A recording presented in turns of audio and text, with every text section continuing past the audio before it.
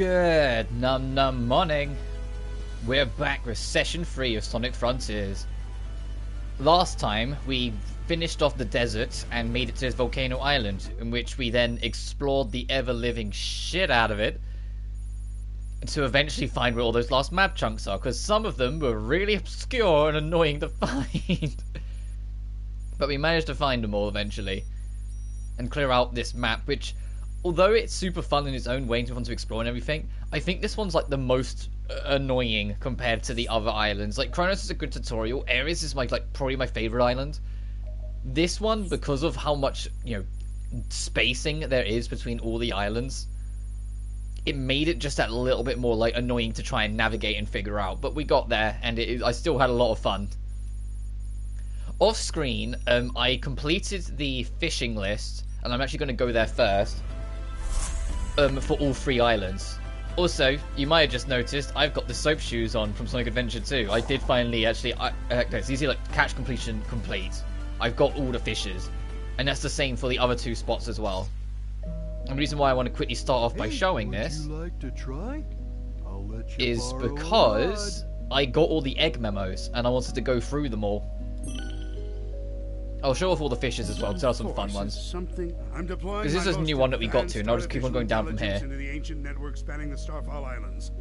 I've codenamed it Sage. Sage will take over the alien network, take control of all its resources. So yeah, Sage is Eggman's doing, if there was ever any doubt. Once I'm out of here, Sage is performing at peak efficiency. Makes me wonder what went wrong with Orbot and Cubot. Not only is she taking control of the Ancients network, but she's harassing Sonic as well. I love it! Yeah, I honestly hope we never see Orbot and Cubot again. I didn't mind Orbot in Unleashed because he didn't say much.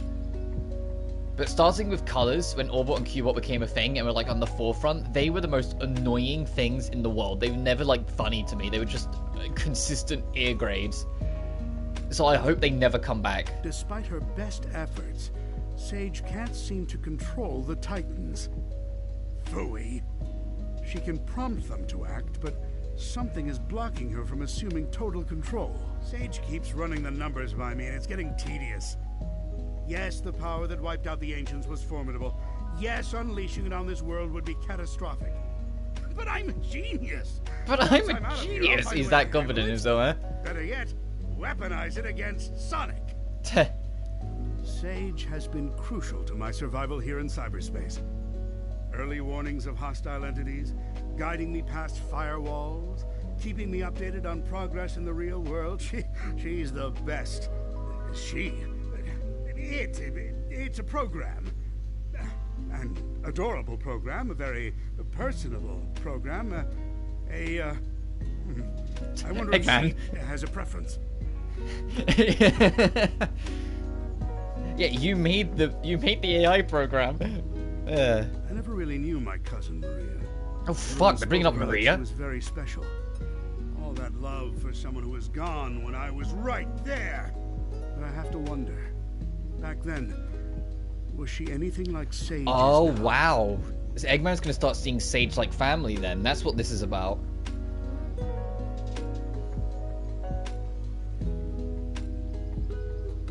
Sage told the funniest joke during her report. How fast can Sonic screw things up? Instantly, he's the fastest thing alive. I tell you, she's a chip off the old block. Well, for a program, I mean, it's not like she's alive. No, Eggman, accept it. You're like half adopting Sage like a daughter. It's okay, Eggman. It's okay to go through character development, I promise. Who says I can't create life, huh? Yeah, that's what it is going for A now. bunch of proteins pumping together, anyone can do that. A true genius does it with code and electrons. And if I did create life, she would be brilliant and loyal and perfectly effective. And you know why? Because her dad is a genius, that's why. See, he's calling himself her dad now. Sonic's on the island. Oh, right. Of course, Sonic. I can't remember the last time I had a good night's scheme without him ruining it. Still, for a purely organic creature, obtaining Mach 1 of his own volition is impressive. I'm man enough to admit that. It's Sonic who named me Eggman. Oh? Except Also, the it's joke's still... on him. I embraced the name. I made it my own. His mockery is now a name feared across the ages.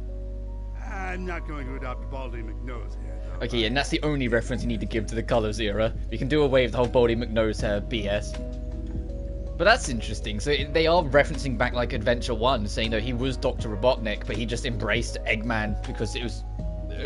then it was all Sonic ever called him. It appears Amy Rose has been dragged into the mix. Clever girl.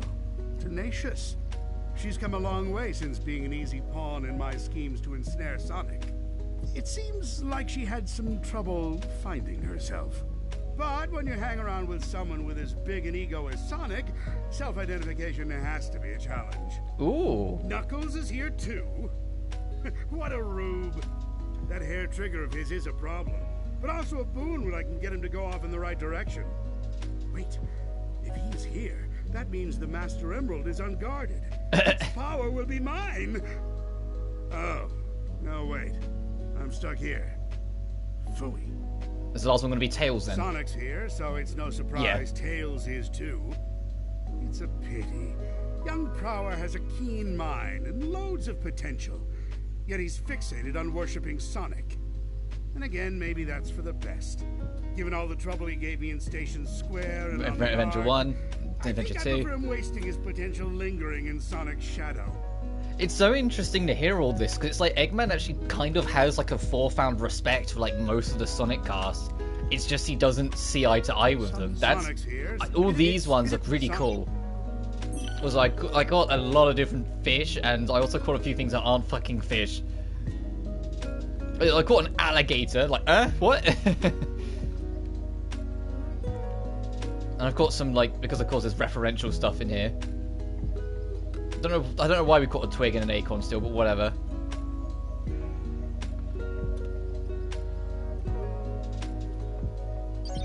Would you like to try? Anyway, that was it. That's all I wanted to show quickly before we get back to plot.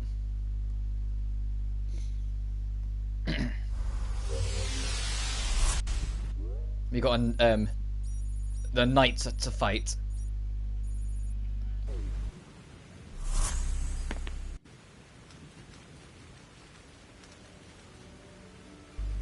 Oh, there it is. Where's Tails? Hang on. Also, you may notice because of all that fishing, my levels have kind of jumped up a bit. Oh, okay. I was hoping that'd be like either a little thing to pick up or a spring just to fire me straight up so I can get to this easier.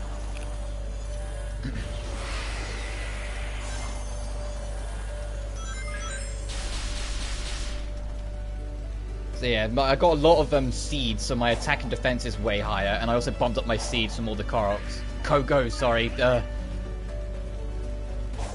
I'm never not going to call them Koroks, I don't think, because they basically are. So I haven't put anything in the ring energy, because I still honestly don't see the point. It's just a little extra health when you can just bump everything else. Hey Camo, hope you're doing well. We're about to enter the third major boss in this complete insanity of a video game. Well, we got to solve a puzzle first, usually. While you were exploring the island, it sounded like it unlocked from the inside. Great. So, how do we open it? See that switch next to the door? I think it'll react to the cyber energy stored in your body. There's no telling what's on the other side, but I'm betting it's important. Approach it whenever you're ready. I'm always ready.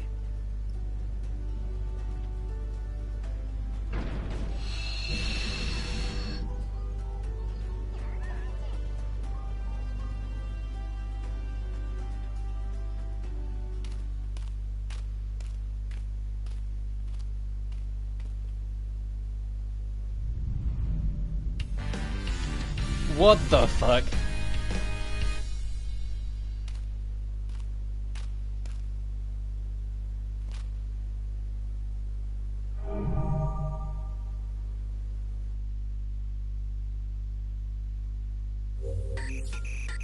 A familiar looking ancient site. Clear the game and see what happens.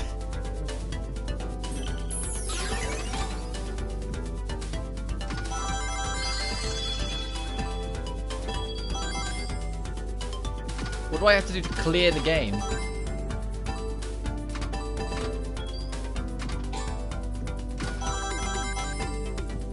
But I love the fact that this game's just got a bunch of, like, it feels like such a Sega game, if that makes sense. 'Cause it's got so much, like, random shit that's just in it. Where they're just, like, having fun or messing around. Can I shake the table? No, I can't. Oh, I see. In the top left, it's telling you how many points you need to actually get.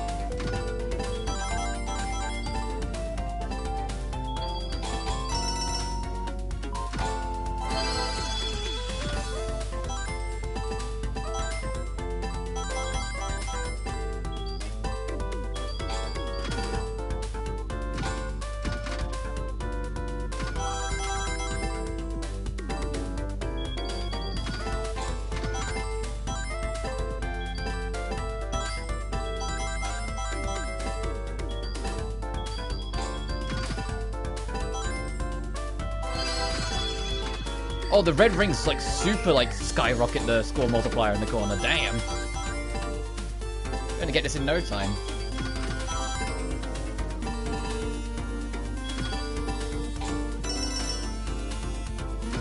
Oh, you finished Dangan 2. I'm glad Dangan 2 is my favorite in the series, and Gundam is like one of my favorite probably my favorite character in the franchise, so I'm glad you liked him too. But yeah, now you're on to Ultra Despair Girls properly. And the reason why I wanted you to play 2 first is because Nagito is in UDG, where it's based before 2. And so I didn't want the game to be given up that he's kind of a psychopath before you've experienced him in the first game. Because in the first game, they spend most of the first case making you think he's your buddy. So when it's revealed that he's actually kind of a whack job, it's like, oh, okay. Whilst if you played UDG, that illusion wouldn't have existed. You'd have already known.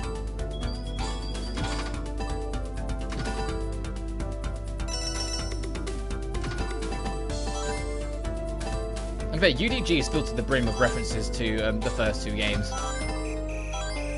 There's a whole bunch of side characters you can meet, which are like relatives to members of the first game's cast or something. And you're not even, like, the game doesn't make a point of mentioning it. It's just you might go, hang on a minute, they look sort of similar to this character. Oh, they've got the same last. Oh, it's their sibling.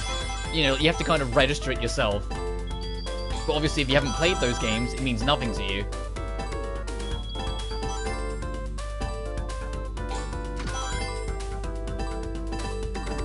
This is a fun distraction, but I feel like this minigame should have gone on for less time.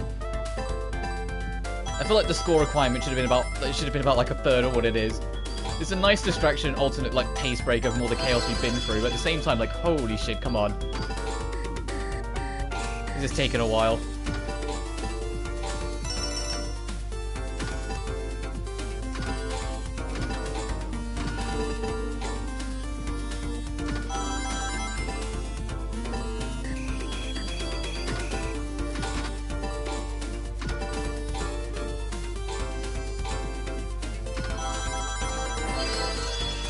$256 times multiplayer, come on! Oh, we're gonna be done in any second now then. If the multiplayer's that high.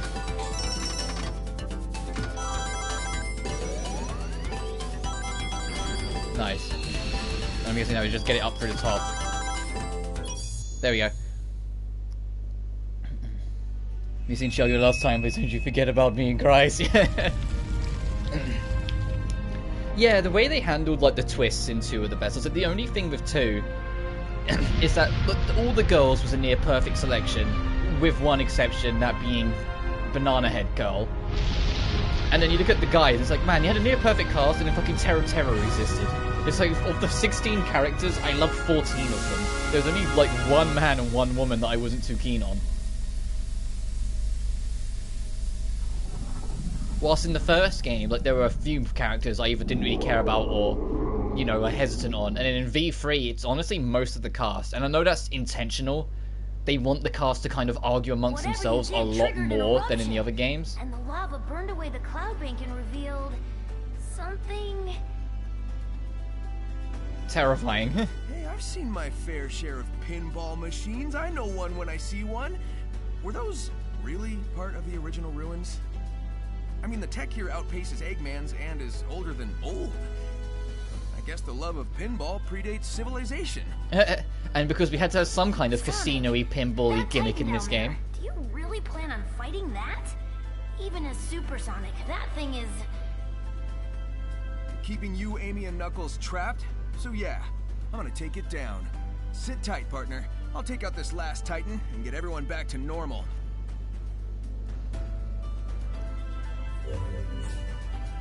And to be fair, Camo, I actually I made like a very bullet pointy like pro and con of every Danganronpa game in an older video, and I was going to talk about it last time you was on, but I completely forgot about it when you last popped in. So if you give me 1 second to track it down, because I know what video I made the comment in. I think it was this one.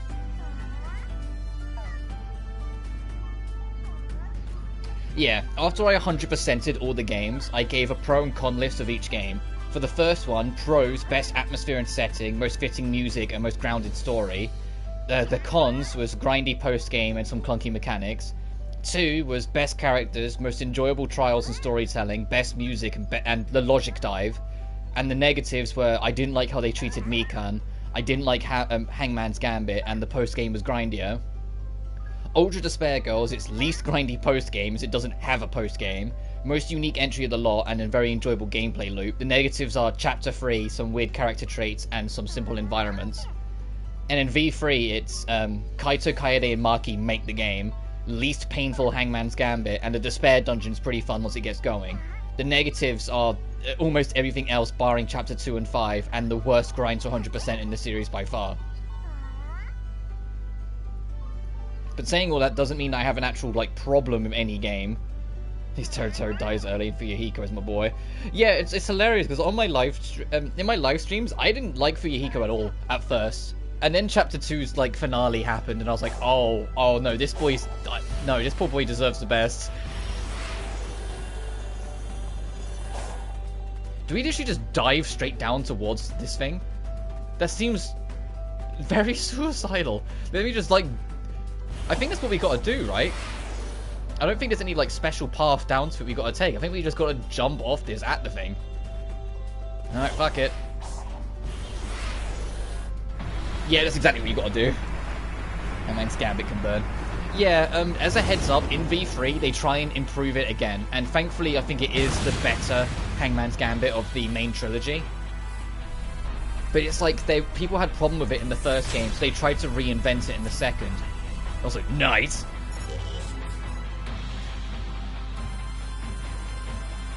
But in the second game, their reinvention I felt was way worse. Like, it ended up working against them. But I let it go because Logic Dive was insanely fun to me. And in the third game, they reinvent it again. And I think in the third one, it is at its best.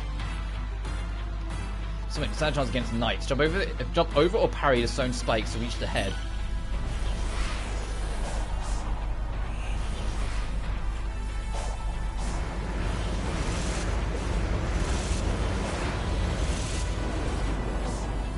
Christ.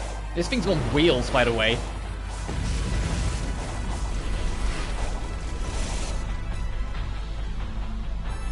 Got you, bitch. Oh, these are grind rails. These tendons of its arm are how we're getting up this thing.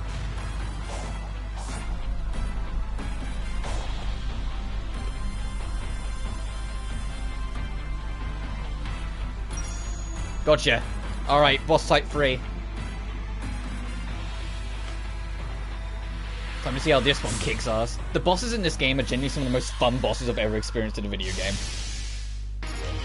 And the music is one of the biggest things that helps. The transformed Sonic is invincible against attacks, but rings will be consumed as the battle continues. Knight has a long sword. Parry this and look for any chance to attack. Oh shit, it really does have a big sword.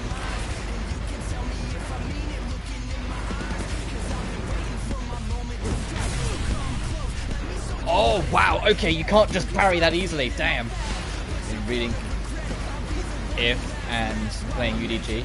It's incredible Makuros on Tokyo Coast. Yeah, If might not be canon, but If is so fucking fun to read. Like, I want to do a read through of it at some point.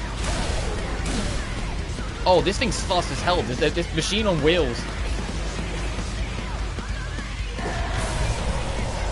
Oh, okay. No, there's no Crush 40 in this game. They just went absolutely fucking ham on the music.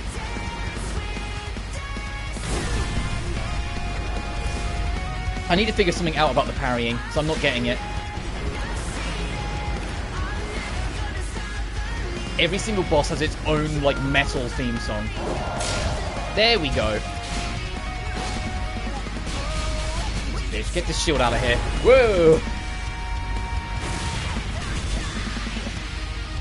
Oh, throw the shield.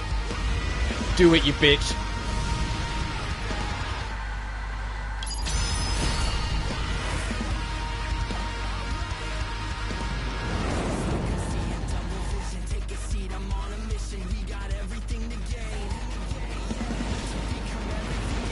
Whoa, ah, fuck it off me. Ah, hey. I'm gonna hit you with this, you bitch. Ah, the fuck. Oh, gotcha. Survive metal rock bar music for us. Yeah, this game gets it. This is the most fun I've had in a Sonic game since, like, Unleashed. This game is absurdly fucking fun. Gotcha.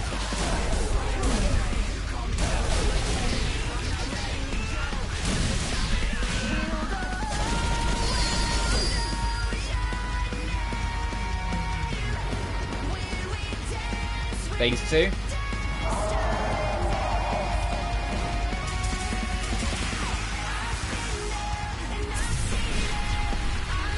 Oh shit. Oh, the Shuriken shield is back in action.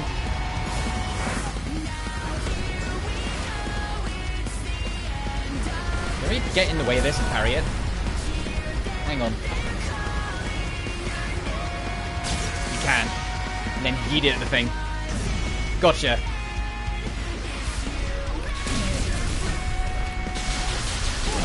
This one, by the way, what a thrill. Oh, I barely missed the parry. Fuck. Ow.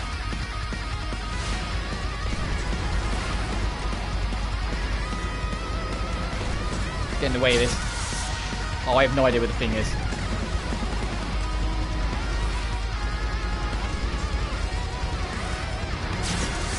It's gonna go here, so I'm gonna try and launch it out. Yes.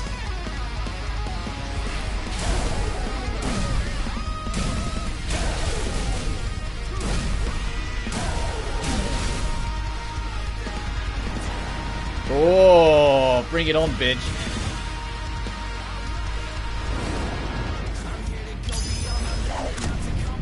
You're playing MGS3 then, one man. Whoa! I just MGR'd this fucking sword. Bring it on, bitch. Oh, God. Oh, hell yes.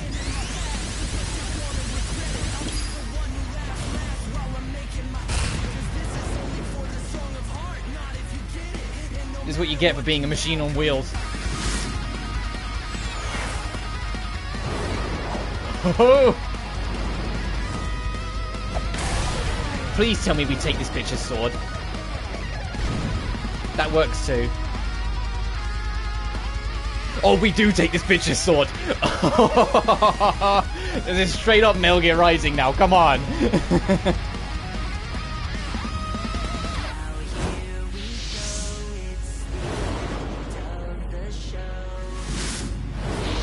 Damn.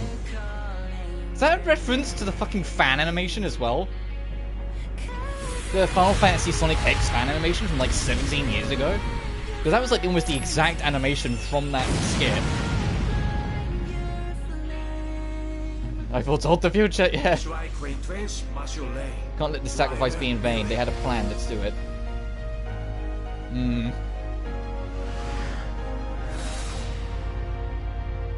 Oh, someone doesn't even stay to check on Tails. He just moves on. But that's 3 islands down. But it's also the last of the Titans, apparently. So trophy unlocked futile resistance. So I'm not sure what to expect from Island 4 and 5. Other than us defeating the Titans probably can't unlock a greater evil, because of course it does.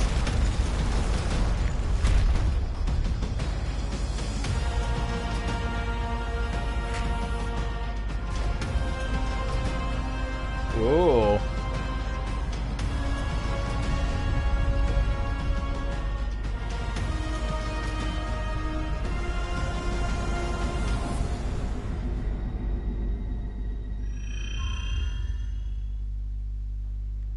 Yeah, we woke up something we probably shouldn't have. So yeah, Sonic's fucking exhausted. Oh, the emeralds are already gone, huh? It's just an assumed thing now. The final lock has been revealed. Silence the 6 towers. Tear down the walls between. Sonic's exhausted. Oh, good. I thought you were gonna say there was a surprise, Titan. Sonic? Hang tight, partner. We're almost through this. So yeah, Careful. everyone's noticed that like Sonic is fucking exhausted. Careful. Where's the fun in that? He's been exhausted since like Island 2, yet here we are. Shut down the 6 towers. Oh! This is the other half of Island 1. This is all Island 1 down here. And I remember I commented, I was like, why aren't we, what's all this about? This is what this is about. This is like the other half. That's, oh, okay.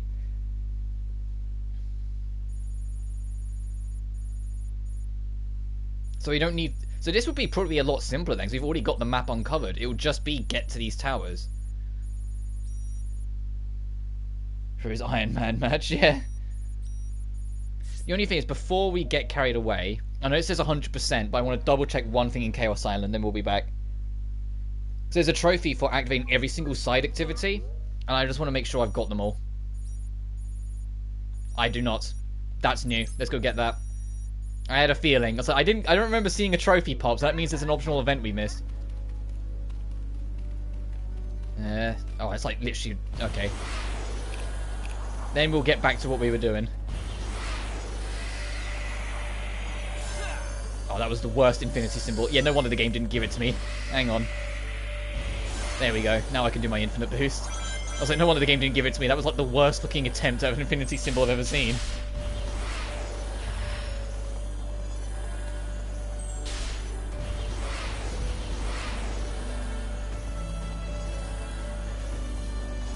See what's going on with Sage. Oh, this event was supposed to be before you went and fought the Titan. Got it. Recalculating. Your odds of victory have improved from impossible to highly improbable. Those are just the kind of odds I like to beat. So these were built by the ancients too, right? They're pretty powerful enemies. Yeah, this is the pretend it's before we fought the knight. I just didn't realize this was here. The next victim is you. Ouch, fuck. There we go. Now I've got my trophy for seeing all the side events. God, look at how exhausted my man is. Look at him. He's literally down on his feet.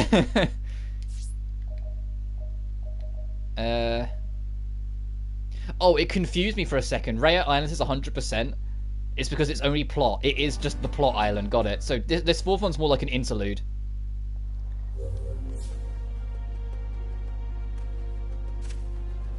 And it's also why the music... Can I go explore this first? Or is the game very much, no, this is the interlude, just go for you. Oh no, we can. Good. Not much, though. There's no, yeah, there's no, like, obstacles or things on it to really explore it easily. So they clearly don't really want you to.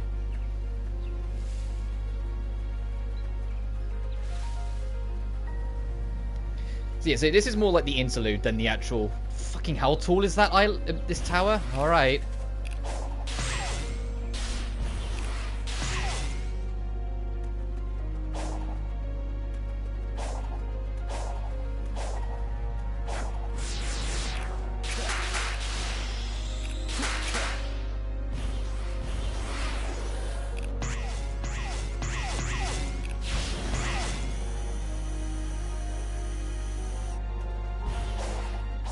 Well, and he went straight off the edge there, careful. Oh.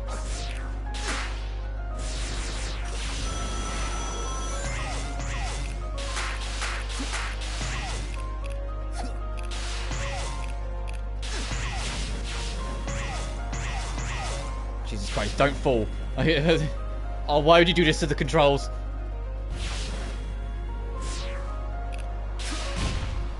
Imagine if I missed that. Look how high I am already. Imagine if I... Look how much we still want to go.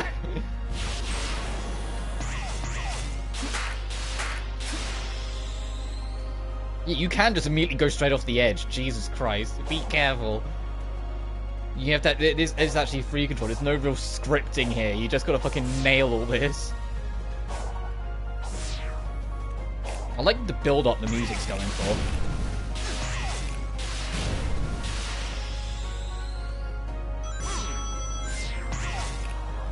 I can't see. The skybox is too bright. Oh, okay, this is... Okay, automated. I was getting worried for a second. I was like, please, camera angles. This is automated. Doesn't matter what direction I'm pressing. He's doing this.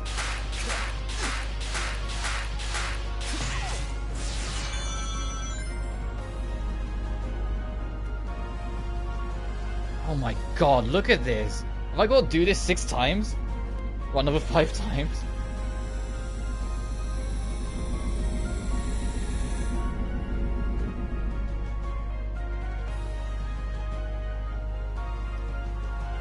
Alright. Oh? The Chaos Symbols are harnessing the Emerald's power perfectly. Finally, some good news. Hopefully their power will be enough to let us escape. Oh, this is... I get it. This isn't just our interlude, this is our lore dump. We're gonna learn more about these ancients, finally.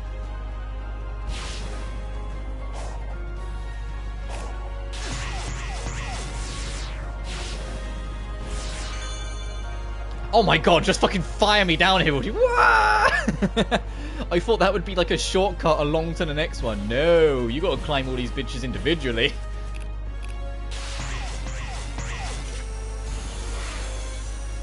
All of this with mixed reviews, no press release on anything after generations. This is a lifelong fan. Yeah, I hear you. I paid attention to all the previews and was always going to get this day one anyway. This game is phenomenal. This is the second coming of the franchise, and I mean that wholeheartedly. Ian Flynn's writing has made this game so fantastic. The game's adventure style approach to everything is super addictive.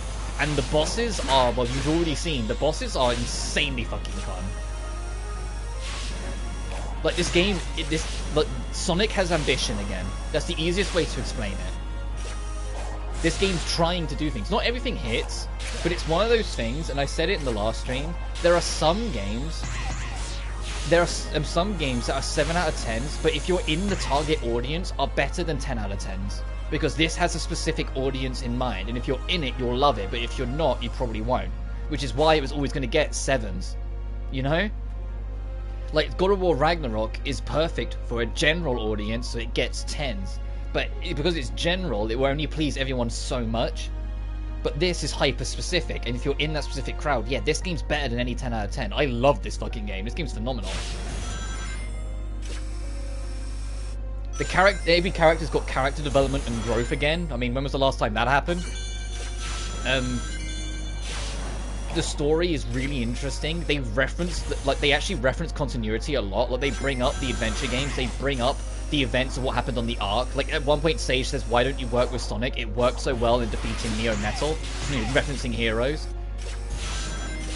And it worked when you was aboard the Ark adventuring Adventure 2. Like, they reference the past a lot. They brought up Dark Gaia a couple times in this game.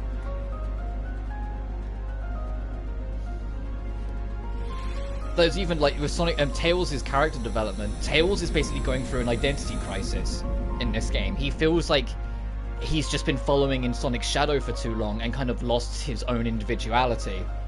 Which is why he became so reliant on him, referencing in Forces how he just immediately would rely on Sonic for everything and not think for himself.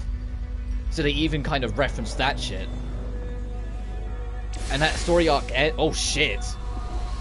Did this ancient sky evil destroy the Ancients' old world? Did they come to our world? What the fuck?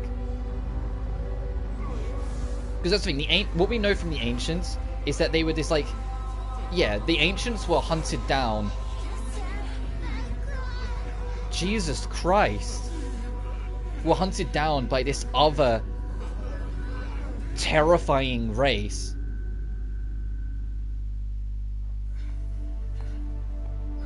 Sure how the logic of Tails tracks, so yeah, it's more that back in the adventure games, also Sonic is hella corrupted still.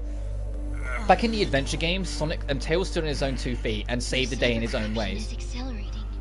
How can you smile when you you can barely stand. But by the time you get to Forces, it's even remotely inconvenient happen. He goes, Sonic, help me! And it really pissed off a lot of people. So this was their way of trying to address that, by making it that he's going through an identity crisis. And it's why it... Yeah, Sage is coming around. She's starting to respect Sonic more and more. Which is why at the end of Tails' story arc, Tails says he wants to head it alone after this adventure. Which makes me think the next Sonic game's not going to have Tails in it. Either that, or they're going to make a spin-off that stars Tails. Either or, I don't think Sonic and Tails will be together next game, because that's not the impression they've given with this. I say one Tails is my boy. And Sonic to Sonic EXE, just saying. Yeah. But he's still smiling. He's not a demon freak there to scare kids who've never experienced the internet. It's going to shoot me straight back down to the ground? Yeah, of course it is.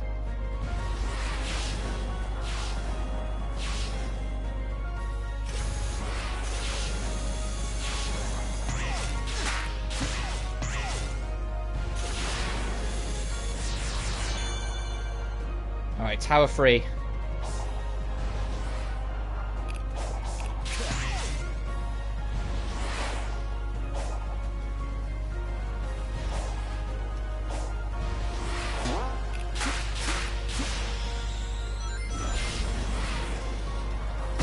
Oh fuck! I didn't spot those spikes until the very last second. This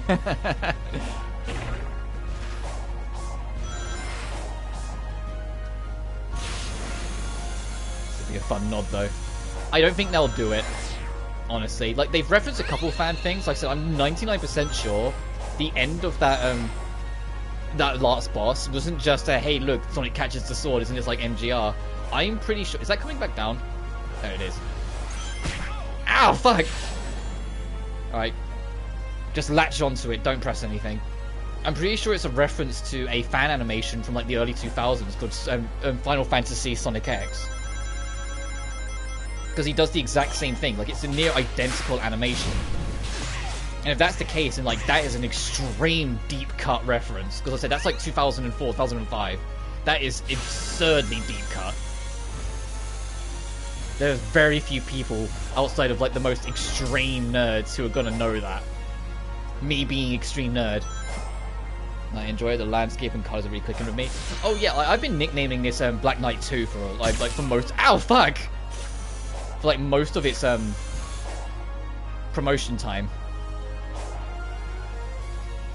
And the fact that there's Monster Hunter crossover DLC coming out later in the month, which gives Sonic armor, just kind of adds to that fact. It's like you might as well just give the boy a sword, and then there we go. It literally is Black Knight 2.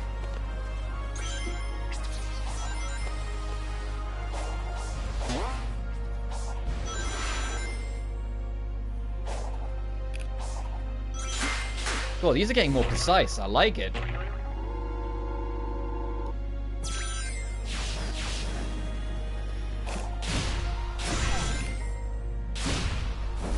Speaking of Black Knight, they still need to remaster that game. Because I've genuinely, the only thing holding back Black Knight is the fact that it had to deal with the Wii remote controls. I stand by the fact that if it wasn't on the Wii, it would, and like, you know, had decent controls, it'd be one of the most beloved Sonic games ever made. It's just held back by its controls. Everything else with that game is so fun. I love the level design. It's got one of the best stories in the franchise. The music is phenomenal, and it's like one of Crush 40's best. Everything about that game just is badass. It's just the controls are slightly let down because of the motion. And even then, I know that doesn't bother everyone. It didn't bother me as a kid. It's just as I got older, I can understand like more of its faults and technical issues because of the fact it was on the Wii remote.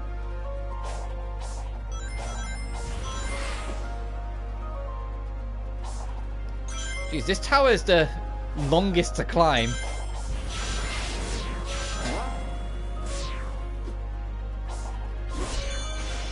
We at the top? Oh, is this the, is that the devs just saying, yeah, okay, we've kept this going for a while. Let's get a move on. Let's let these poor players actually get to the top of a fucking tower. Super Sonic was the best one of the series, second was Super Shadow. Oh, the Excalibur Sonic, you mean? Yeah, I loved it. And I loved the moral battle that Black Knight presented, because all Melina wanted was for everything to live together, because she was terrified of the fact that everything has to die eventually. And it was the argument of living your life to the fullest instead of trying to make yourself live forever. Make the most of what you got. So this is the ancients discovering our planet, I'm guessing, to try and get away from whatever it was that was chasing them across the stars, using the emerald. Is this explaining how the emeralds ended up on Sonic's planet? Are they actually... No way! They're actually giving lore to the emeralds? Is this how the emeralds ended up on the planet? Because there was always this otherworldly power that just didn't make sense. It was just here.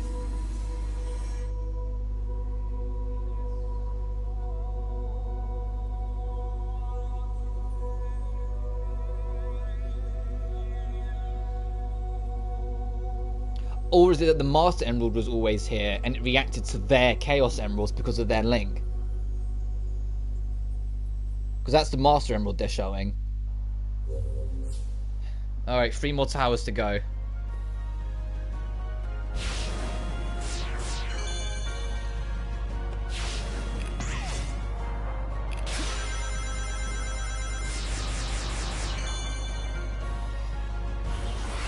I'm coming at this thing like a fucking missile.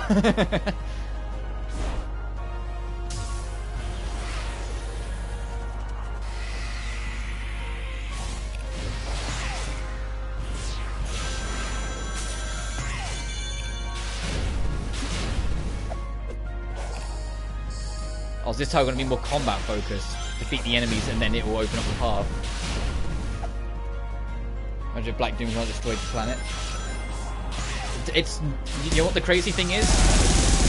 That's not impossible because they have referenced the Black Arms, you know, in Black Doom's army.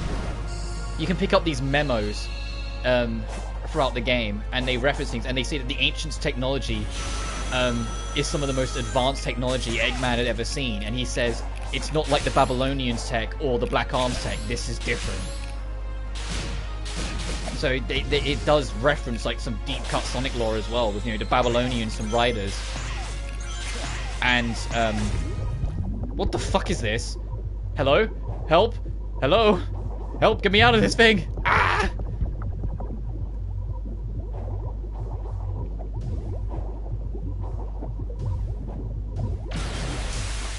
That's a new enemy. Never encountered that fucking thing before. Just got to stomp it out to death. Got it.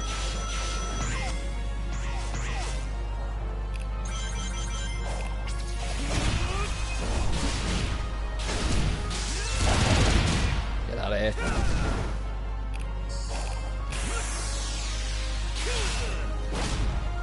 I said, like Ian Flynn, the lead writer for this game, really gave a shit about continuity, and it's brilliant because of it.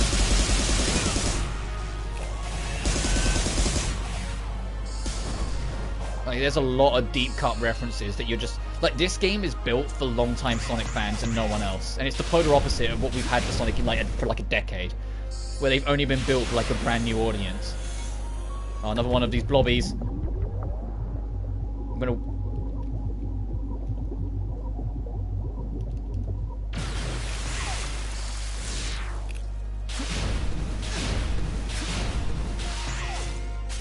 I just wondered what the Echidna tribe connection was to the Emeralds. It would make sense if the Emeralds awoke super forms in the Echidnas, but Hedgehog exclusive. But the thing is, Super Knuckles is a thing, but he needs the Hyper Emeralds to use them.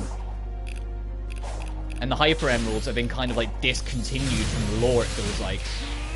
So I don't know. Because they haven't been like, they're like one of the very few things that ever gets mentioned. Okay, so that one's just there to make sure you can get across. We can't kill that thing.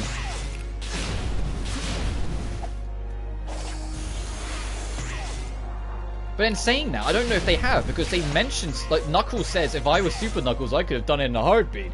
Like, and when after you beat the second boss. So, like, they reference Super Knuckles, you can only do it with the Super Emerald, so, like, unless that's a change in the lore, like, what? You know? So I think the Echidna tribe always had the Master Emerald, but I think the Chaos Emeralds, despite their intergalactic link, were always different. I think there's just that they are linked sort of thing. Well, I suppose that's what we're finding out by taking down these towers.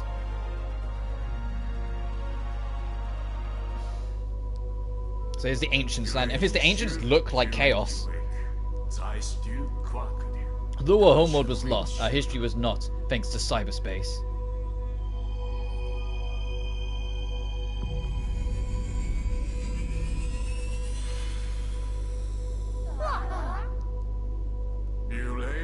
All our hopes, our dreams, and memories can be uploaded to cyberspace and accessed at any time. Elder, you are needed. Why? What's happened? It followed us. His world is in danger.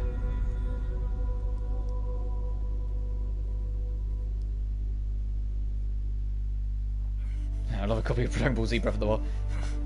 Oh, Jesus Christ, Sonic. I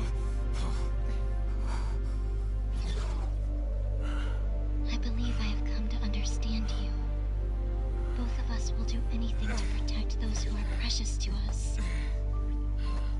But your fate... it is what I calculated. Farewell, hero. Jesus Christ. Sonic's literally gonna limp over the fucking finish line. This is absurd.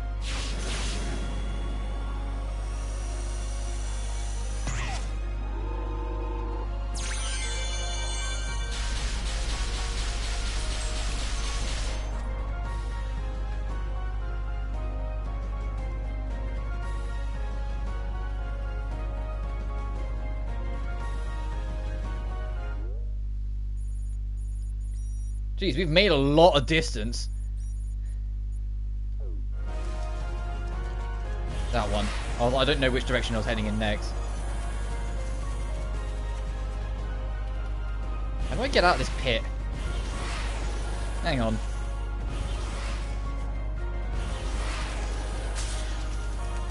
Oh, okay.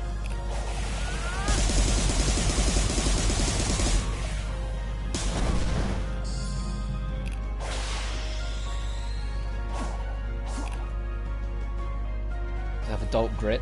Oh, you must. Sonic. What I always call the Dark Era, but I love it. Sonic always had some maturity in it before the Colors Era. There was always some elements of maturity, and it's what made them stand out to me more growing up than other like franchises intended for kids. Because this game, this franchise was always prepared to have a darker side. Like it has lore, it has interconnecting stories, it has character growth that carries on between games. But then after the Dark Era ended, after Black Knight, the Colors Era dumbed everything down. So it's like, and so it's nice to see this game finally like return to form and do what Sonic was always known for, and I love it for it. This is how Sonic should always be, and I hope this is the start of a grand resurgence of this style, and this is the future of Sonic. So I genuinely think Sonic's at its best when it is this.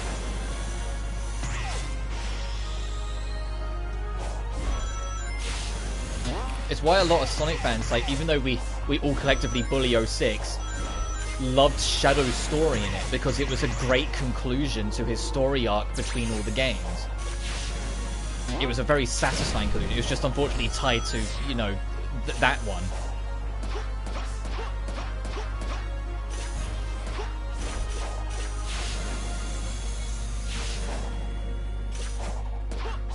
Oh, okay. Okay, so this is the wall jump challenge one. Got it. Oh, not one of these fucking things again.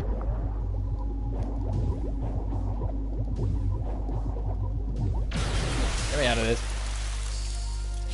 Grit, not edge. And Sonic's a lot grittier than he was before. Yeah. Oh shit. Because Shadow the Hedgehog the game was the only one that I'd say was edgy about it. If I'm honest. Even then, that one was just kind of what it was. All the rest, I'd argue, are just, they've got grit. Like, so there is lore, there are undertones. Adventure 2, the reason why the events of that game happen is because the military killed a guy's granddaughter. And because he was the smartest scientist in the world, retaliated by setting the world on the collision course to destroy itself. Showing the immense damage of losing family and what it can cause. Funniest Sonic game I'd ever seen.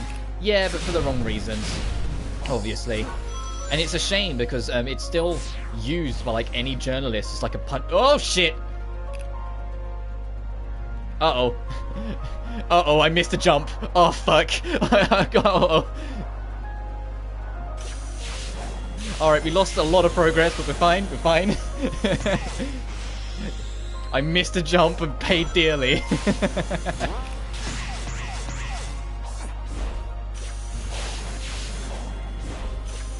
Reasons. For the modded reasons. Honestly,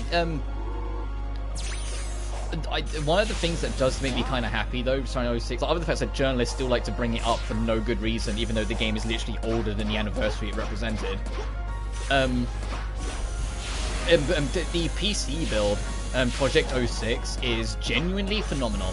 It's genuinely super fucking fun. I've had the chance to play a bit of it, and it's so insanely fun. Because the level design of 06 is great. The music is phenomenal. The character writing, great. What let it down was the fact that the game wasn't stable. The PC version stabilizes it. Lo and behold, suddenly you've got a really fun game.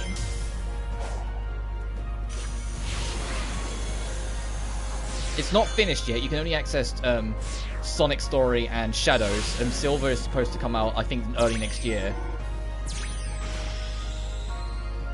Because the developer ultimately wanted to... Because it's one man making it all off his own back. It's not like an official thing. He took a break after he finished Shadow because, you know, doing 2 whole campaigns in a game that's like nearly 30 hours long is no small feat, especially when you're doing it on your own. And you're doing it by hand on a new engine. Like, he doesn't have the source code on console. He's literally... Everything he's doing by eye, basically. And the fact that he's nailed it so perfectly, and then even taking the opportunity to polish it up in places, it's like, it's absurd.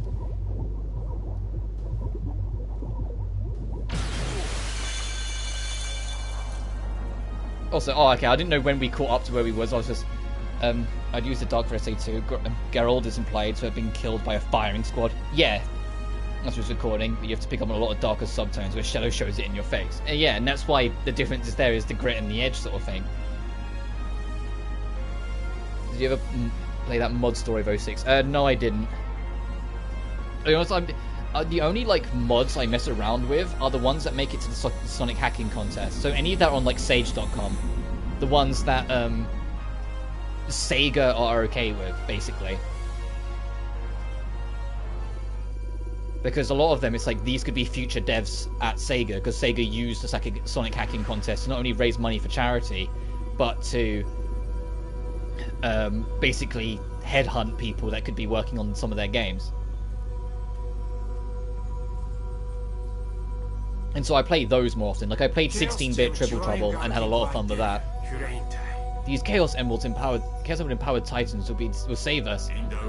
If not, it's been decided a small group will take the emeralds to the larger one that drew us here, to the Master Emerald. Hopefully it won't come to that.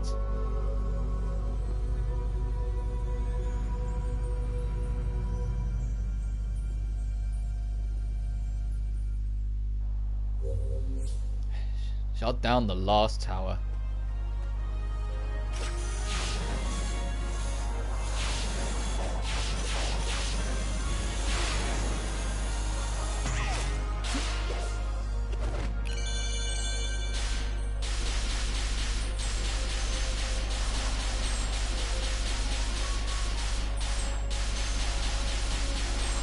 Look at these ruins we're just shooting over. Like, I want to check this shit out.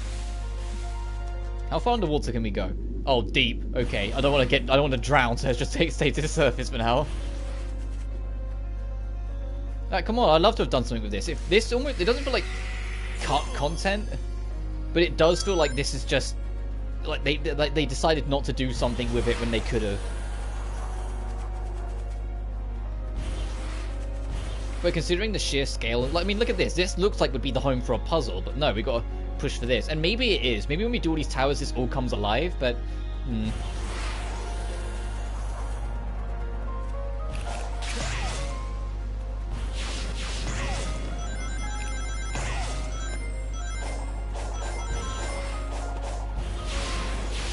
Oh, this one's going to be the more parkour-focused test. Oh, absolutely. Oh boy, I'm not good at parkour, so you have to fucking forgive me on this one. Oh shit! Okay, we might be at this for a while. I'm not good at parkour in this game. I haven't figured it all out properly yet.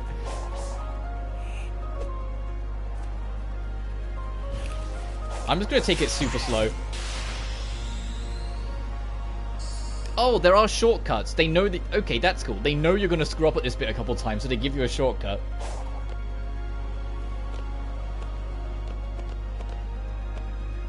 I'm just going to take this super slow. I'm not going to wall run this. I'm sure there are people way better than me, and like, I can't wait to see speedrunners do some of this, and just see them fire up these towers like nobody's business.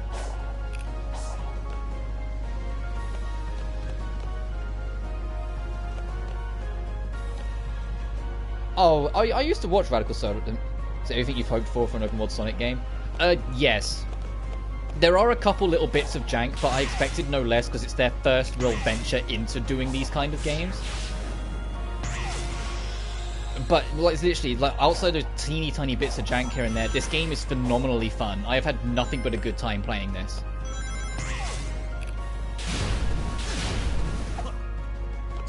Oh, and I just noticed it, there's a shortcut. Whee.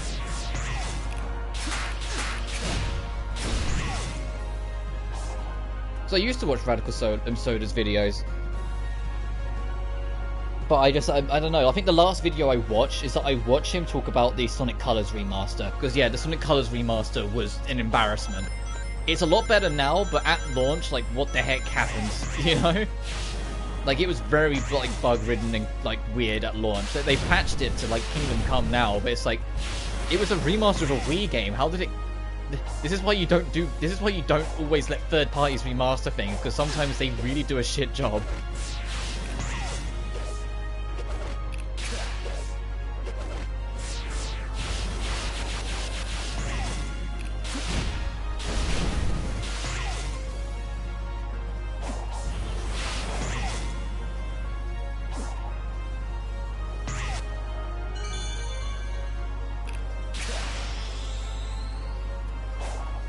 The only, like, video maker I'm waiting for to make a Sonic video is Some Call Me John.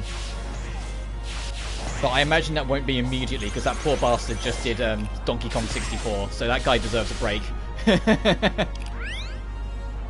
And that's our way back afterwards, okay? Some good vid mod, and it was hilarious, fair enough. Yeah, I haven't watched that much Radical Soda. And it's not that I have a problem with him or anything like that, I just haven't got around to it. This isn't working. If we can't beat it, we'll seal it. I'll bind it to my Titan, then you guys seal it in cyberspace. No, we'll find another way!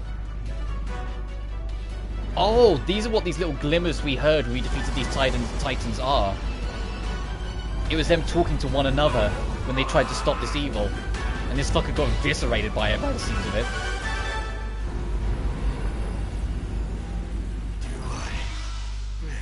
I was missing his chow. Yeah. They're gone. It killed them.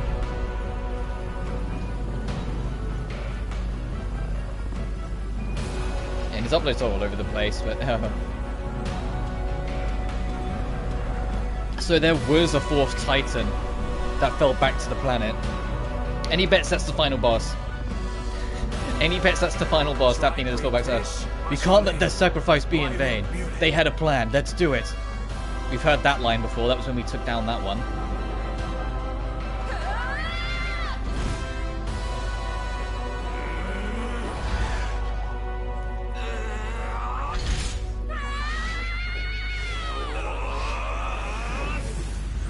We still don't know what this ancient evil that destroyed them is. Jesus Christ, Sonic.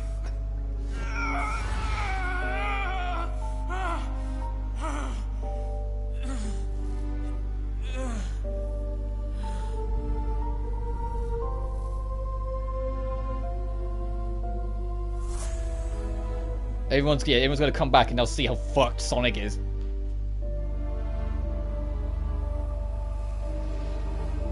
Oh, hello, Eggman. Welcome to for you to join us finally.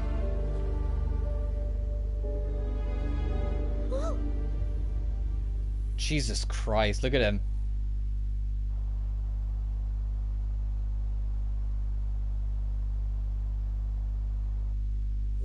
Infinite and the Deadly Six. Island 5. Oh, Sonic, no! what happened to him?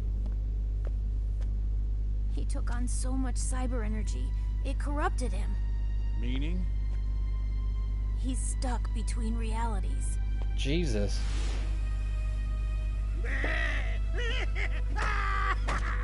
Oh. My only regret is you denied me the pleasure of finishing you off, rodent. We must get you back into cyberspace immediately. I just got out. That was the whole point. I ran millions of simulations. The only way I can keep you alive is if you're not here when it gets out. Yeah, Sage is really trying to fix this. And something that shouldn't have is about to awaken. Even Sage is scared that she's hiding behind Eggman. Since time immemorial, I have languished here.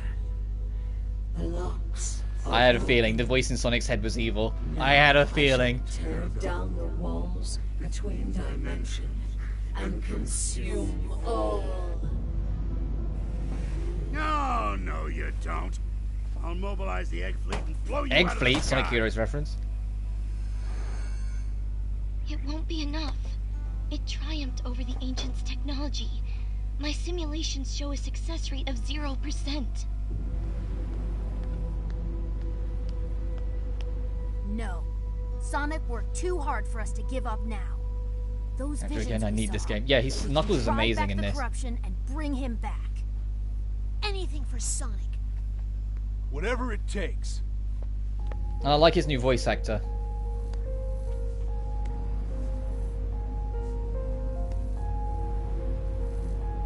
Sonic, I want you to see the hero I become.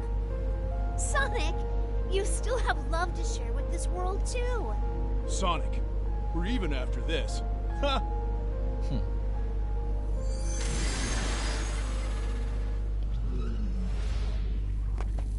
They usually put themselves back in cyberspace to give this boy another chance. Alright, Sonic, you better make the most of this. Everyone, thank you. I won't let you down.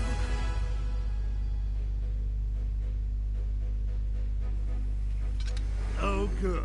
He's back. This is our chance.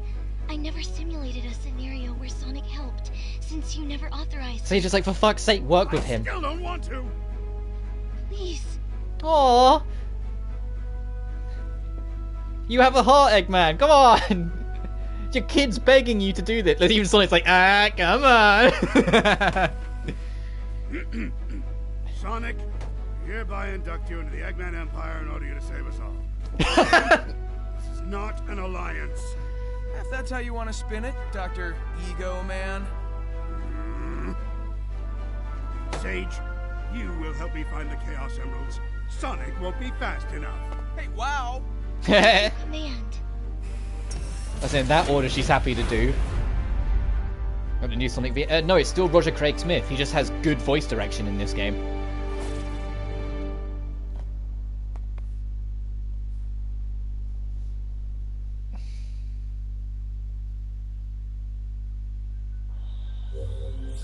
Collect Vault Keys. Oh shit, we're on the last island. Uranus Island.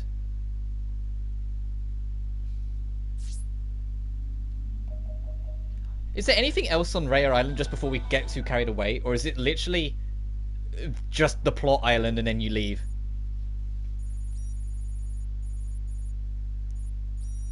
It's literally just the plot island and then you leave. Okay, so literally that Raya Island is the interlude. Then. And now this is getting ready for the grand finale. Alright, we know the drill. As soon as we find our first map token, we can build out from there. Final open zone. God, the music. If this is going to be the music for this whole zone, then we're in for a treat. Yeah, I can see more of the map over there. He was new, but I didn't want to drop kick him. Like in Forces. No, so it's still Roger Craig Smith, who's been voicing Sonic since Colors. It's just the voice direction for this game is very different. It's why Mike Pollock sounds a little different as Eggman as well. The voice direction is just way better in this game. They actually gave a shit again. Like I said, this is Sonic with his ambition back as a franchise, and I live for it. Oh, these guys are a bit brighter than the old ones we used to fight.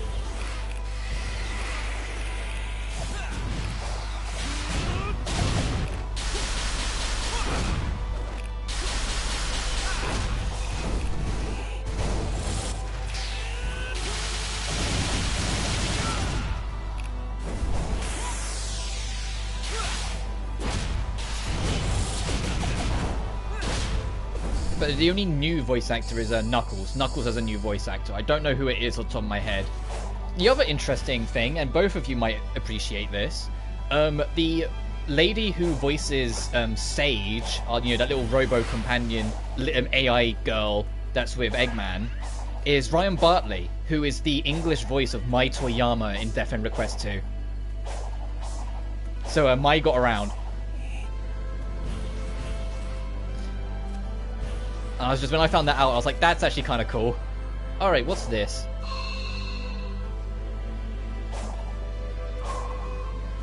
Well, I imagine it's just don't touch the floor, right?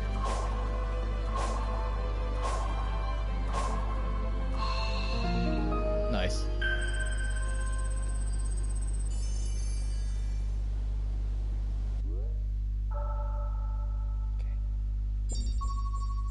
Oh, there's more cyberspace levels. Okay, so this is the next full island. Got it.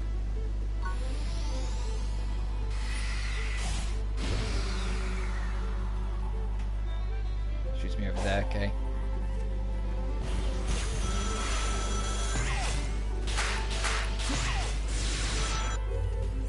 Sage memory tokens. Click these and you can talk to Sage. Ah, okay, so that's what the token for this area is.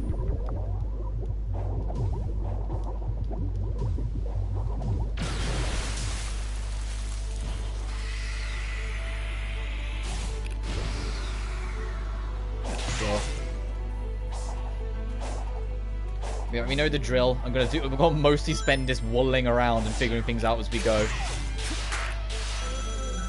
My oh my, yeah. I think it's kind of cute that them Sage's tokens are hearts. Oh, can I silent these? Or don't... There we go.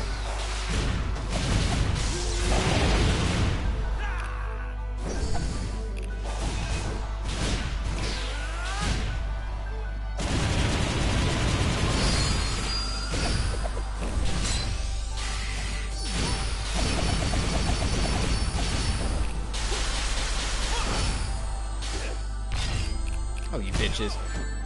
Ow, fuck. Oh, they're spiked shells. Oh, okay, so you really can't bump into them. You have to pay attention. Got it.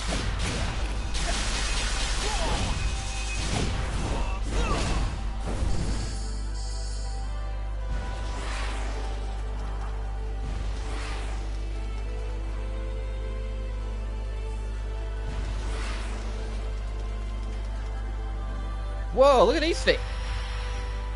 Oh, hello. What the fuck?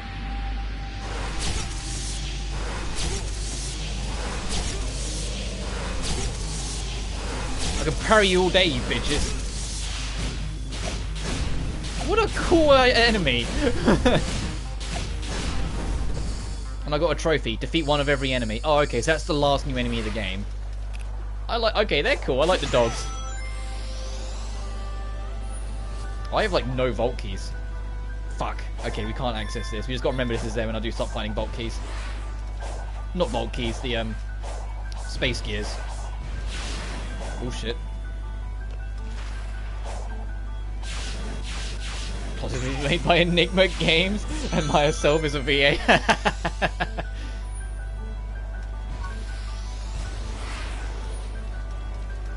Yeah, this is secretly Death End Request 3, we just don't know yet.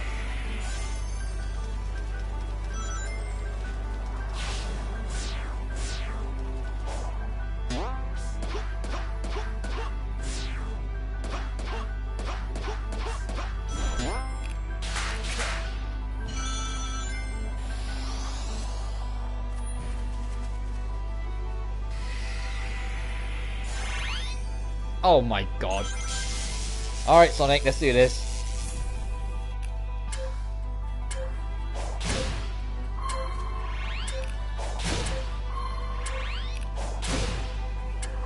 Come on, Sonic. Sonic is balling. No, he's balling, I said. Fuck. There we go. There we go.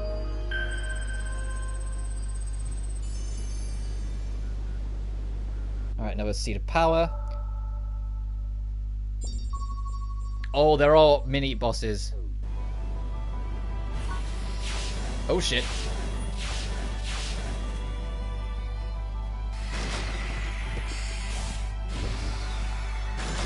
I'm good. There's a sage thing, but we're going to be doing a lot of exploring. That's something for plot then. Let's do that map because it's right there. Also, hang on, it says there's a mini boss like right on us. Where? Oh, sorry, did I wait to disturb you? What the shit? Ghost.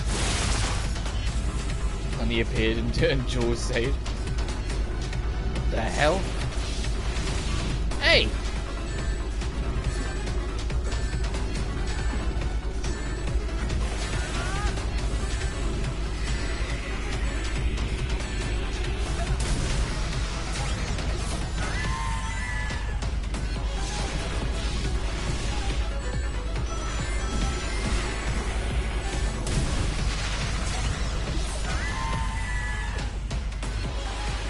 Oh my god.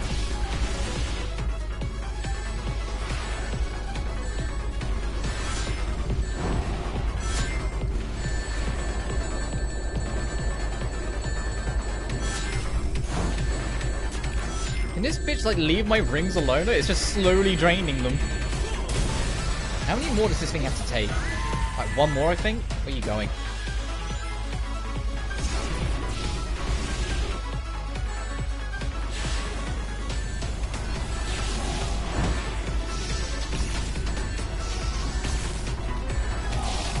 Oh shit, I fell off. L plus ratio plus you fell off.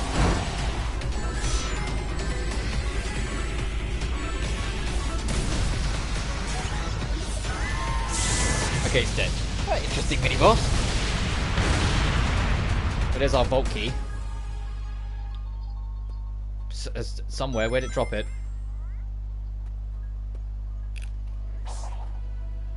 Oh, there it is.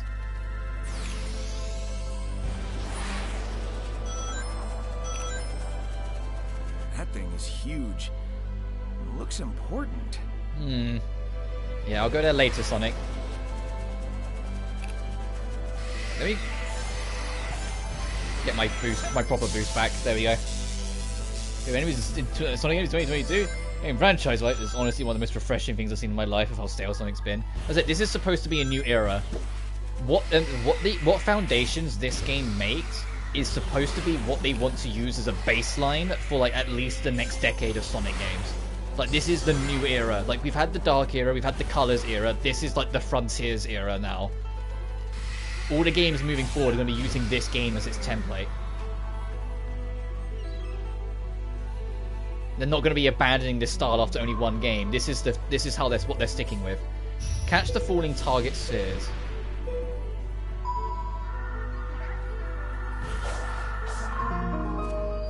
Oh, okay, that's easy enough. And a defense level up. I need to start finding those hermits if I want to start leveling up my stats. And there's one of the emerald vaults, but we don't have any. We have one emerald key, but no, I'll wait.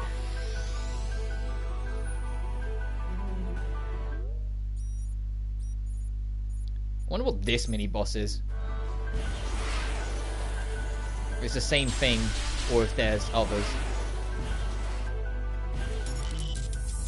The red pillar. Okay, so it's a variant of the type of the pillar enemies.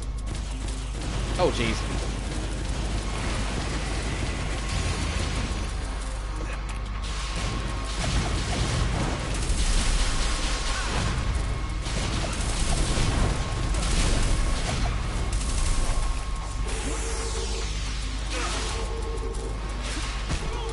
Ow! Okay, it has a spike mode. Oh my god, the damage that did! From 400 rings, like 150. My defense is high, by the way. My defense is level 70, by the way. There.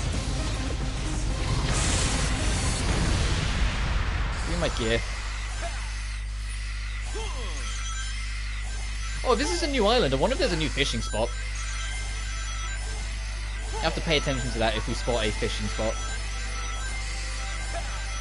It is a mode called Adventure Mode. Most SE1's hardly made in this style and scale.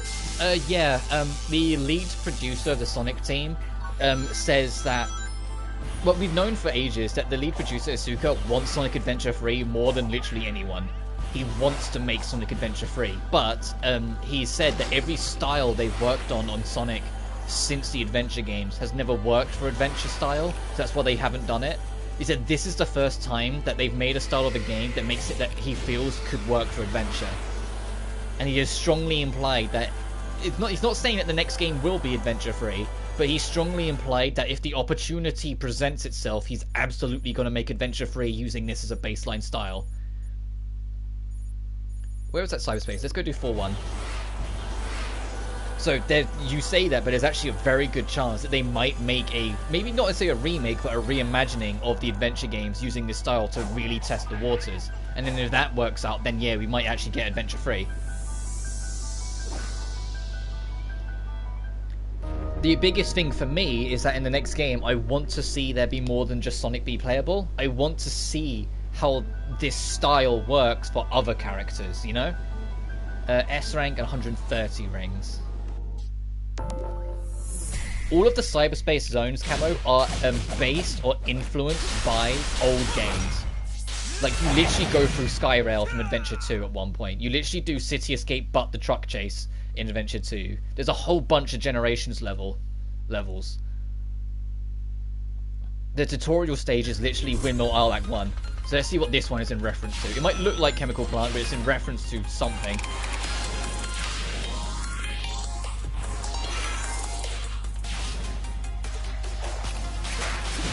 Actually, I say that, this...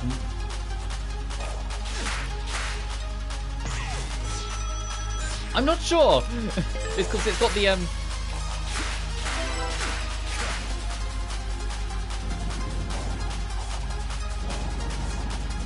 This might be an adventure level, I'm honestly not sure because of this. Oh shit. I'm not going to worry about the S rank first one, I'm just going to try and get the red rings.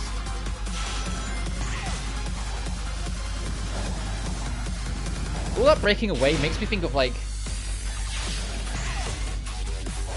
Damn the music. Like, almost like Radical Highway, but not quite. It's Metal Harbor. I just...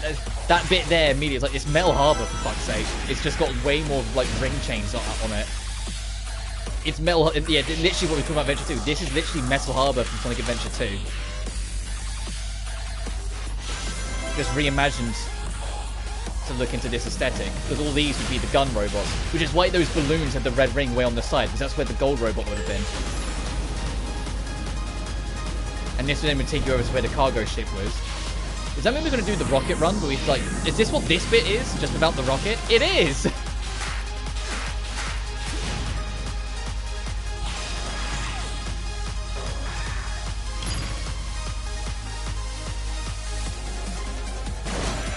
Yeah, and then this is the slide at the end of the rocket. Oh, I missed the red ring. No worries. I think I know where it'll be. And then, yeah, that's the end bit.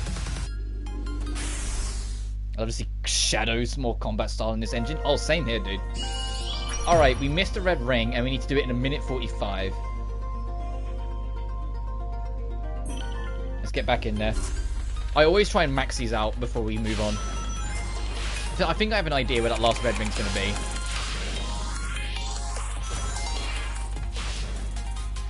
Oh yes, this is absolutely Metal Harbor. I can see it so much now. So that's why there's so many of these bits of the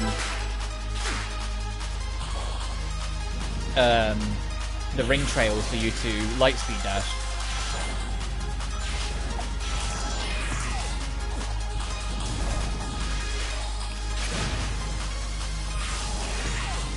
It's the level in Adventure 2 where you get it. Is there's that bit there that made me realise what it was.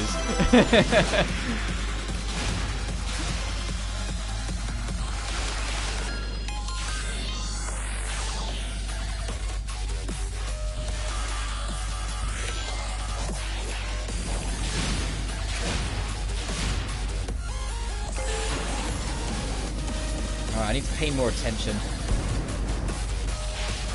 to this section.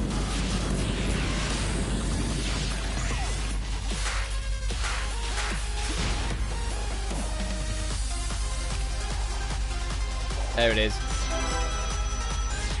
And then this would be the higher routes in the original, yeah. So that's why the time limit's so generous to get on the rocket in Adventure 2, because there's actually an alternate, harder to reach one that gives you more points. It's also nice to see Sonic skating again. I don't think we got the S rank, but we got all the red rings, so now we can do our speed run. The ramp, you realise, aren't as iconic as the rocket to me. Well, that's why I realised it. Okay, so a minute 45. We can do that because we won't be messing around this time. Let's go for it. I like that the S ranks, like, for some missions, are actually pretty. There's a couple missions where the S ranks, they're kind of easy, but I like that you have to actually work for the S ranks again. Your rank only cares about time, so it's about speed running the level.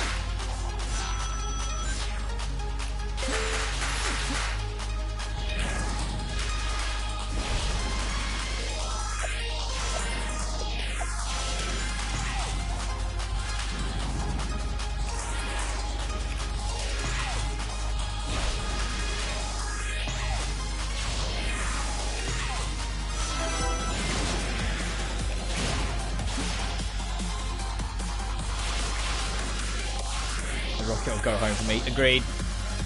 Agreed. Because it's always close.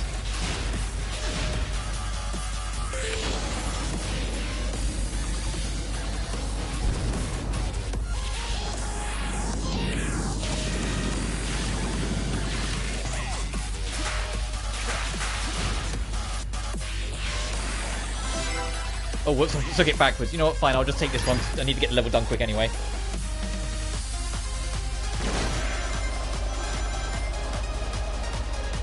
Oh, got stuck on the wall.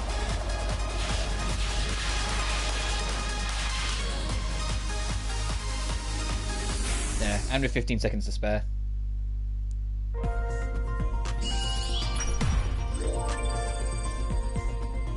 Nice. Let's get out of here. So yeah, if that's there, that gives me hope that the fishing hole is going to be here as well. So new fishing spot. So we get to pester Big again for a bit. 4 vault keys.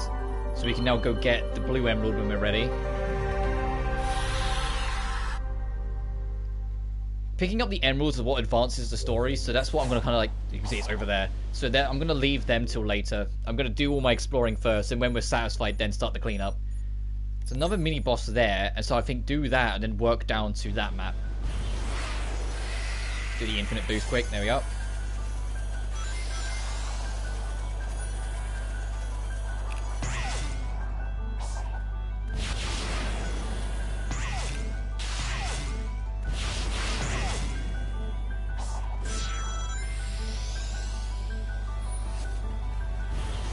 As I need to remember to actually do these little challenges as we come across them.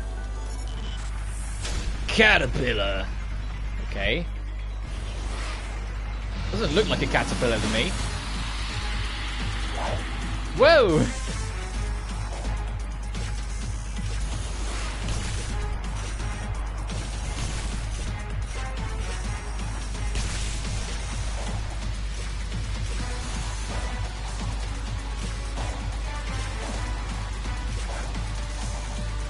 Oh, depth perception, get back there. Curse me being... Curse my depth perception.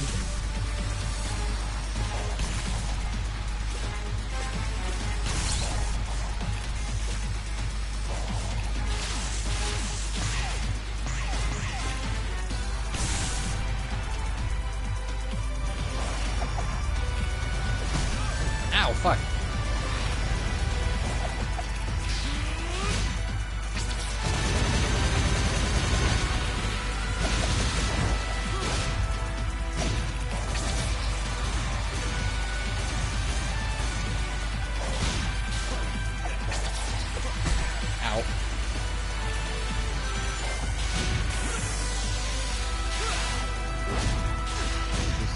so happy.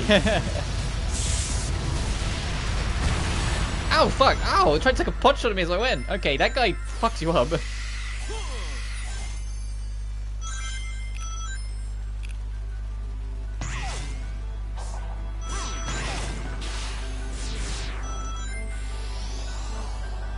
Ooh, another cyberspace level. Oh, that's nice. We can get more Sage levels. What one's this one?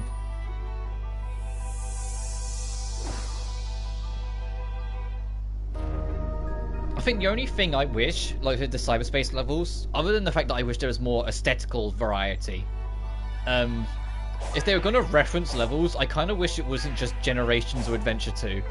Like, make us go through Grand Metropolis. Make us go through, like, Speed Highway, you know? And you've only done 3 Unleashed. I know like this game's boost is a little bit slower than the Unleashed games would probably appreciate, but there's got to be some Unleashed levels you could have fitted in here, right?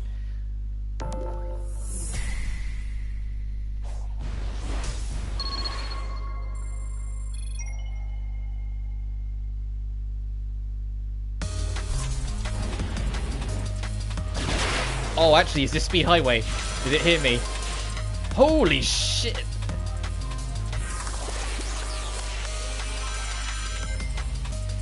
I'm not sure.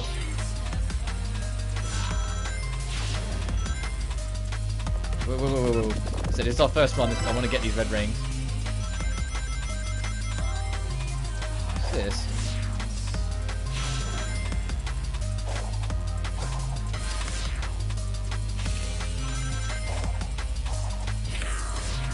Oh my god. I'm not actually sure what this level's referencing yet.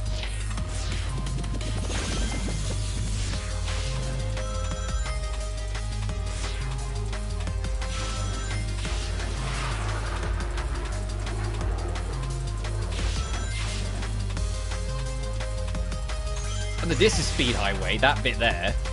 At least that felt like it. Is it Generations of Speed Highway? And that's why I'm getting like my head confused, where it feels sort of similar but isn't? Oh, that's the level, huh? Whoops. Mini game with non-canon would be fine. Oh, we got the air strength at least. We just need to go back and hunt the the red star rings.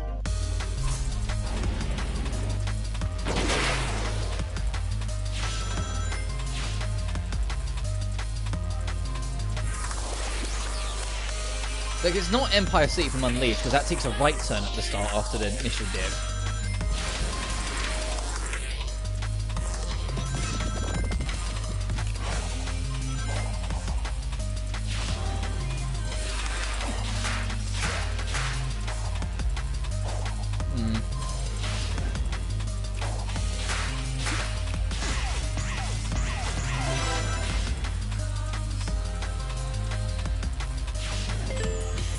I love the alternate paths though.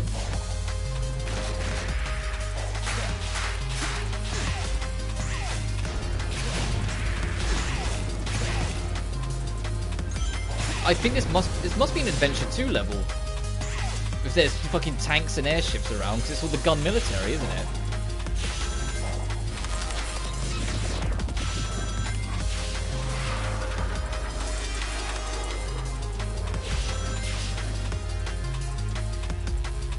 Up and down, or the glass cop chase part. Yeah, I mean, it's hard to... I'm not sure.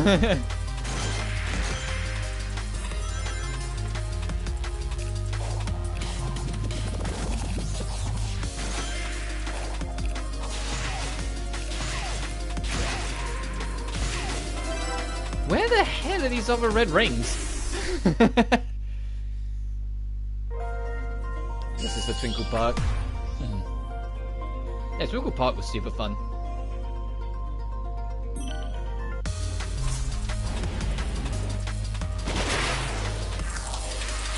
It's like the first level where, like, I've not immediately found all the red rings.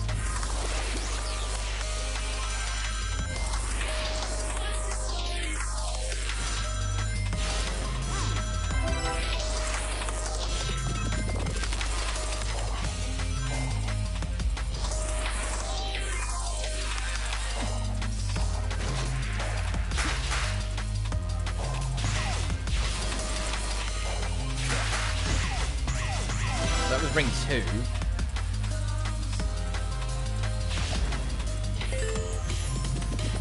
Let's slow down and pay more attention then.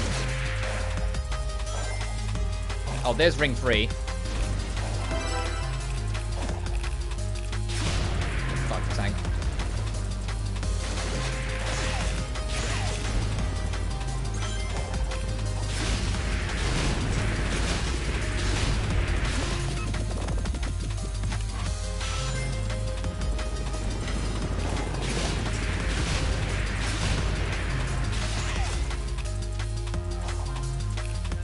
There's our last ring, okay.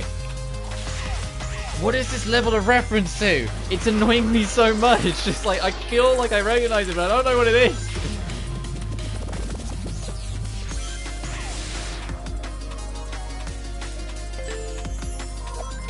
This is where it turns out it's like a shadow level or something. But no, none of the shadow levels move like this because they're so much more objective driven.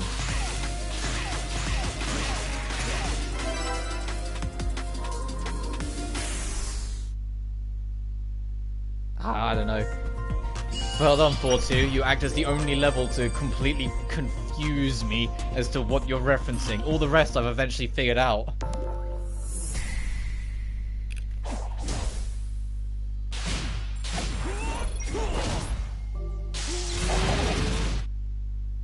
What's the level name? It's cyberspace 4-2. Because they're all just numbered, so it's like World 4 version 2. Or World 4 level 2 sort of thing. So literally just cyberspace 4-2.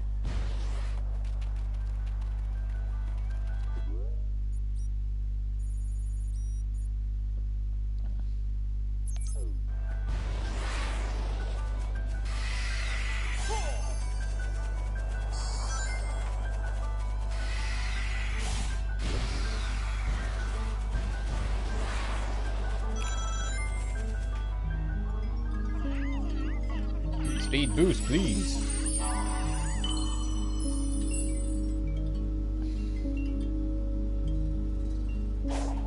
And that's it.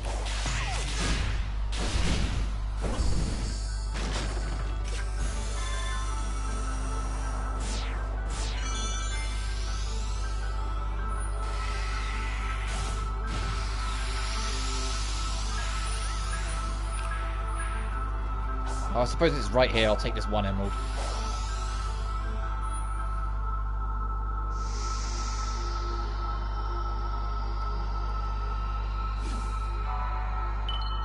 Unlocked with 3 vault keys.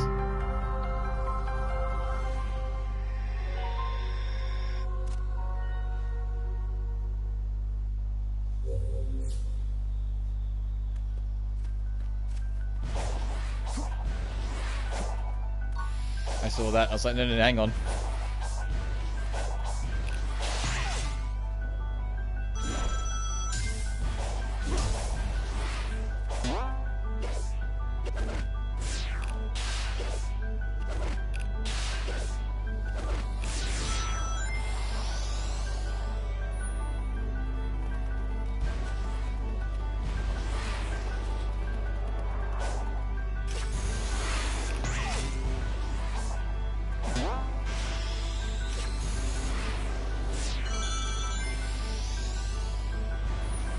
Oh, we're going back to where we came. This is the mega rail.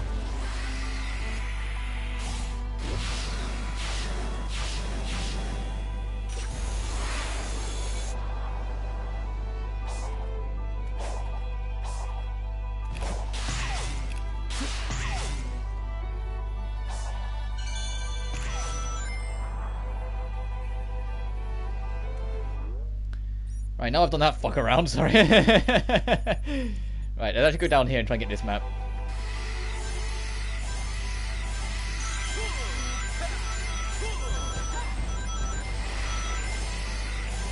Let's get my ring quota back up.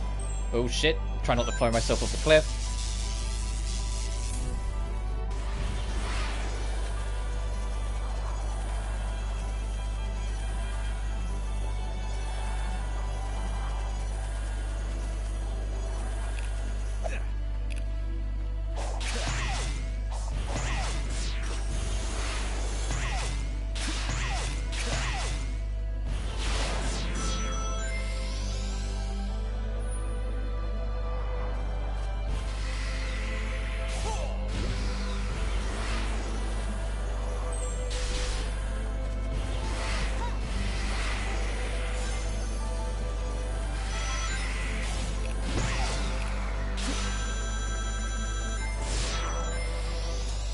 another one of them.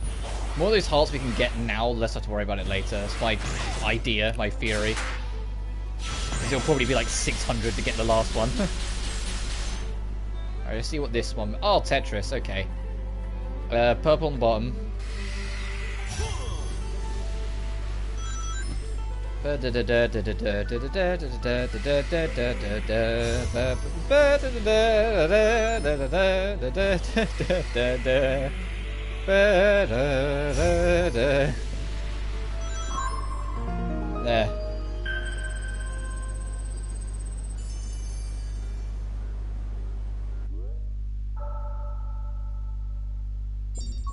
Oh, hey, fishing! And a sage scene is over to the side. Let's go talk to Sage. Sage, mini-boss, fishing. I have to earn fishing. Assuming Sage will have me, if I have enough. Okay, she will.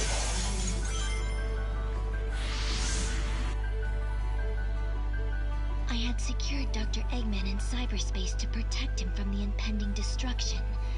I had hoped to keep out external variables as well. You were not meant to come here. Yeah, I figured that out. I understand now why you locked my friends in the cyber cages and fought me. I wasn't exactly going to leave the Titans alone either. It's too late for an I'm sorry from either of us. Better to focus on making things right. Yeah. Yeah, because she was trying to keep everyone in the cyber cages to protect them from what she thought was the inevitable destruction of the world. And the Titans were her the only defense against whatever this thing in space that is coming for us is. An original level. Is it? Oh, that's cool. It's like the only one in the game, but that's cool.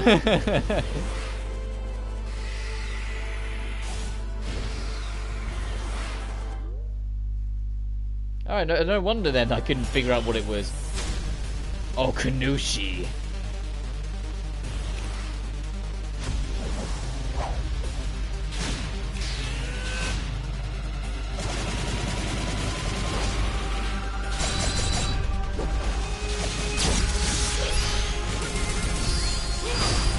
I got this counter shit on lock.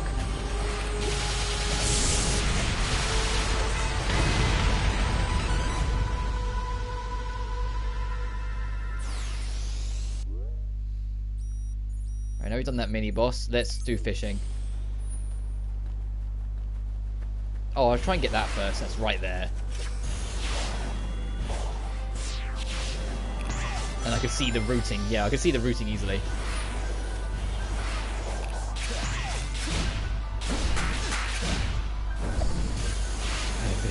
Yeah, unfortunately Sage is in there. We have someone better join us for fishing. We have Big the Cat join us. Let's do some fishing. The southern fishing spot. Welcome back.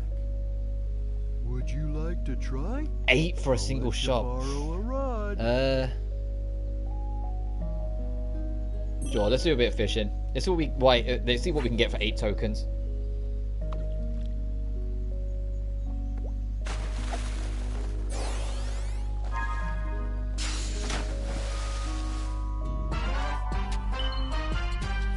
Recognize that sound effect. Also, 48 tokens. Damn. Original levels in the other areas. Oh, that's cool. Interesting that they kept all the original ones at the end. When most of them are referential. A platinum golden fish. I think that's a new one. There isn't a trophy for getting all the fishes, but there is a trophy for getting all the fishes in any pond. So you don't have to 100% the entire fish log. You just need to fish. Like you can go to the first island and fish there until the trophy pops. Basically, that is poisonous. That is a blue-ringed octopus. That Sonic, put that back. It will kill you, Sonic. Sonic. Blue-ringed octopus, and like a milliliter of its venom can kill a human in half an hour. What do you think it's going to do to a 3-foot hedgehog? Sonic, put that thing back.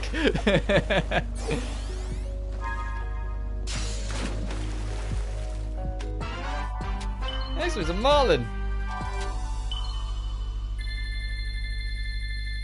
I want to see if we can get any. If I can help it, I want to try and get the hermit warp.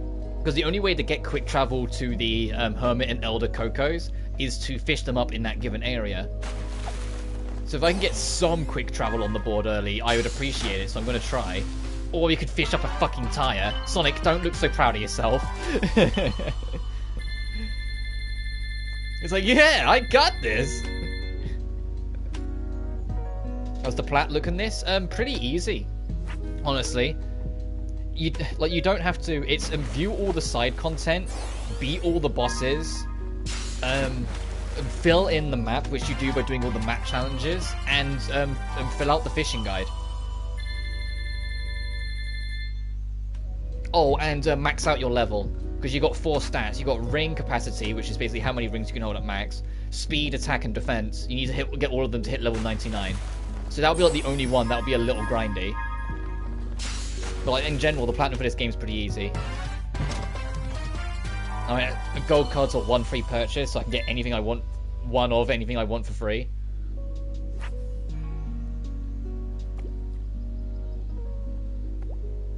Like, it's not brain dead. You still got to put some time into it, but it's like literally just 100% the game and max out your stats. You're there.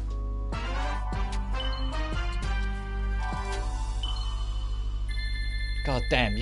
We'd get like 1 or 2 tokens in the first fishing spot. So the later fishing spots, they may cost more to do them, but the reward is far better.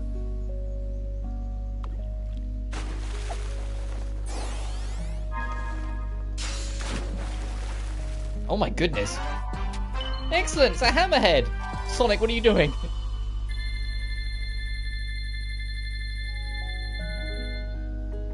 Alright, let's stop for now. Let's see what we can get from the shop. Would you like to try? Portal gears would be nice. We kind of need as many of these as we can get away with, because I imagine it'll be quite costly. Sure. I don't mind waiting for the vault keys.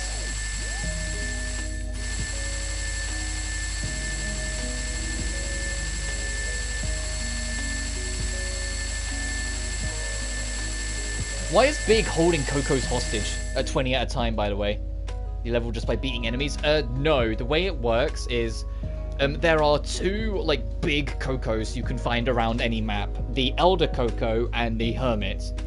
The Elder Coco, the more lost Cocos you found, which we just, Big's holding hostage, you give them to him, and in return, he gives you power to either your speed or your ring capacity. You pick each time. Whilst the Hermit, he will take red seeds of power off you and blue seeds of defense off you and convert that into your attack level and defense level. So there's no actual experience point system. It's more the collectibles you find by exploring then feed into your levels.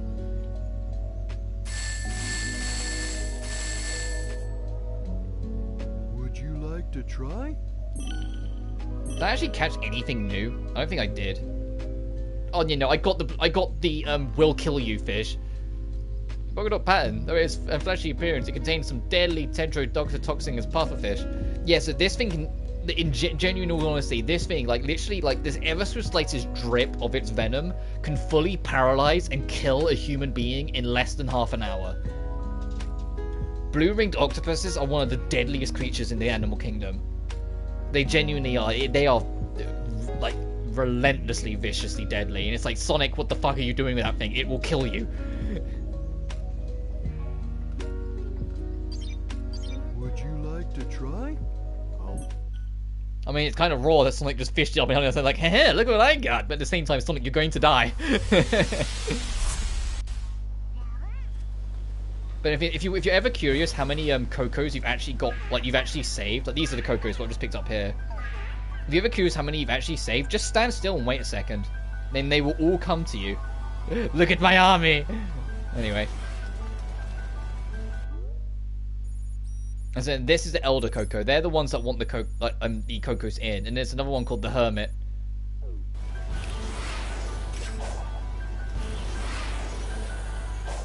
Go on, Sonic. Go on, Sonic. There we go. Because like, if I go over to him and turn in the family, he says, what do you want to start with? Increase your speed or raise your ring capacity? Annoyingly, you can only do it 1 level at a time. That's like the only thing that's like like, man, I kind of wish they changed it. I wish that you could just take it and just kind of like it comes up with like a list of your level, and you just like tap right, and it shows how many you're spending, sort of thing. So it'd be a bit quicker, but And as you can tell, I haven't put a single level into my ring capacity because I honestly don't see the point. It's basically your health.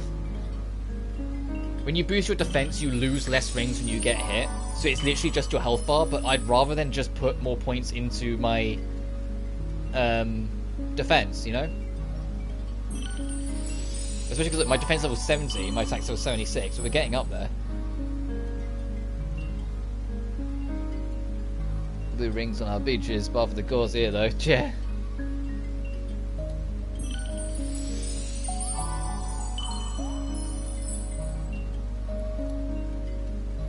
Yeah, I was gonna say, but what's new there, Camo? You live in Australia.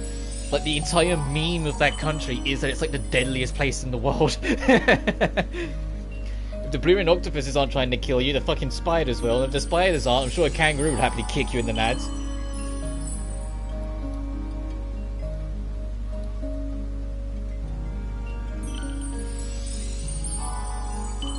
We're getting red rings, so you fished up blue rings.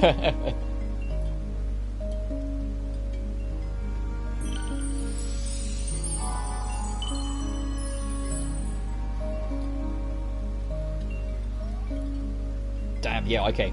Big was holding a shit ton of these guys hostage. There's a lot of levels I'm banking in now. Wonder how many we're gonna get.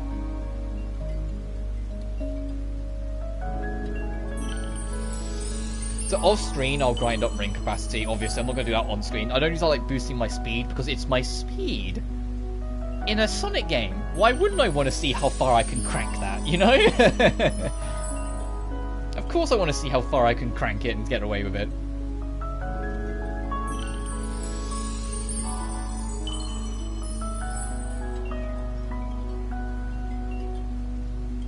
God damn, still more? I know I brought a shit ton off a big. I didn't realize I brought that many.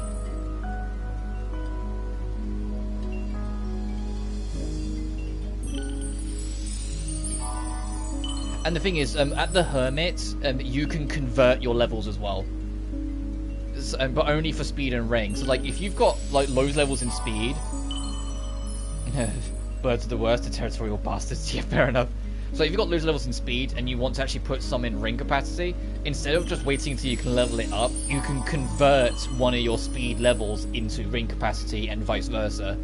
So if you're like level 20 on ring capacity, you can make it level 20 onto speed, but level 1 on ring capacity if you want to. You can flip it. Because I actually put some levels into ring capacity early on, but then didn't see much worth in it, so converted them back into speed. Which is why ring capacity is still at level 1, because I honestly... 400 rings is enough. We've been doing fine on 400 rings all game. It'd be great if I can go all the way to level 99, but I heavily doubt it. We're probably running low on Cocos to give this old fuck.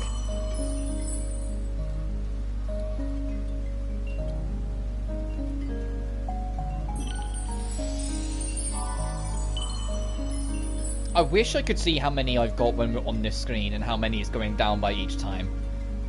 That's the only thing. I wish you had I wish there was a couple more little details to help you out on the HUD. Because the HUD keeps track of your rings, your gears to open cyberspace levels, the keys to get the Chaos Emeralds, and then whatever island-specific collectible you're on. Like right now it's the heart, so we can talk to Sage. Okay, what's that, Rise of Lyric team? Yeah, big red button. The less said about them, the better at this point. I say that, I didn't mind Sonic Boom Fire and Ice on the 3DS, but that's like the only one. I wasn't a big fan of Shad Crystal, and the less said about Rise of Lyric, the better.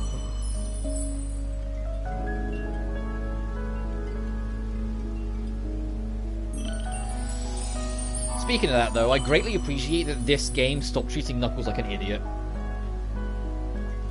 Knuckles is wise but worn down in this game. Like, he's still more of a rival character with a bit of tongue-in-cheek in him. But, like, it's clear he's got, like, everything's starting to take its toll on him. Like, he's a bit more worn down. And there's even a story arc of him basically admitting that he's lonely because of his work in defending Angel Island. When he's there just defending the Master Emerald, he's on his own. And he feels that. Which is nice. It adds more humanity to the man instead of the whatever the fuck Sonic Boom did to him.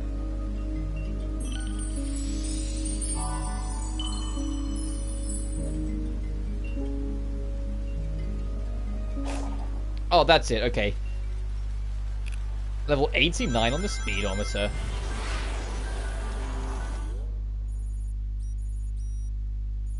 So we've got that emerald, that's why it's not flashing at us. That's locked, so we have to advance plot. So I'll just head this way then, towards that giant structure.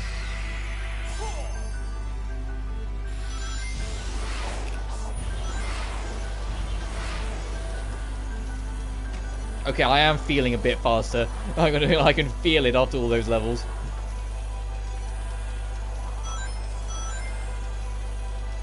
To be honest, one of the big things I'm looking forward to doing, once I beat the game, is like going back to like the first island and seeing how much I destroy everything there. Oh, man, I can't get up there yet.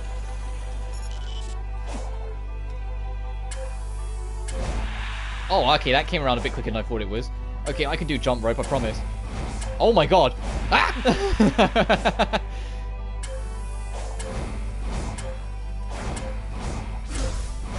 Oh, okay, the stomp recovery was too long.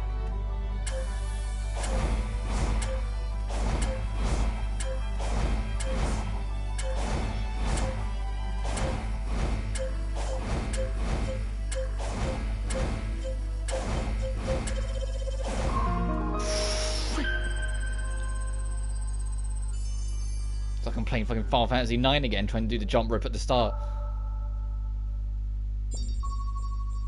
More stage scene, the white emerald is down below, next to the map.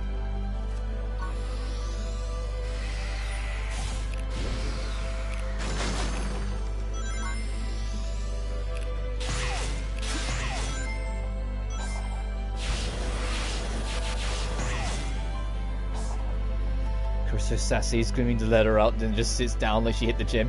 Oh, I love Kamaru. I think, like, although she's not my favourite character full stop, because no one will ever compete with Gundam Tanaka, she's probably my favourite protagonist, because she's got so much of her own personality, and her growth through the game is genuinely really fun.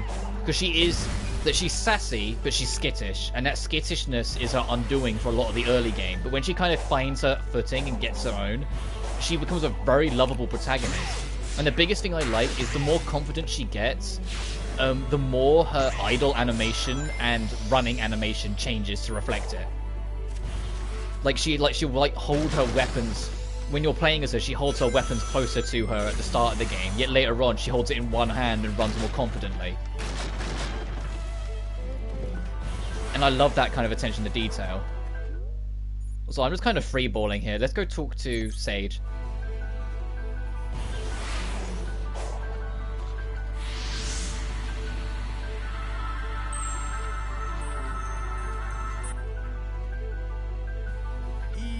So, did cyberspace actually interact with my brain? It was designed to catalog neural networks, among other things. So, yes. Alright, hear me out. Do you think all those locations I visited were pulled from my memories? Yeah. That is plausible. It imported the data of your memories and applied it to your surroundings, so you could comprehend them. Maybe that gave me the edge I needed to escape each time. I was covering familiar ground. Go me.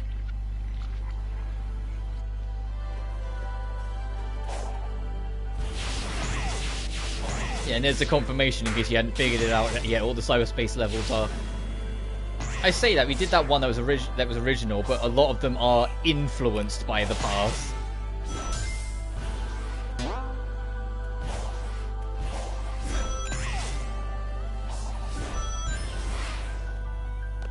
Whoa, okay. Let me course correct this a little bit, because I got a little unruly there. There we go. Dangan characters with proper 3D models is amazing. Yeah, right? But the thing is, when UDG was coming out, it was kind of in a weird time for Danganronpa, because basically the animation studio that did some of the animated cutscenes in that game were... To say they were being overworked is an understatement. They were doing a lot at once. Because they were also doing the anime. They were working on the anime for the first game at the same time, and doing some animational and artwork for Dangan 2.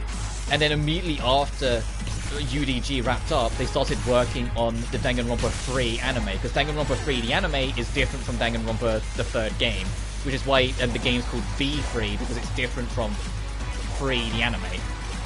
Free's based immediately after the events of the first two games, whilst V3's doing its own thing, but it is the third game. If that sounds confusing, don't worry about it. It's just two different things having to be called Free. Ow. Alright, I forgot, this is the bitch that does insane damage.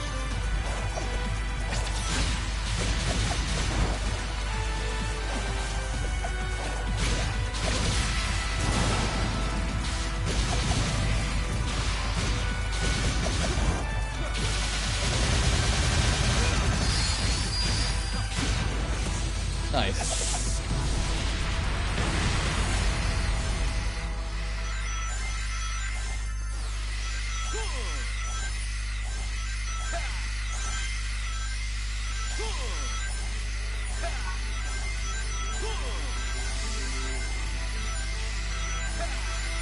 But just like even if it's a spin-off, in Danganronpa fashion, Ultra Despair Girls is a pretty lengthy intro. Like a pretty lengthy prologue, so enjoy. It does take a bit to get going. Does the V stand for anything? Honestly, spoilers. I'm not kidding, it's actually tied to the plot what that V means. Oh, Blood Moon. Okay, enemies and mini-bosses are respawning, and we now get to play bingo.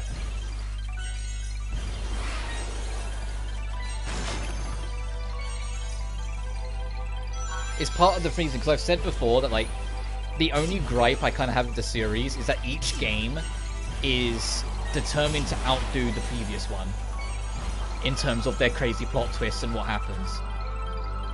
Which was fine from the first to the second, because the second, although it's definitely crazier with its twists, is still comprehensible. In V3, it starts to get a little crazy. And the fact that the title is involved in the plot twist of the game is like, it's just a piece of the puzzle. Like, some people like the plot twist, but I had my problems with it. I hope you'll make your own opinion when you get to it.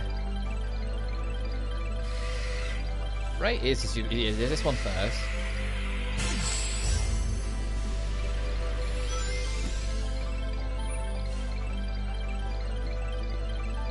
So the yellow is under, so.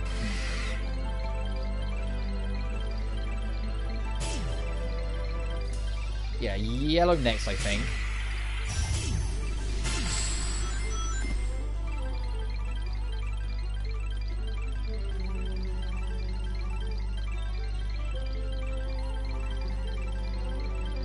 That one's higher up. This one next? For Byakuya now, holy hell.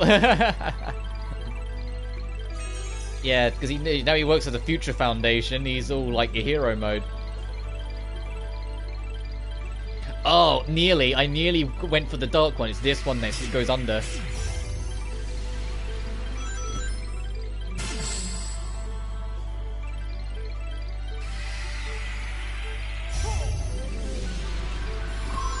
Nice. Also, the purple coins we're getting from this are entirely for fishing. So I kind of hope we do well with it, so then when I eventually am grinding for fishing later on, it's way easier. I don't have to go out and grind more. I want to get over here. If that's even possible. Oh, it's on its own little island space.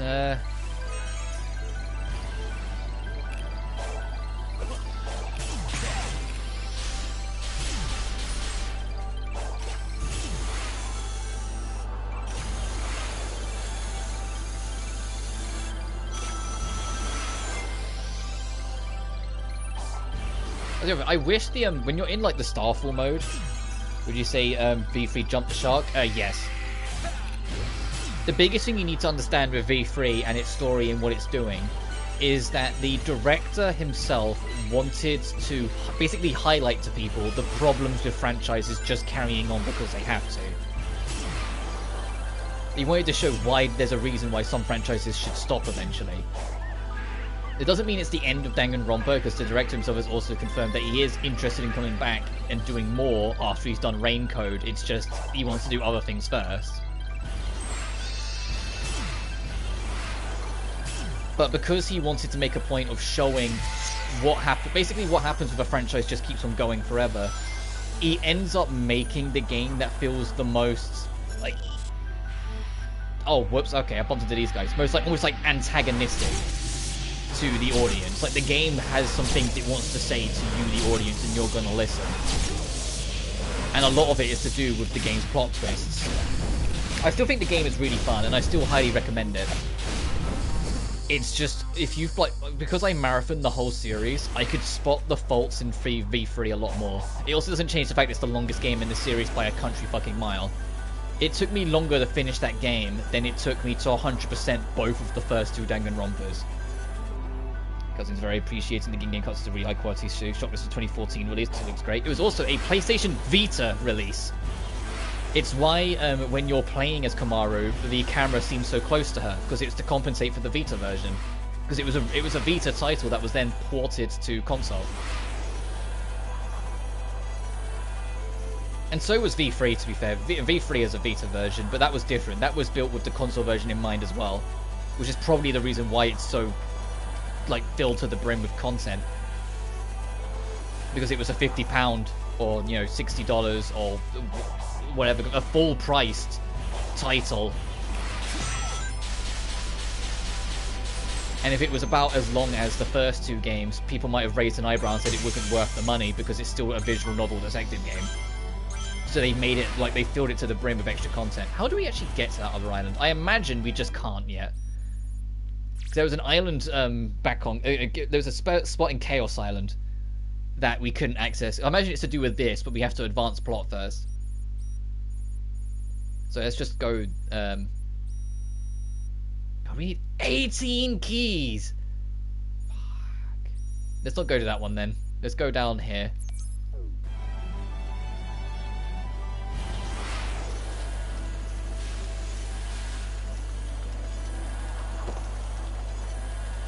And I think with me as well, because in V3, the way they work the characters is that instead of having them like unite together and there's maybe a couple outcasts, they have a lot more of the cast kind of be in it for themselves.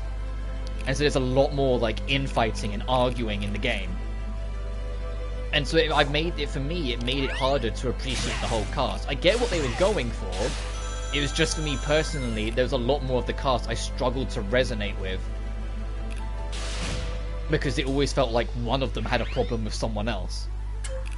It made guessing who the killers were gonna be next more interesting, because it's like, man, some of these characters really don't have any fans. Like, there's a character called Angie, and it's like there's a point in the game where I don't think there's a single soul that likes Angie, and it's like, man, someone's gonna fucking kill her, I imagine.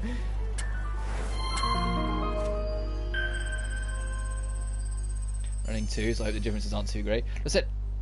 The sporty girl doesn't survive the first two games, and the muscular character doesn't die in chapter 4. Oh, you've noticed the pattern. How the first death is always someone the player trusts so heartedly, with the first game being Sayaka and the second game being Byakuya question mark. Oh, I'm not fighting, we've already fought that one. All the mini bosses in this game respawn during Star Night or the Starfall event, so it's like a blood moon. But like, yeah, in chapter 2, it's always a betrayal that results in someone's death. In chapter 3, there's always 2 victims. In chapter 4, a burly man will always die, or a burly character will always die. Chapter 5 is when like it's a necessary evil to solve the mystery, and something goes wrong. And chapter 6 is fucking dealing with the Monokuma / Junko shit. And that's not even spoilers, that's genuinely how every game goes. It's the pattern, and it's deliberate in V3 that it follows that pattern to once again emphasize the director's point that he feels that the franchise would get stale if it carried on. Which is why, if you get the opportunity once you finish, I did, like after I live streamed Danganronpa 1 and 2, I did like a video breakdown of my journey through V3 because of the recording block. On the last video, I made a really big breakdown of what I want to see in a 4th game. And basically, it's ground it again. My biggest thing is I want the series to be grounded again. They don't think each game needs to be more eccentric and more exaggerated and have crazier twists than the last. I want the next game to be kind of scary again, because Danganronpa 1 is kind of scary at points, you know? That game has some real horror tones to it in places that just, like, they don't really exist into outside of whatever the hell happened in Nagito, because holy shit, that man went through some... That man's death was gnarly.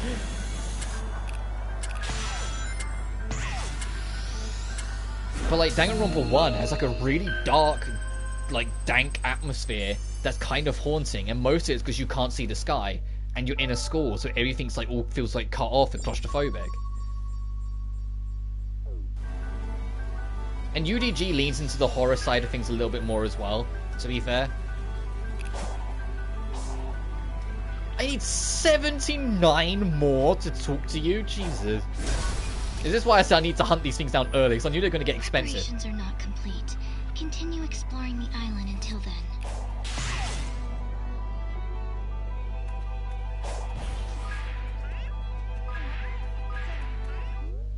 Alright, better get collecting. This is where we're going to be for the rest of the stream. Right, so that's the mini-boss that's respawned. There's the Hermit, and he's next to an emerald. What mini-boss is that one? I don't think we fought that one. Can I get to the top of this? Nice.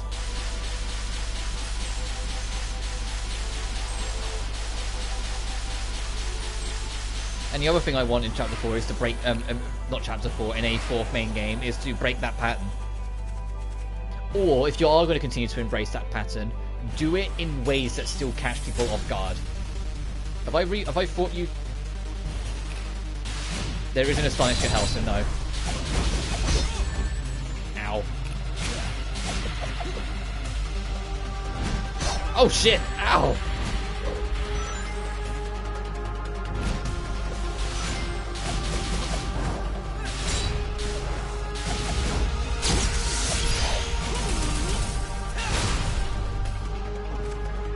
So I think, like, my setting is make it that they're, like, snowed in like a shack in the middle of a blizzard, and there's, like, no way out because the blizzard's too strong, and so they're all stuck there. And then have like the Monokuma and everything be introduced in that, and then you can have more creative kills, because you could have someone maybe get locked out of their cabin and die by freezing to death.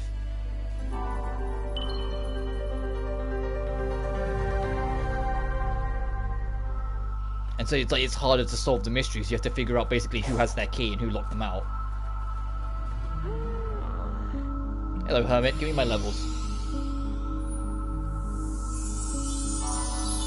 God damn, 77 defense and 83 attack.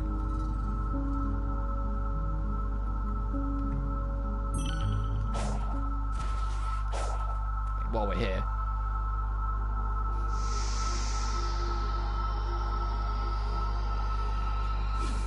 And I also want him to spin on some of the ultimates. Like, for me, like, I made a character as like the ultimate corrupt detective, to be like the counter to Kyoko. To have and have them be introduced as just the ultimate detective at first, and it's only like later on, like way later on, you realize that they were the equivalent of Nagito all along. It's just you only find out like right near the end of the game or something. The double murder, chapter 5 with the random crazy death.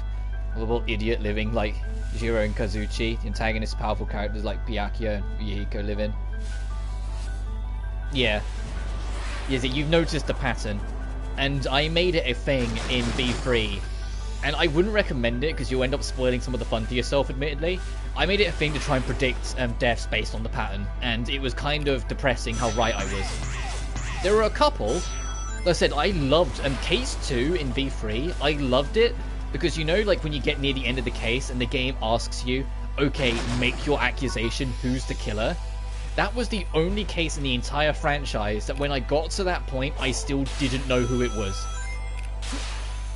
And I had to really like stop and think about it to actually try and figure out who actually was the killer. So I had a lot of time and respect for Case 2 because you really had to fucking think about it. Like, they give you all the information, they give you all the pieces, but then they don't suddenly have, you know, a Mondo moment where he suddenly, like, gives himself away at the last second, or you know, Celeste, where it's like blindingly obvious even before you get into the trial. Or have someone overreact when you even remotely entertain the idea of it being them. No, I had no idea who it was in case 2 until I finally made the accusation and the game carried on. And I was like, oh shit, I'm right. You know?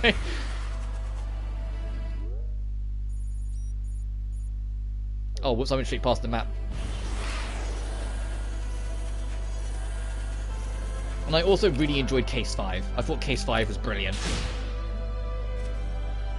Betraying you in Chapter 5 and getting executed for Kyoko's.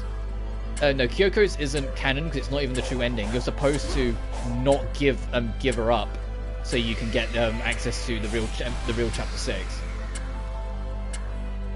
Excuse me? There we go. And it's also the only game with alternate endings.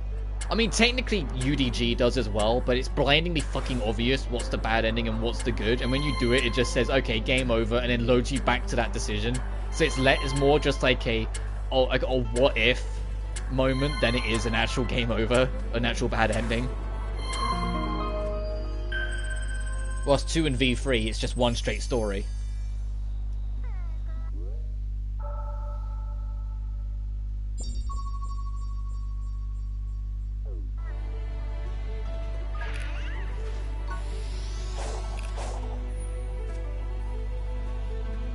I think there is a trophy for getting the bad ending though in UDG, but it's literally you can see what's the obvious bad option and what's the obvious good option.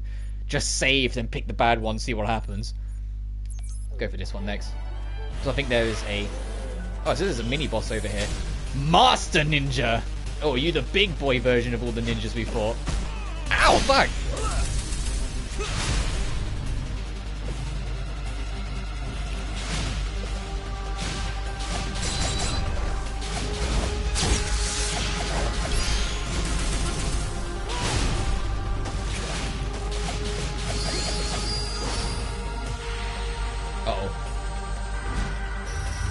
What the shit?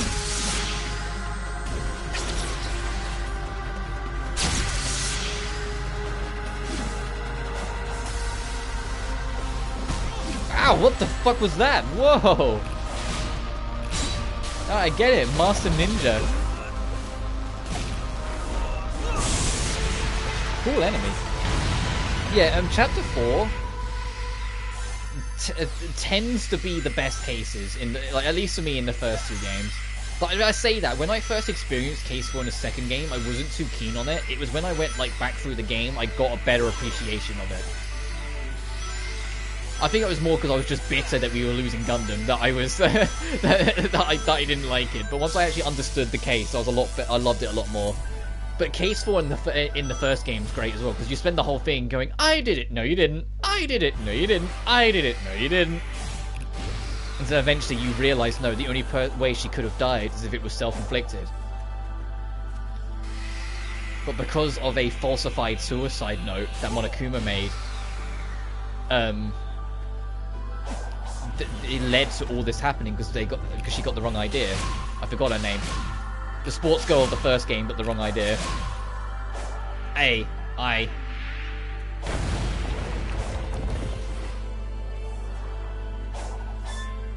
Oh, we were here. Whoops.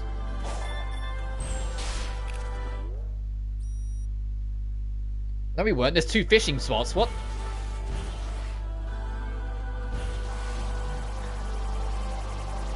Oh no, get the fuck away from me. That thing steals emeralds. Just get away from me. There's 2 fishing... They're both to the subs. It's just 2 entrance points. Interesting.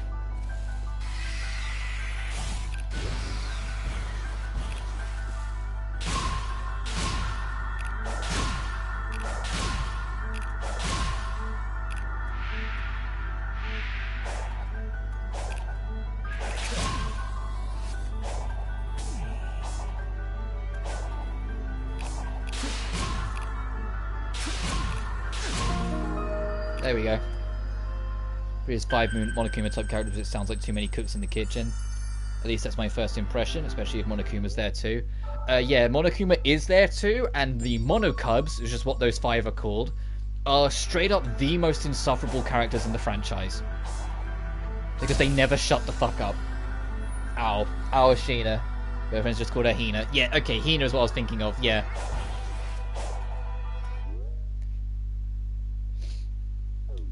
Like, I know I sound very, like, negative towards V3, and I gotta stress, V3 has some great things going on, and I really liked it for what it was. It's just, it also had a lot that pissed me off.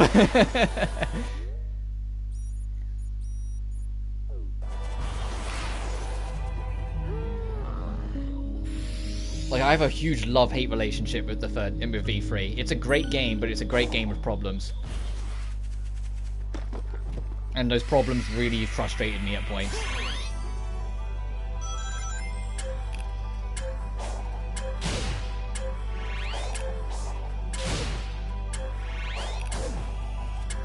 God, this guy... Can I get, like, 2 in 1? I can.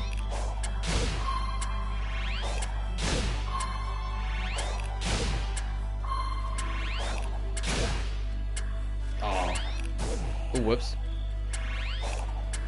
Shit. Nice.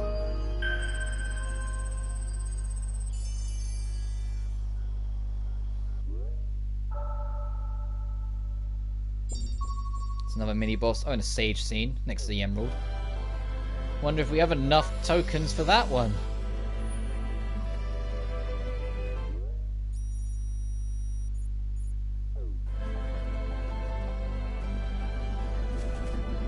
We don't have enough keys for the emerald, though.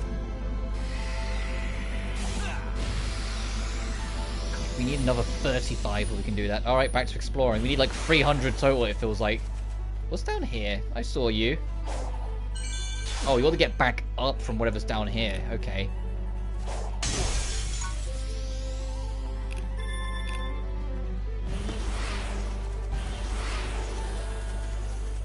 Oh, it's the ring stealer again.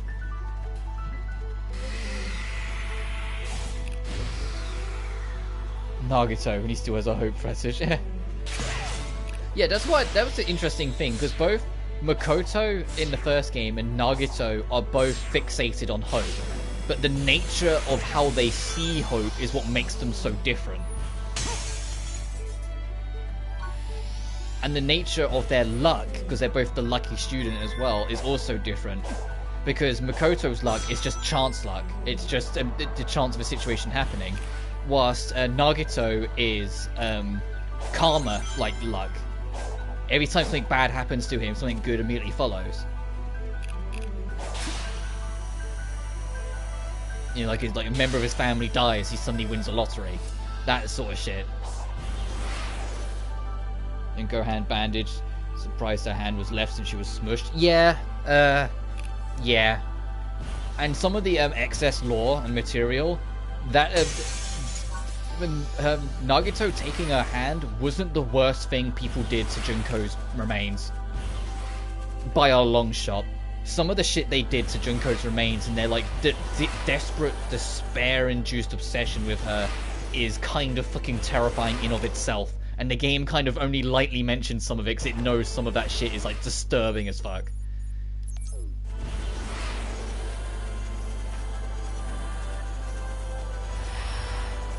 But apparently, like, when she was crushed, it wasn't that she was, like, smushed into, like spaghetti. It was just that her, like, enough of her body was crushed in that it killed her.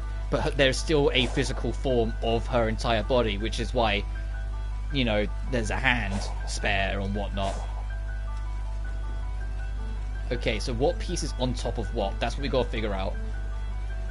The yellow piece is on bottom. Yellow, purple, black, blue. Yellow, purple, black, blue.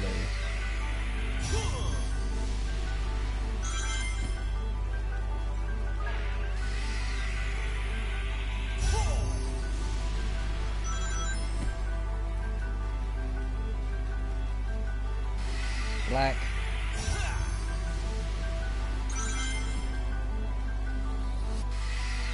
Blue.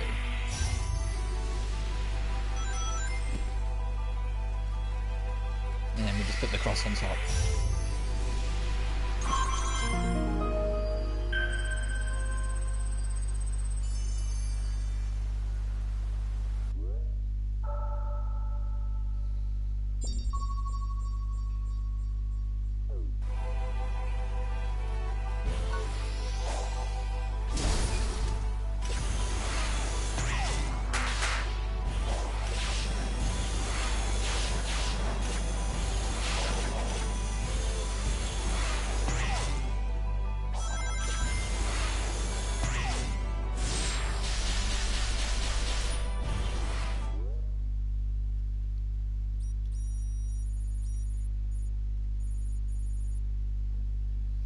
Kuro's hand and he never noticed. God, that would be some messed up shit. But no, like I said, what Nagato? Ruins. I'm not letting it happen again. Yeah, now Sonic has more context of what happened. It says things like that, but yeah, some of the things that happened to Junko's body after the event, it's like, ugh. Like, I think one of the things is that like her body was passed around by necrophiliacs.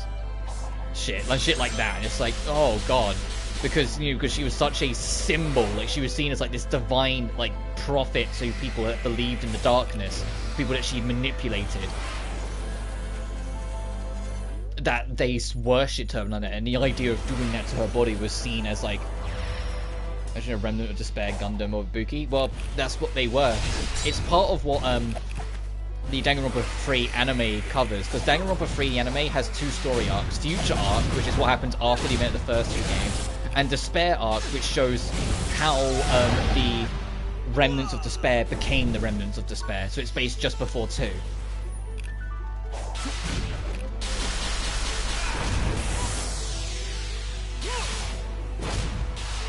The only problem is that I haven't seen it myself, but I've never heard a good thing about some of its storytelling. I've heard that the Danganronpa 3 anime is kind of fucking whack.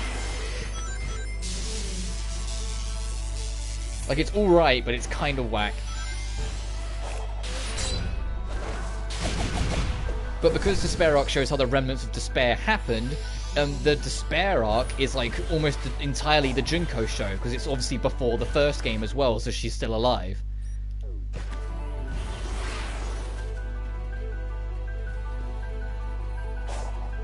And it leads to some interesting voice lines. Like when she finds Kamakura, her voice line in the English dub is, and I quote, "Kamakura, Kamakura, yas, queen." Like she goes full Junko in the exaggeration and the craziness, because it's Junko. And it's also based before Makuro's death. So you get to see Makuro in the anime.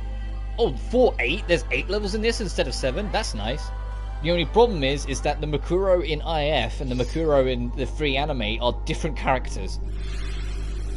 The 4 dark devas of destruction were probably raised by blood. Yeah. I love how loyal those things are, and how like creative it is. Like, being able to get up this like the scenery to get some evidence, opening a door. Like at one point, I also love how impressed we animated version of IF. Yes, we really do. We really, really do.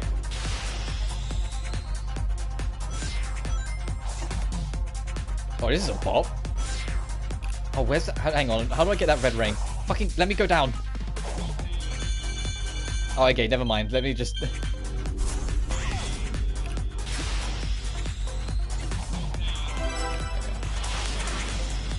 Because in the anime, Bakuro is a lot more obsessed with Junko. And there's parts of that you see in IF, but they really, like ham it up a bit in the 3 anime. Which is why I say it's not quite the same Bakuro. It's a lot more... like, almost, like... incestuously in love with her sister. Because, the Danganronpa series loves its really weird character traits.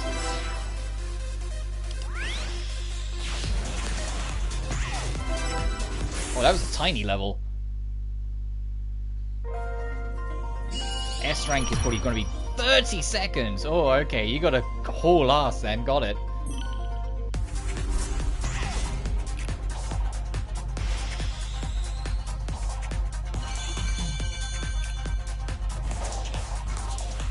Let me do that again. I think I can get that spring.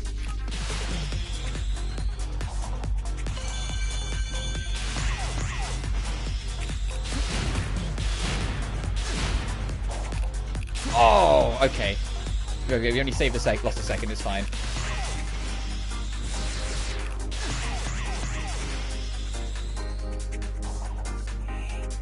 Whoops. I was like, I could probably reach that ledge. Never mind.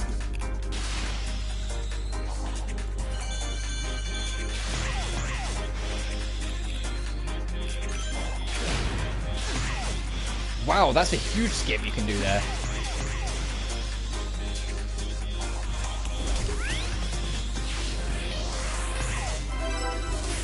Alright.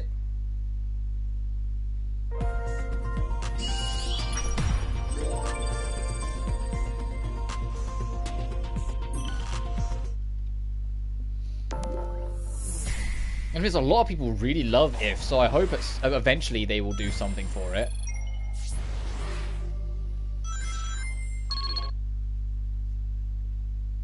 Because the publisher said they want to do more of Danganronpa, and the director that made the series is currently working on Raincode. And so it's like you might as well if I was them, I would just lean on the past more. I would make an animated version of If and make it like a standalone one-off thing. One more. Come on.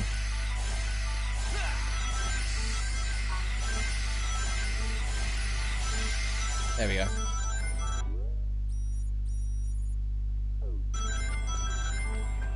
Actually, let's fill in the map first. Otherwise I'll forget.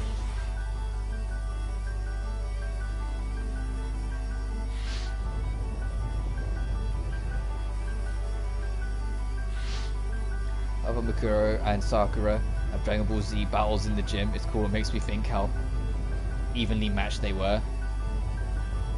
Yeah. Yeah, because it's the ultimate martial artist and like the ultimate what was it like? She's military. What was it like? The ultimate like assassin or ultimate killer or something like that. I've already forgot what her one was specifically.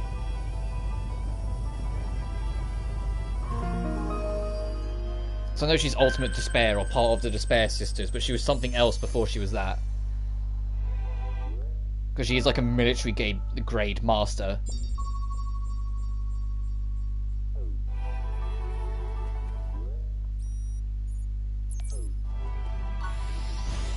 Right, now I'll go do this.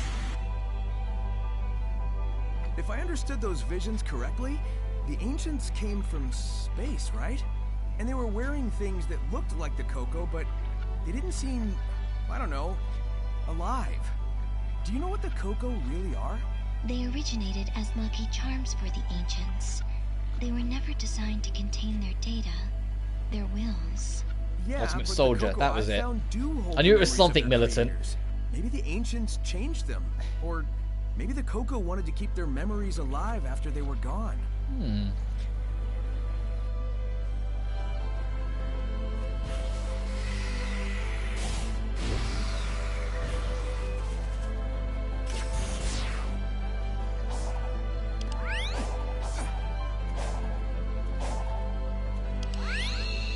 Every time I hear the sound effect these switches, I immediately think of like the level startup sound effect in Adventure 2.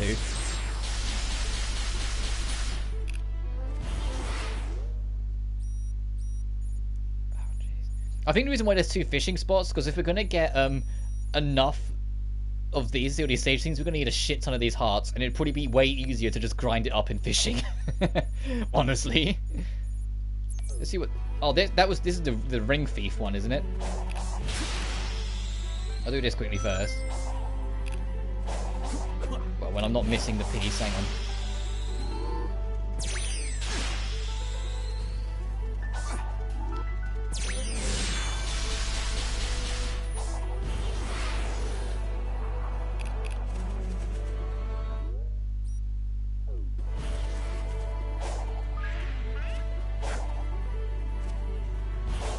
Yeah, this was the ring thief. All right, let's get to it.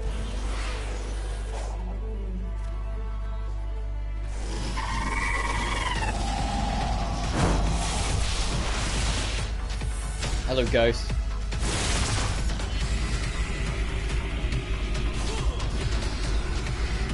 Oh, I have to wait for it to. Yeah, I have to wait for it to link first. I got too ahead of myself.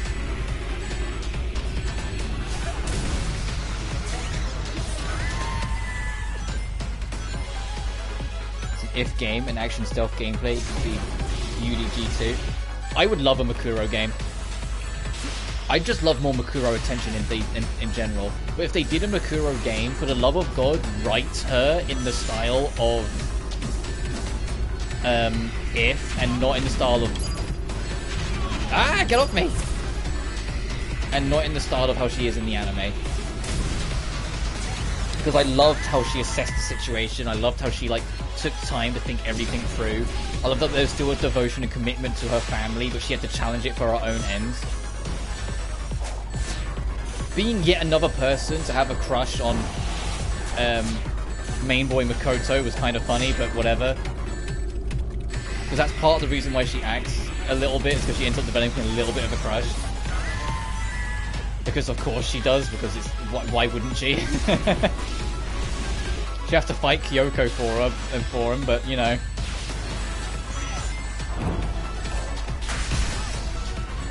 Ow, I got fucking spiked out the air.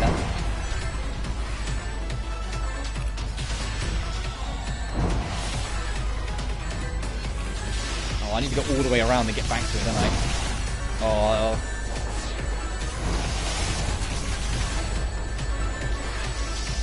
Oh, I'm losing it.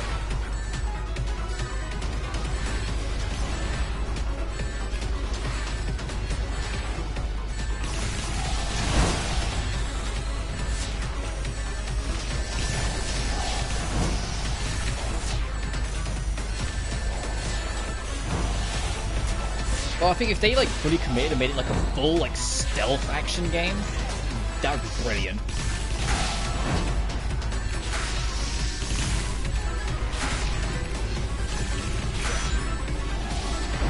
Oh shit! God damn it! Saved it. Saved it. We're fine.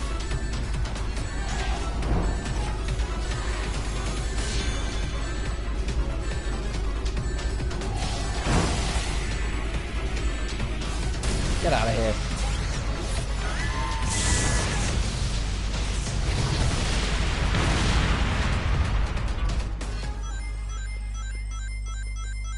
Where did the reward end up?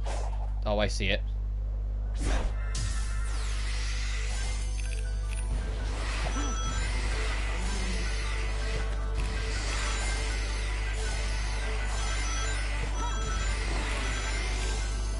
I'll do for rings for a sec.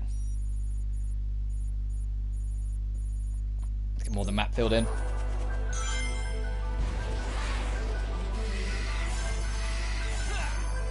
Oh, it's the dogs again. The dogs always bring you completely to a halt. Ow.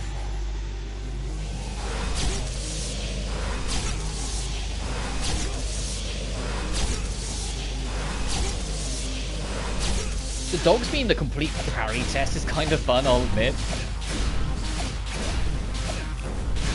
Just making sure you still got the parries on point and you still know how to handle it and how to do it. I mean, it is the final island, so I'd like to think you figured out how to parry by now, but still.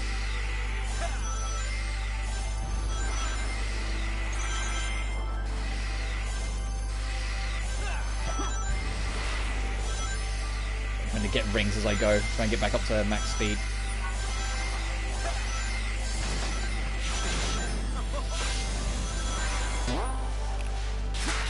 Whoa, that canyon looks kind of cool. Actually, hang on. Gonna go get myself distracted again. But then that's the fact that I'm getting distracted is the same reason why I ended up loving Elden Ring so much, because I want to get distracted. I'm not like, say, alright, let's get a move on. I'm constantly going, whoa, that's cool, let's go check that out. Whoa, that's cool, let's go check that out. Makura backstory game that also explores Junko's backstory, or if game that plays like MGS, my biggest request from this series. Yeah, I mean, if they're open to doing anything with the spin-offs, because UDG shows you they are up to doing crazier things with the spin-offs, I think they should go all in on some of these things. Because, like, a lot of people love Makuro, but Makuro's never got, like, a real fair shot. Because in the actual main game she's in, she's gone very quickly. And you don't actually get to meet her, per se, because she's having to, you know, pretend to be someone else the whole time. There's still glimmers of who she is underneath that you'll see it in that first game, but that's it. You don't actually get to know her properly.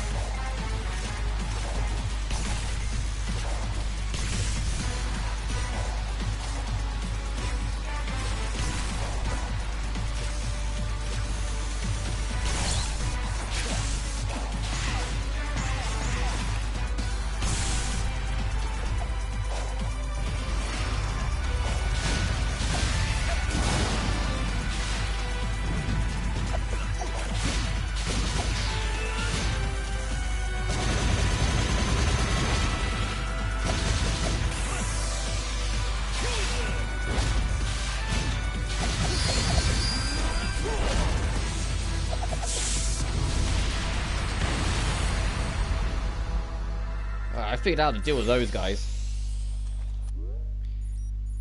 Anyway, back on target.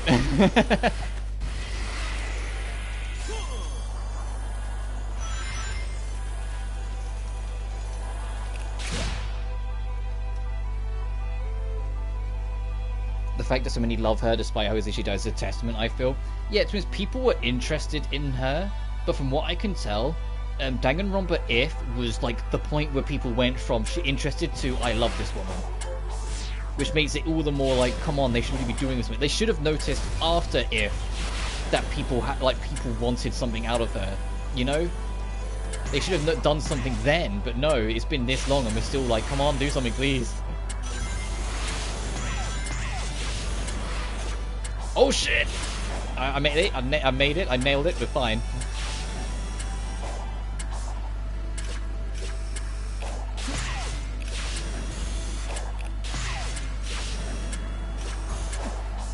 That's another thing I want to bring up. Sonic controls really well in this game. I never would have been able to recover like that if it was the Colors era, because Sonic was real stiff on his turning, especially in air turning.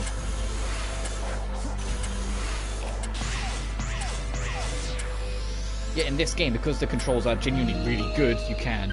And they're entirely customizable. If his turning speed is too stiff, you can go into the options and loosen it.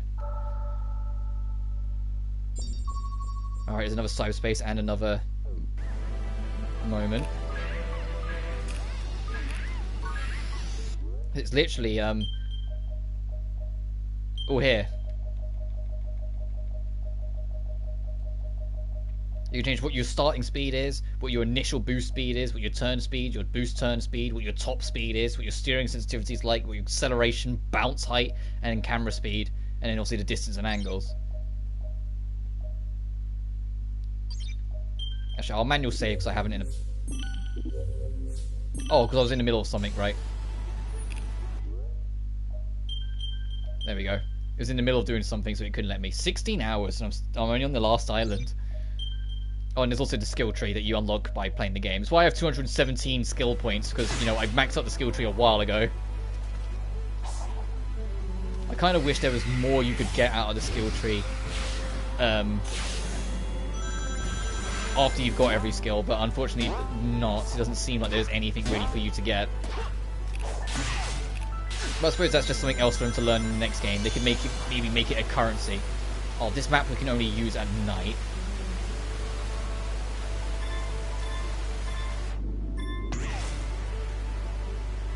So have to keep that in mind. When the sun goes down, come back for this.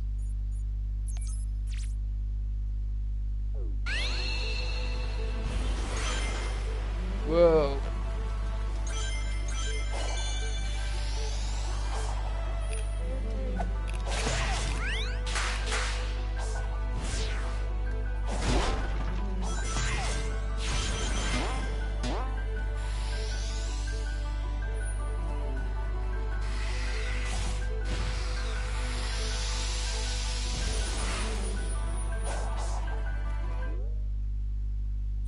Oh, this one was undiscovered. We just kind of stumbled into this. That was what I was supposed to be after. For 9? God, there's a lot of cyberspace levels. The main big bad franchise, Junko, doesn't have too much backstory either. Yeah, that was deliberate.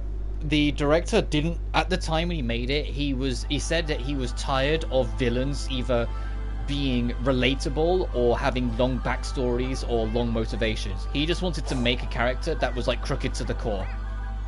And so that is Junko. Junko is just crooked to the core. Like, so that's just her character. Every other character and every other antagonist, either side or main, has backstory, but Junko stands out that she doesn't because it's just who she is.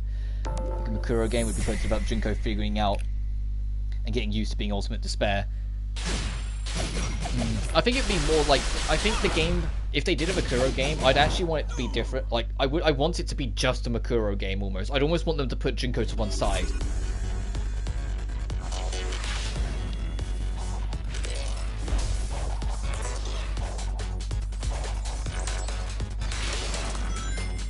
Okay, chemical plant.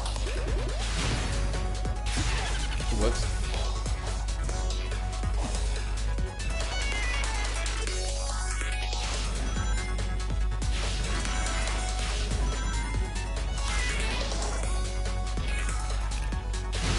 part of Classic Generations? Feels very familiar.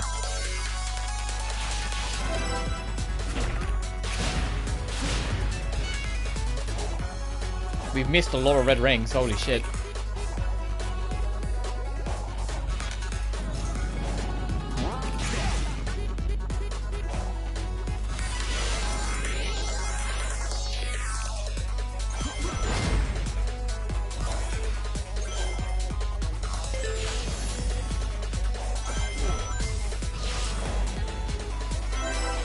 Oh shit.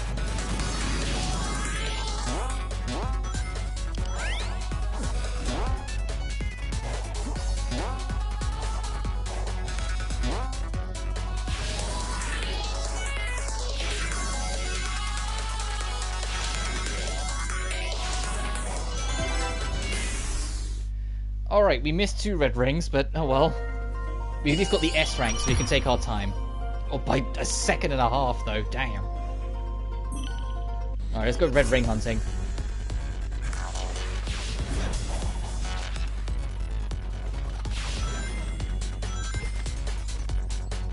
Okay, no, it's just a red pole. I thought I saw it on the in-between.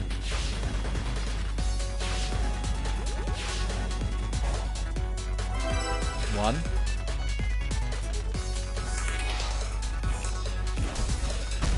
Ow.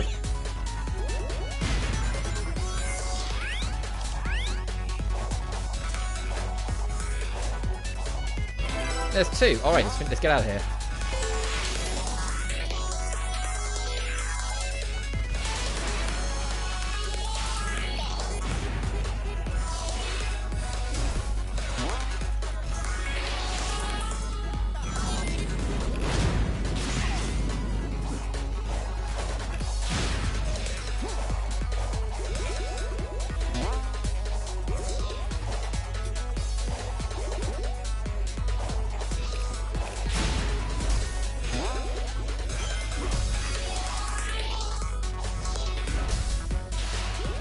Oh, okay, so we found a different route.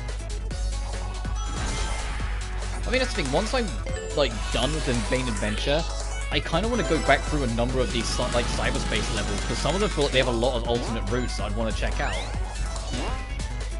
And I haven't felt that way in a Sonic game for a while, so there's already, like, more merit to it, you know?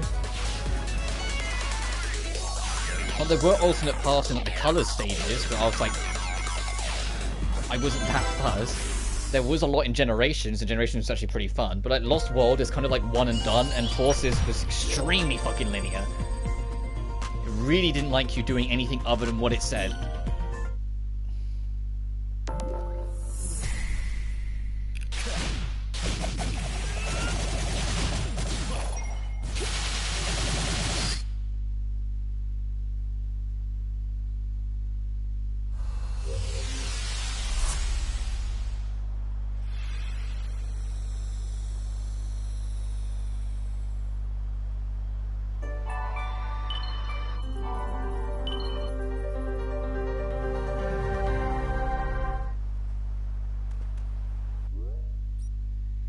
Alright, and we can immediately just go do this one. 3 keys, open that, damn. And there's a map near us as well. According to the compass at the top of the screen. Let's go find that.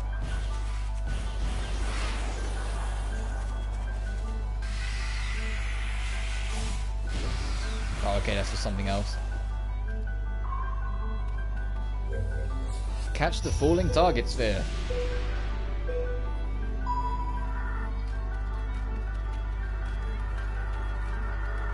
Oh, fuck, looked onto the wrong thing.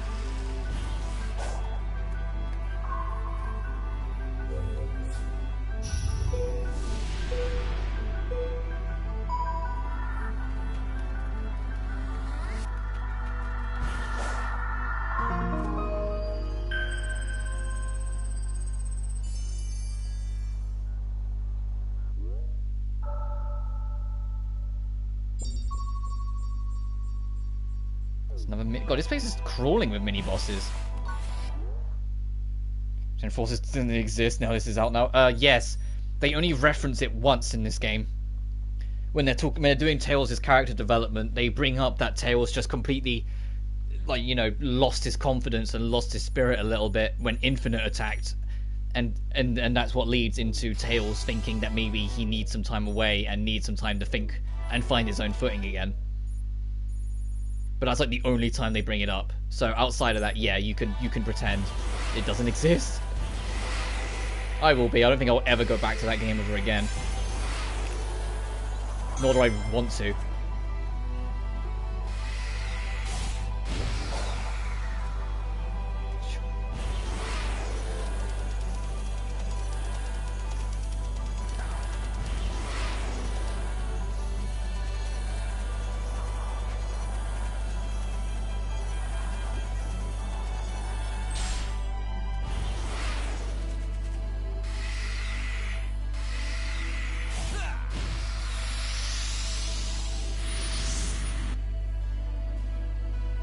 Once the ancients landed on this world, they cultivated the islands to be their new home. This place in particular was meant for prayer and reflection. They hoped to live in peace. So much when they learned their enemy had followed them here, they prepared to defend this world. The walls, cannons, towers, all for a desperate last stand. That explains all the stuff I've seen on the run. I wondered if they were preparing for a fight. Now I know. This is where the ancients would gather to simply be together, to cherish those who were left. That is why they recorded everything. Their history, their aspirations, their hopes, their dreams. So they would never be truly gone. They just wanted to be remembered if they knew they had to die.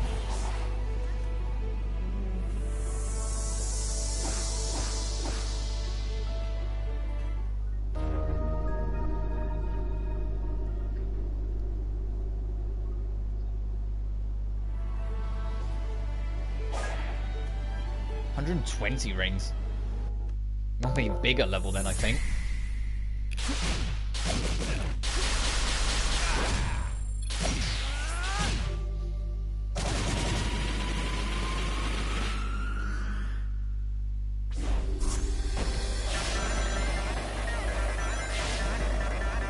I like this already. I missed the red ring, that's fine.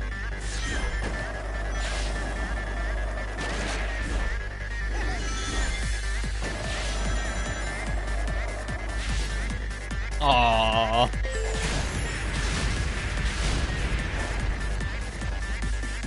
I missed the red ring at the start there. Like, I was like behind a car on the left, but that's fine. Oh shit! Oh damn!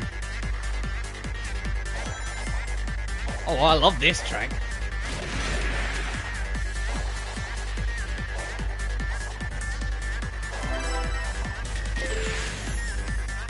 Back on the board, let's go!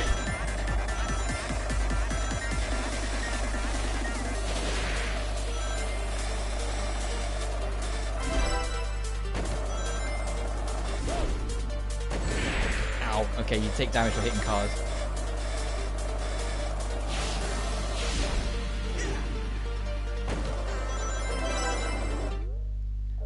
No, I'll bank in my red rings, but that's okay. This is a fun level. I want to spend more time here.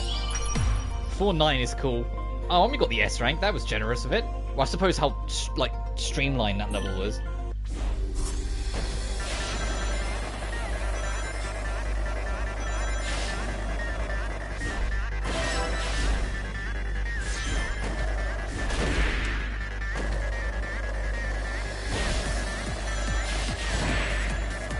Let's spot that second red ring.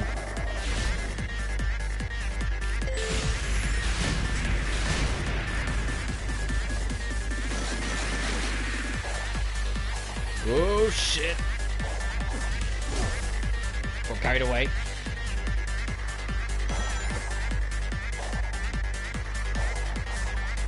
Because that's ring 3 up there, so where's ring 2? Hang on. I have to get ring 1 again, but that's fine.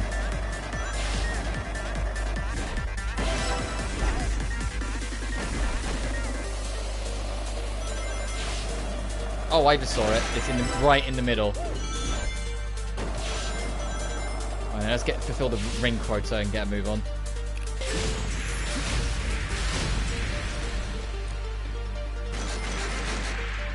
Oh, also, if you do get Sonic Forces and want the Sonic Adventure 2 soap shoes that I've got on, you need to apply for sign up for the newsletter. So look up Sonic Frontiers. Oh, see, that's just an alternate path. And look on the website and sign up for the newsletter, and you get the code through that. There's no like buy DLC or something. You just have to be tied to, you just have to be on the newsletter.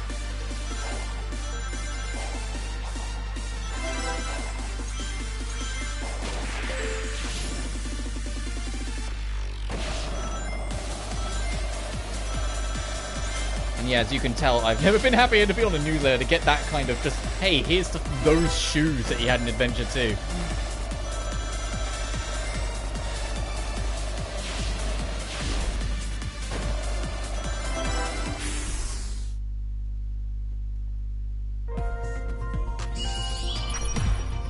It's fine, we've got everything.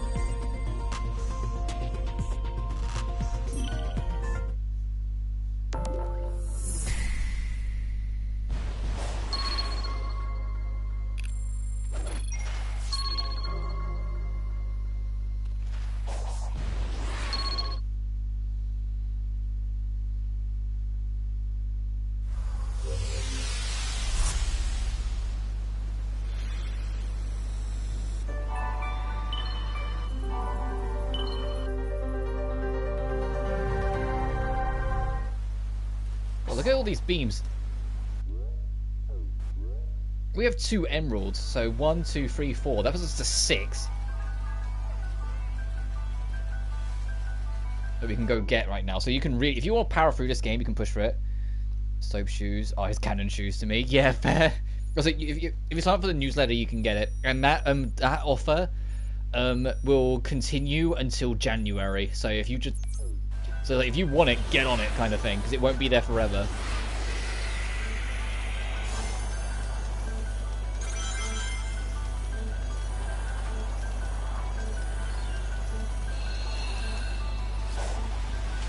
Alright, this is the nighttime one. I wish, because it's just currently raining, I wish there was a better way to identify what time it is.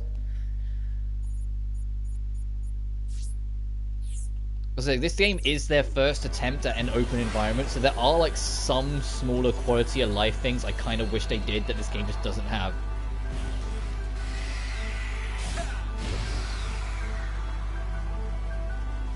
Did I not mark? I was gonna say, did I not mark this other one? Where is it?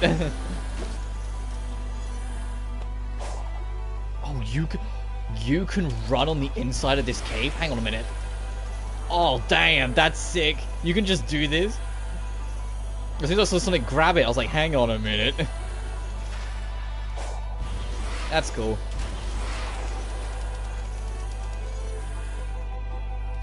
Oh, jeez, I wonder what the challenge is here.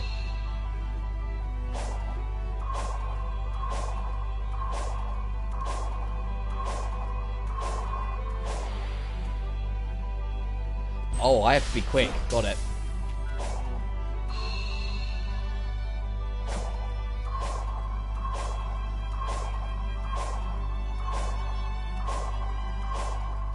There we go. You have to be like super snappy on it. You can't wait.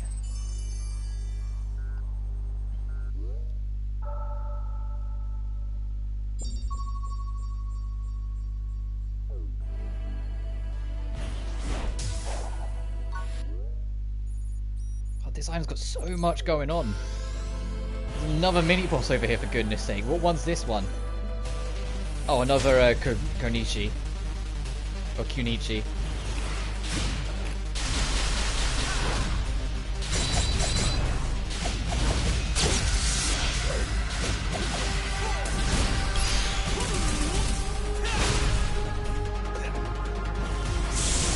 Get out of here. All the ninja class enemies, they're the easiest to deal with because you can just go straight on them. They're parry tests, basically, to show that you know how to dodge and parry. So if you do, you're fine. So I don't want to go too far, because as soon as it's nighttime, I want to beeline for this. Because look at the sky, it's definitely getting there. Actually, if I start heading there now, by the time I make it, it might be night.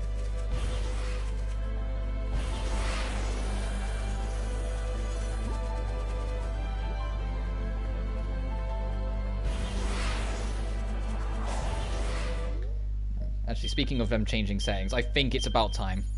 We... Yeah,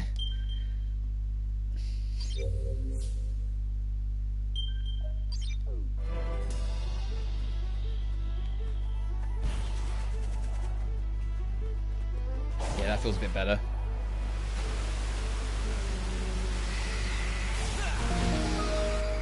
That was it? Oh. Well, at least we got that one done.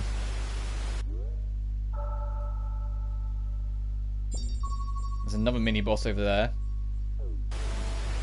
This area is filled to the brim with mini-bosses.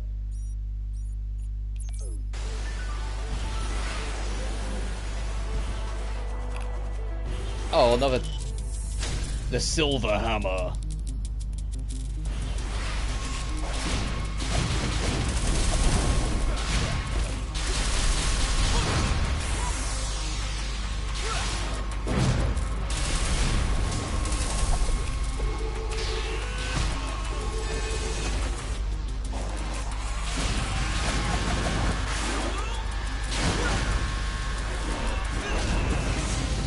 Trophy unlocked, threat identified, defeat all mini-bosses, hey! Well, defeat all types of mini-bosses. So that was the last unique mini-boss in the game, got it. That was a gold trophy, by the way, that I just got. So yeah, the trophies in this game, just to keep exploring. If you just keep exploring, do things, you'll pick them up. I would say I'd probably platinum this game on stream, but hitting level 99 on all stats sounds like it would take a while, so that's the only one I'm like, I don't mind leaving for a bit.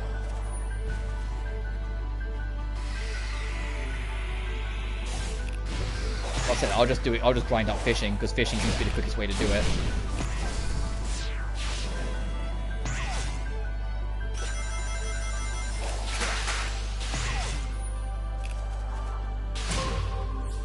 $300 damage within the time limiter.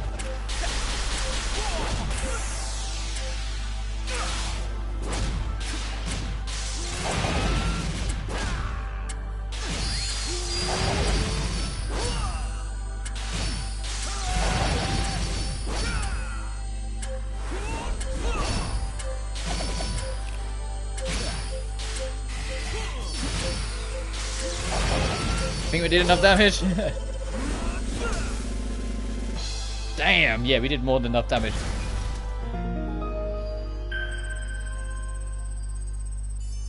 And I wasn't trying to spam one attack, but it kept on registering my square input before it registered my X and some attacks. Okay, there's another tower over there, and another map marker. Okay, so we're heading... I know which way we're going. These giant white rails that appear when you're doing the map, they link all the map spots together. So if you want to get around quick, you can use these, because this will take us like back through all the other map spots back over here, sort of thing. Because to get quick travel, you have to completely open up the entire map first. So to get around until then, they do that.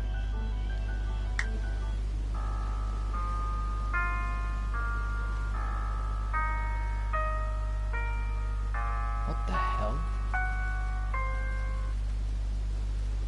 What was that about?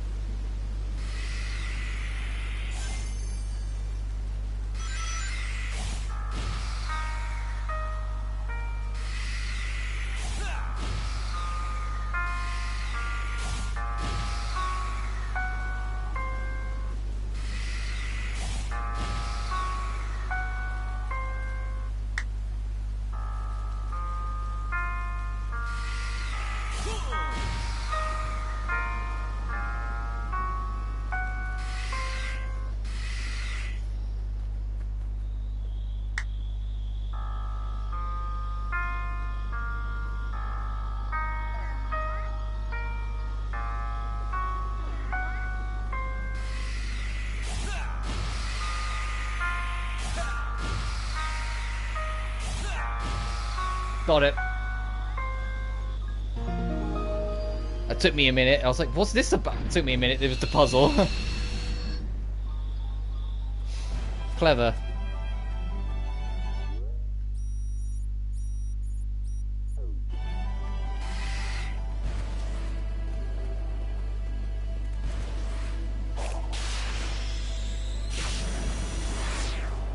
Oh shit.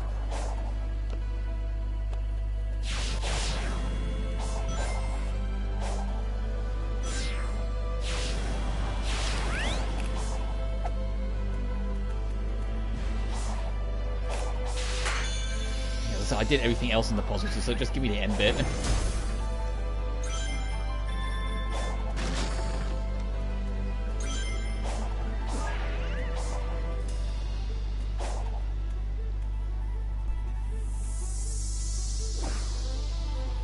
God damn, this was like the most time we spent in like doing cyberspace. This island, like we usually spend a lot more of the time exploring the map, but this one is literally we've gone from cyberspace to cyberspace to cyberspace. This is 4, 7, 80 rings.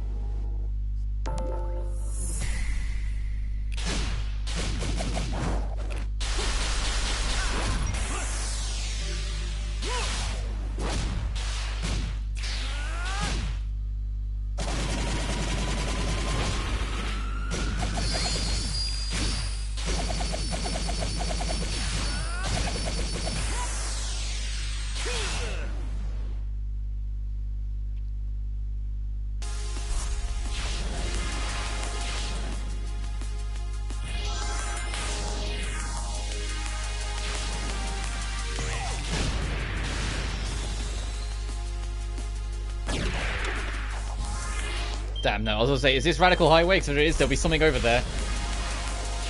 I don't think this is Radical Highway. It's hard to figure out if this is a reference or original. Because now there's a chance some of them can be original. There's a part of me that's like more doubtful of myself. Back in the first level, I knew they almost all had to be a reference to something. I was like, oh, okay, this is obviously this is that. But now I'm slightly more doubtful of myself.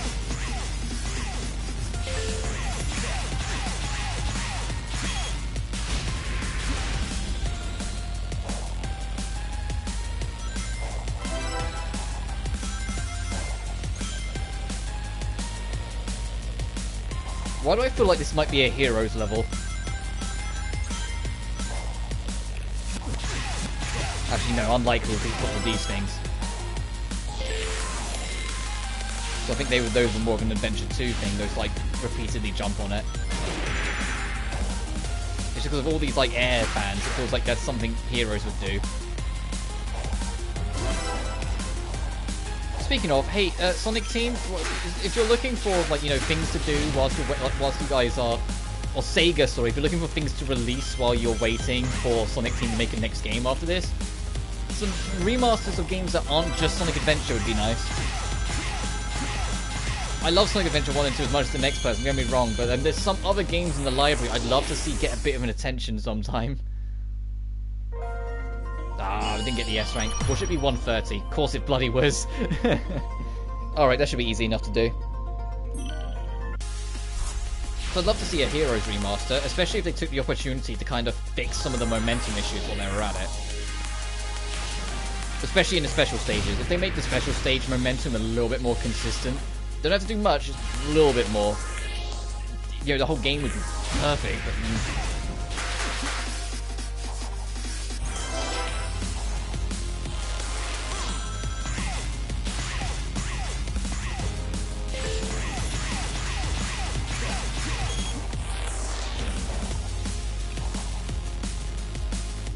I tried to oversteer. Oh, that wasn't even holding forward. I thought that was I thought this was scripted. It's not. You're in full control of this bit, so something just stopped.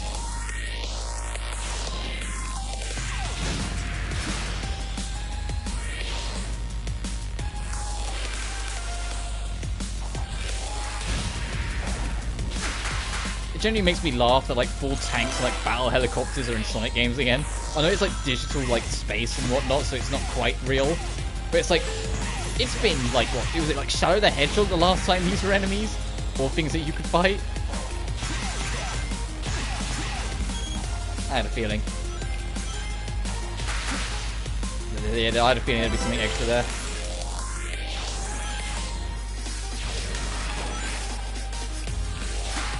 So I don't think they were an enemy in, also I shouldn't have gone for that, in 06, because he was mostly fighting Iblis creatures. And the occasional Eggman robot.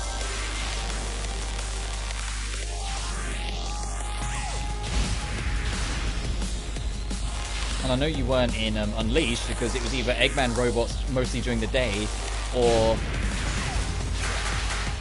like Dark Gaia's creatures in the night stages.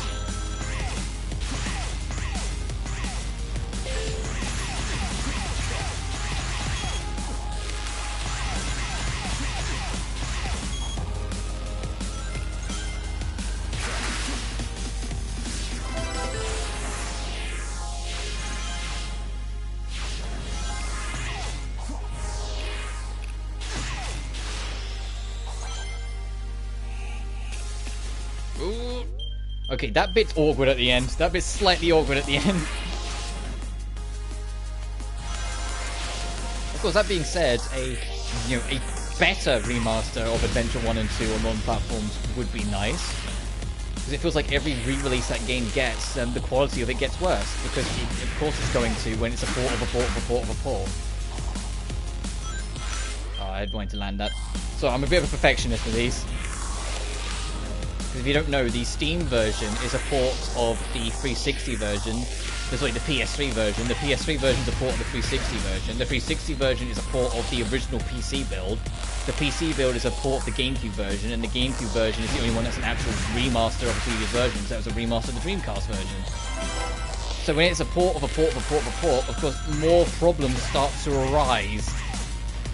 If the code was actually properly remastered, they could fix most of its jank, but alas, who knows?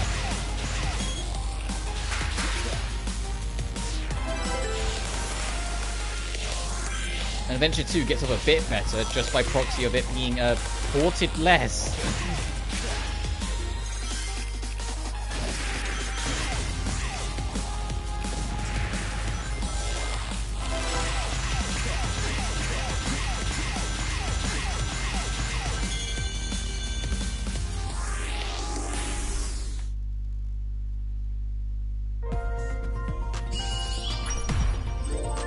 Nice, got a rest rank.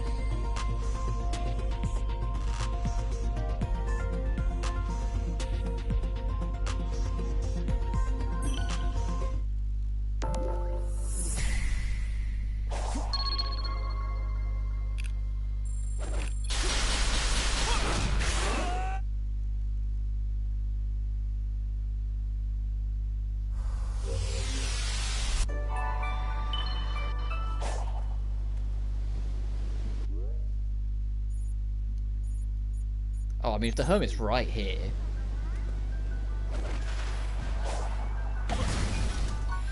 Also, the only thing that took me a sec to get used to when I started... is that right trigger is boost, and not square. Square is your combat button.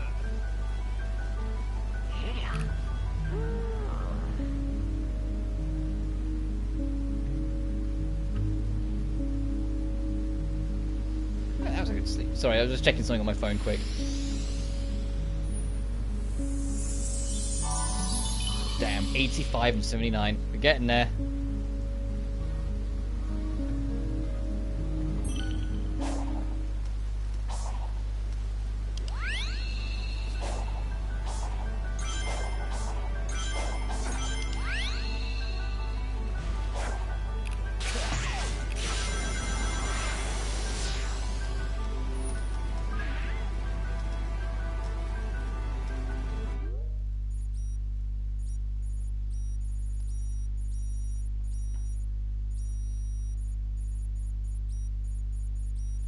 There's another map thing there, I can see it. There's another... and another level. Let's go do that then.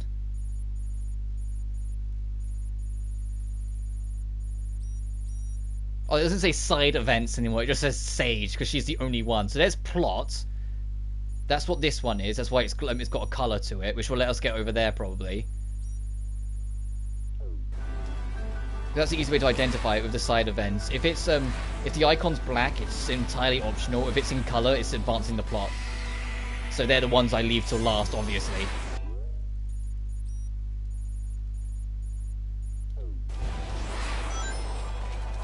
There's the Emerald Thief. Let's get away from you.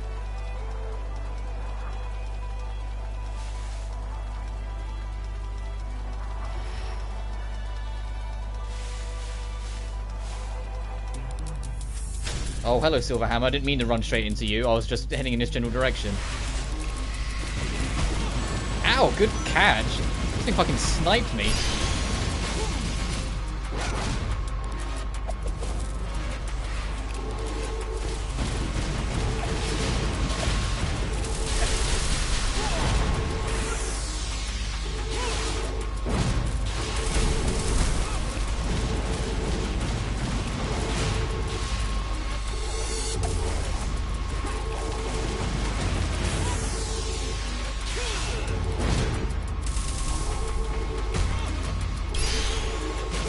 Okay, it's dead. I just relied on counter recoveries.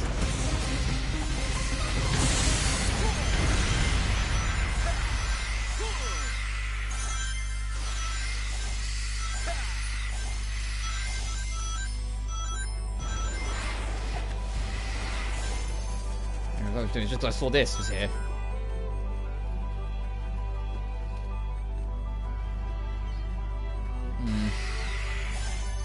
Oh.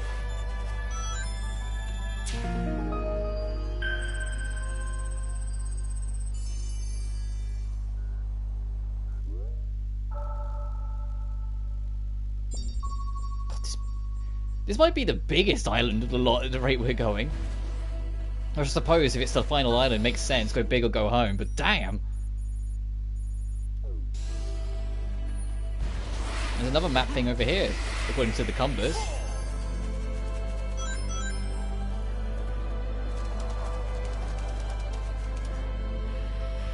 Oh, doggos. I was like, what made me stop?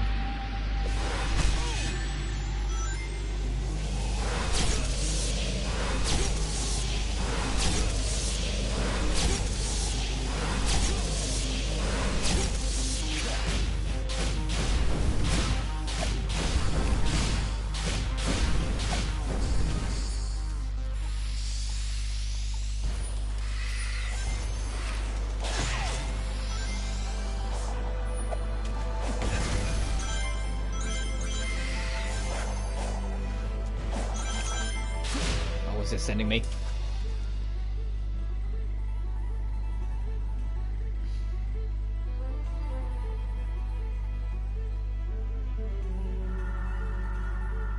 Okay. Oh, that's way over there.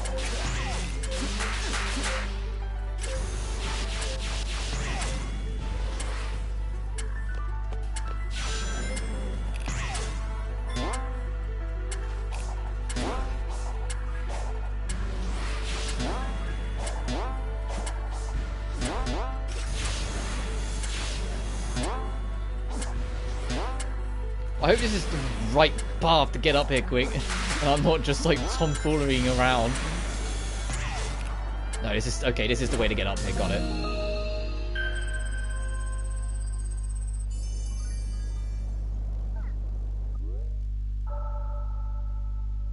There's another sage event. Go do that, and another mini boss up ahead.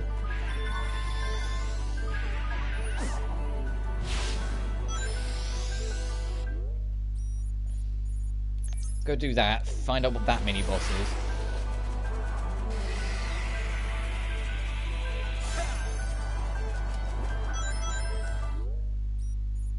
Oh, what's going the wrong way? Oh, it's Red Tower, okay. Of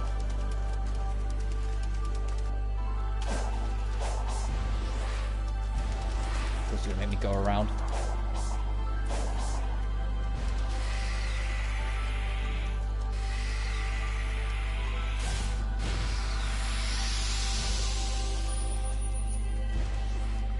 Yeah, I do have enough. I was like, please tell me I have enough after all this. The ancients came to this world tens of thousands of years ago. The planet was still underdeveloped back then, and their technology was vastly superior to anything else at the time. I knew it felt different at the time, but the fact that it was really alien was surprising. The floating building, giant structures, cyberspace. It didn't make sense that such advanced stuff was also super old. But it all came from space, so, well, there you go, I guess. What would this world look like if the ancients had survived, I wonder?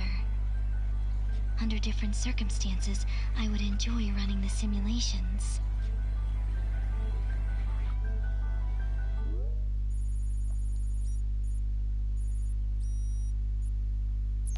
Alright, let's go back to this one. I got distracted doing map stuff. Oh, the funky water, Sonic, please. Without the funky water. That's another thing they can do in the next game, Sonic Team. If you're up for doing the challenge again, running on water, please. If I'm going at like max speed, make it so I just go across the water surface.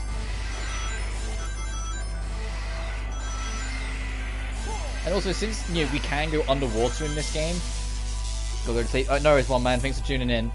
if they do, then like make an actual proper water level next time. If they've got the underwater mechanics and systems in place, do something with that.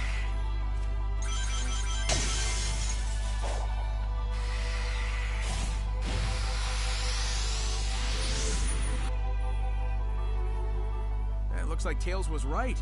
The ruins were tech the ancients used to upload thoughts into cyberspace, but not their bodies. Correct. They desired to archive all their achievements, creations, and knowledge. If they couldn't pass it between their own people, they could pass it on to those who inherited this world from them. This way, they could pass on not only technical knowledge, but their cognizance and intentions as well. So it's basically a big old backup hard drive for everything about them. That's pretty amazing.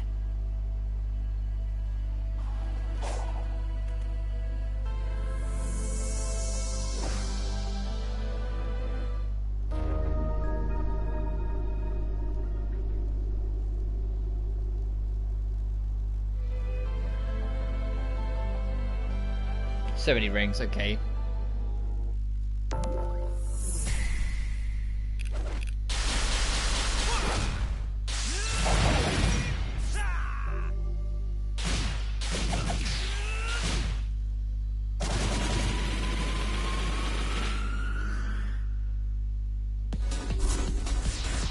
Oh, damn. This music immediately just goes.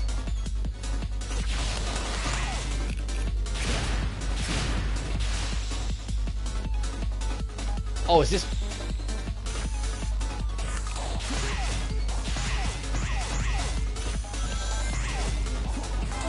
This...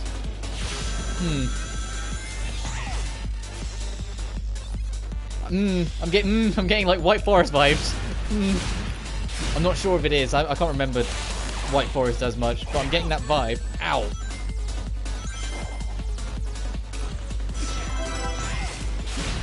Speaking of, the fact that the shadow is not in this game outright, like, oh, come on, guys.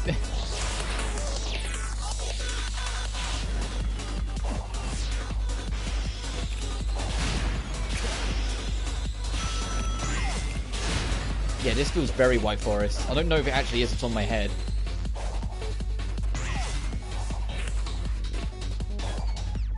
But it explained why this track in particular is more of a bop, because White Forest was a bop, so you got to do it service.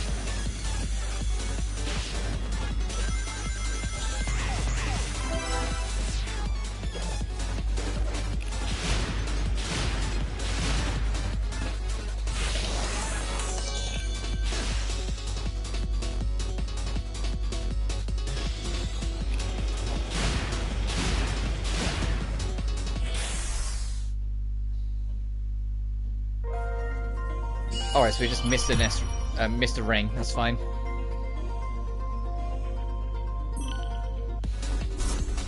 It's okay, we get to listen to this bop again.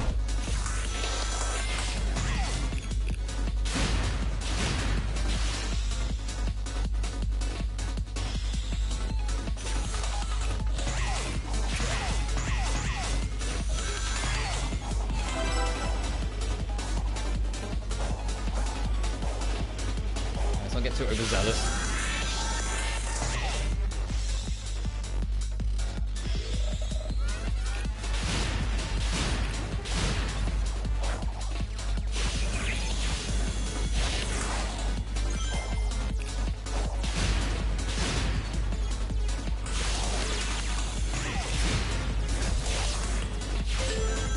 Oh, that was ring 3, so it's somewhere between here and that final stretch, just one that we somehow missed.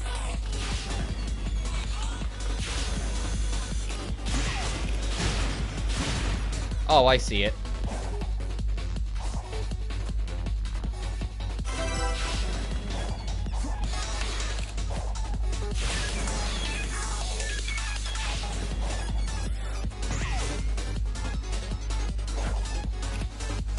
I can't wait. The fact we have to wait another month for this whole soundtrack to hit Spotify, and so people can start downloading, it's like, oh, come on.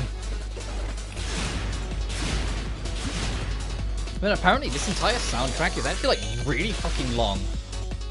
Like the actual soundtrack for this game, if you put them all together, like all the tracks together, like the length of it's actually kind of absurdly long. It's like and like that alone, it's like that's not happened in Sonic in forever. I think the last game to have like a ginormous soundtrack was either Black Knight or Unleashed.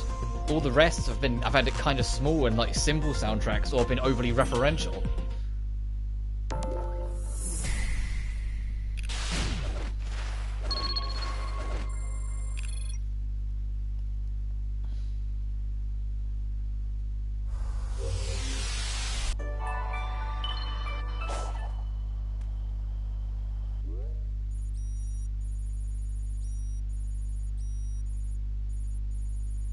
What's that vent way over there?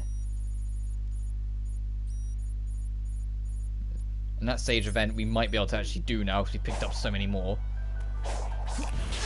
Or at least he's hoping.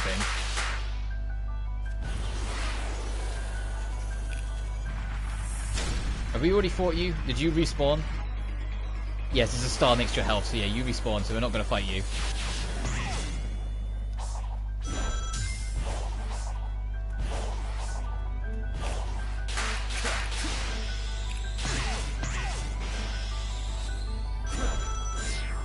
Blood Moon that we had forever ago does respawn mini bosses. That was just one of them.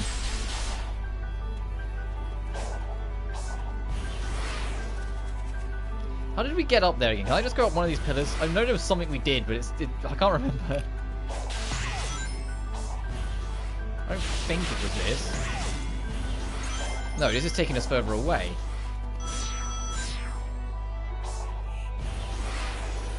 Can I just run up the arm? That'd be nice, game.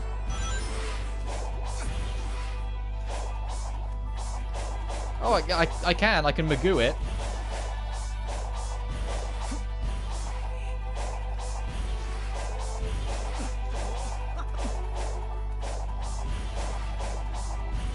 I can Skyrim my way up this, get me up there. Ooh, I can get myself most of the way up there. How am I going to get up this bit?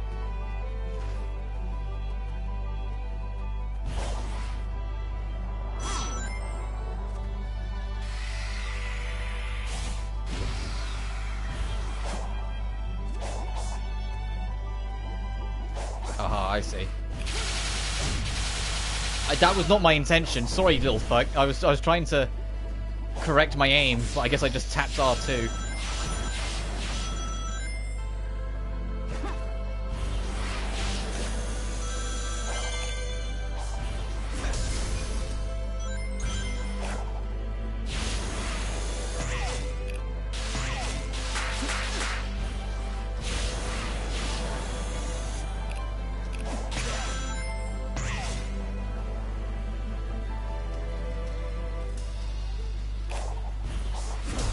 There we go, we can do this one now. You can't just take control of that last Titan, can you? I have made multiple attempts, but all failed. And this is the last one, right? I don't want any more surprises. I can confirm only 4 were constructed. Well, then let's do it to it. We're out of time. We've got to save everyone, everywhere.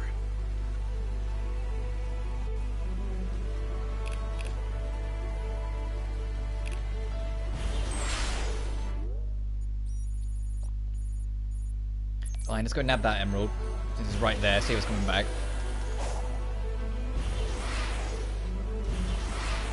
Oh, it's under? Oh shit, maybe not, maybe it's not under.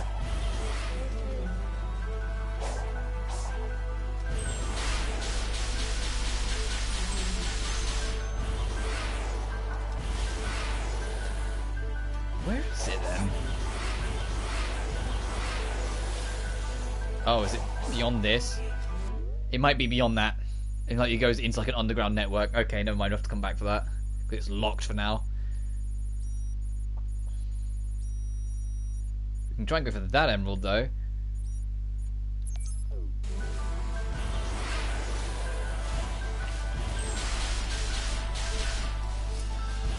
Oh, another thing, Camo, for your Sonic Adventure 2 love.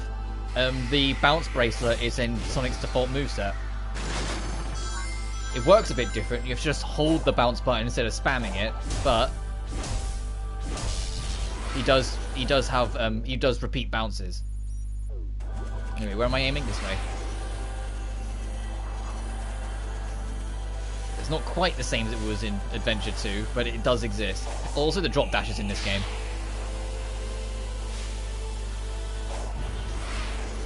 I just barely use it.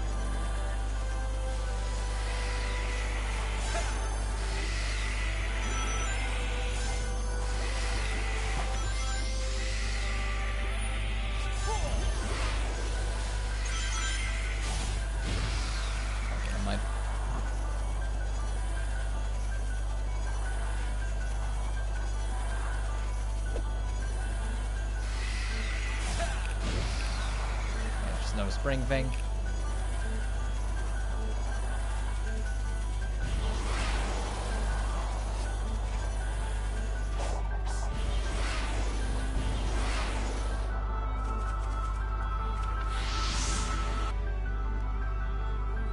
I'm so used to using the Chaos Emeralds, it's kind of hard to accept they're from space. Yes, they were central to the Ancients' power and native to their world. Somersault was king. They are the only beings that can awaken all the functions on the island, and were taken away with the last survivors to another land. Without the Emerald's power, the island's functions eventually shut down. That is why I drew them here.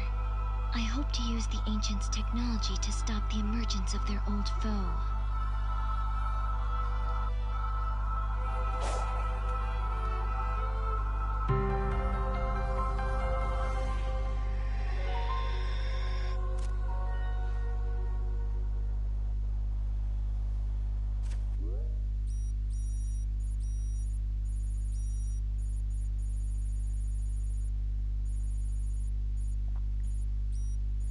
Alright, we're 3 emeralds down. That's another map chunk, so you can go do that. I'm pushing more towards the map chunks. Can we do that one? I saw that one there. Because if I can get them all, I can quick travel. And so we'll be able to jump around, because this map's big. We'll be able to jump around this giant map a bit more.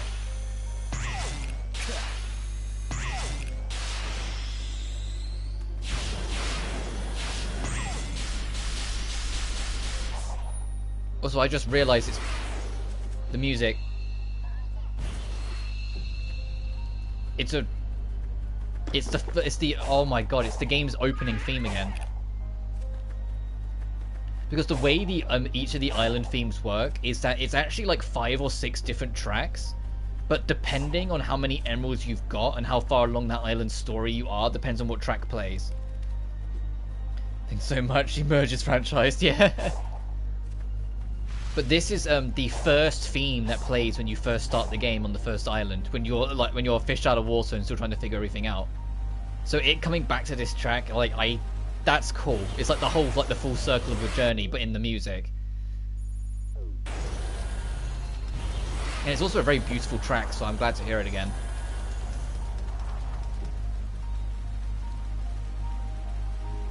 When I first heard this track, like when they were first revealing tracks and whatnot, and they released this track, I genuinely teared up when I heard it. Because it was like the first real vindication to me that Sonic is indeed back.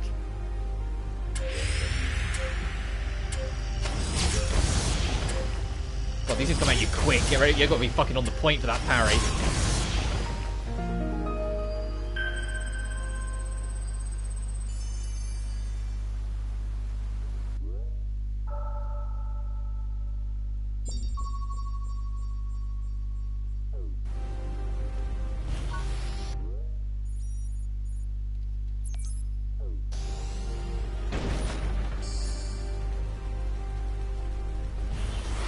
Wasn't hearing I'm Here, which is a phenomenal main theme song to this game.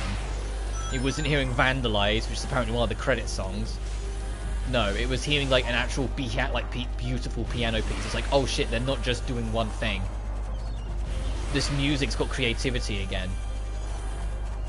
It's one of my favorite things about Adventure 1 and Unleashed was how creative and different the soundtrack was. You'd go from rock tracks to smooth fucking jazz, techno beats to all sorts.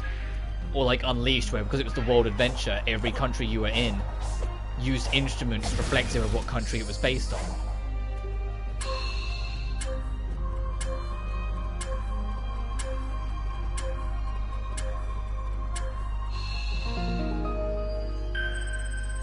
And now this, having, you know, like the cyberspace being like techno, but dubstep, but everything in between. Having the actual adventure fields be like piano pieces and violins, and then the boss themes be like heavy metal.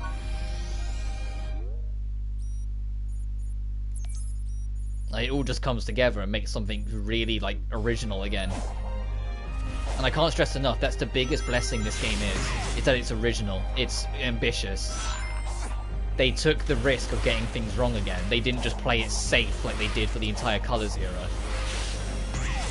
Because yeah, there are little technical things in this game that need to be cleaned up in the future. There are small gripes I hope get like altered in later games. But what this game does and what this game accomplishes, I can't commend it enough. It's phenomenal. Alright, we know the drill. Deliberately get hit by... Oh, okay, never mind. I was going to say, try and get deliberately hit by that and then use the auto recovery, but it wasn't interested.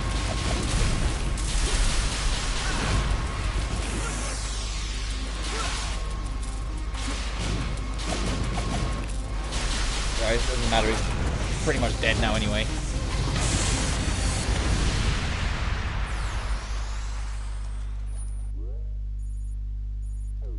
Back to what we were doing.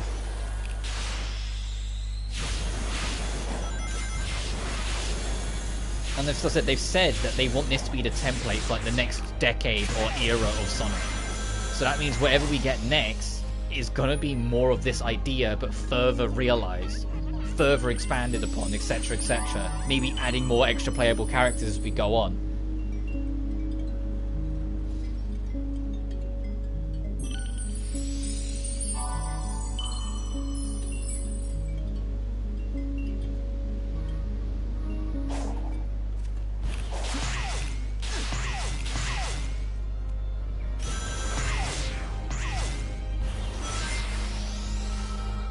And treasures. You'd be right at home here, Nux.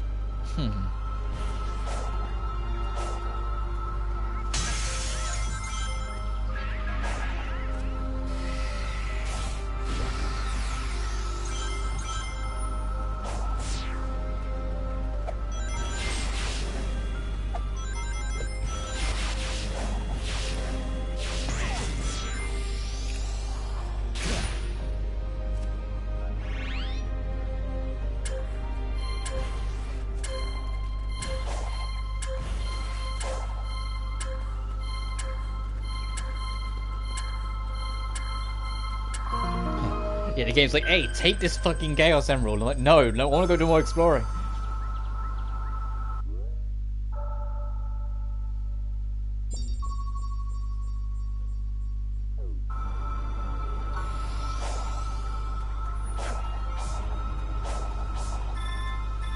Well, this is this track, for goodness sake.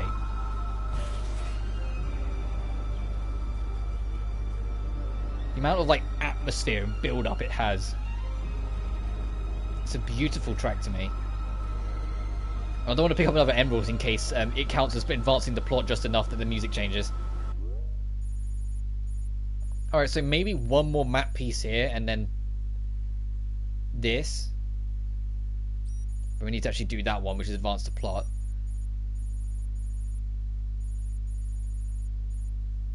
Fine, I'll pick up this emerald.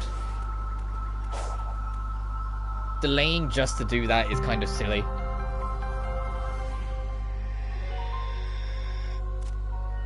Alright, we got the piss rock.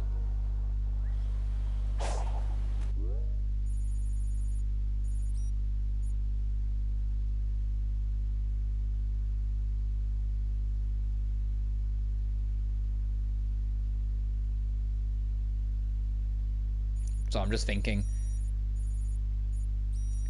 So that's underneath, so we need to worry about that later. So I'm kind of curious what's up here, so I'm going to leave that there, and then after that we will circle around and, well, firstly see that event, and then start coming back to do that. We should advance the plot a little bit. We might actually finish the main adventure today.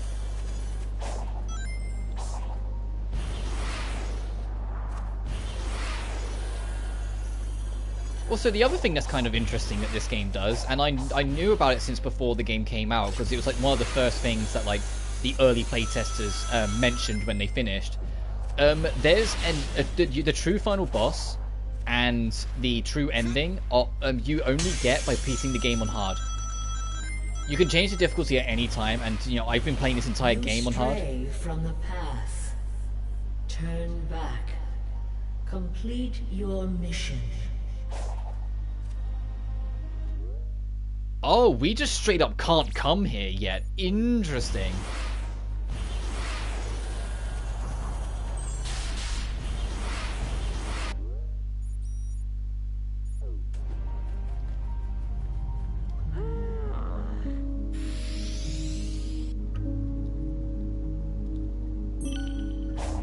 So that might be where, like, our showdown... This might be where our showdown's going to take place. Which is why we're circling it and why there's nothing up there yet. Alright. I'm going to go all the way for that one, get that optional event. And then turn back on ourselves to go get that.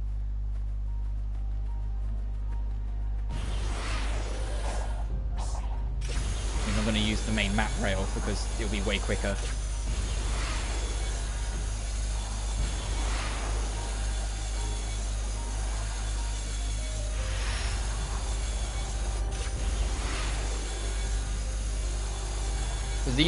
This rail is what you unlock as you unlock more maps. So I always put like the main rail because it's just what links all the map chunks together. So we can run the rest.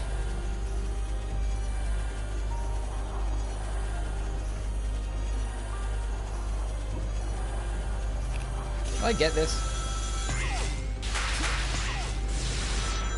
Must have.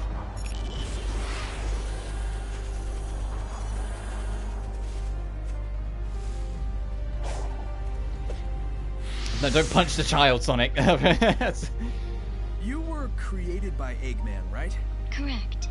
My base code was compiled by him. The scope of my capabilities was vastly modified once I integrated with cyberspace, but he is my creator. Oh man, I bet he never expected his genius AI would advise him to work with me. I put forward this scenario with the highest likelihood for survival. That is all.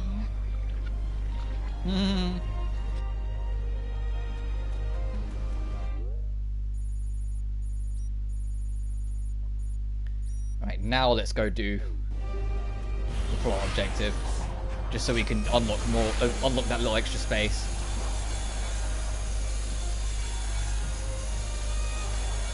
Oh, hang on.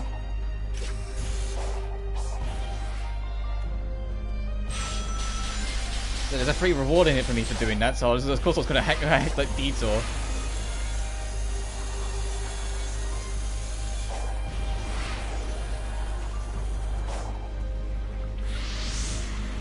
Alright, let's see what the main plot thing is. I believe you can proceed once you find a way to activate the starting device and power the statue. Sure would have been smoother sailing if we'd been working together from the start, but... Well, I guess I had to earn your trust first, huh? Do you know how to activate the starting device? I've figured out everything else up until now, haven't I? Don't sweat it. I like how every time she thinks of Sonic, or thinks or cares for the cast, or shows humility, or humanity, sorry, she glows blue. Like her costume goes white and she glows blue. Like that's like the human side of her showing. Oh boy, we're hacking again. Okay. Are you ready for the hacking mini games?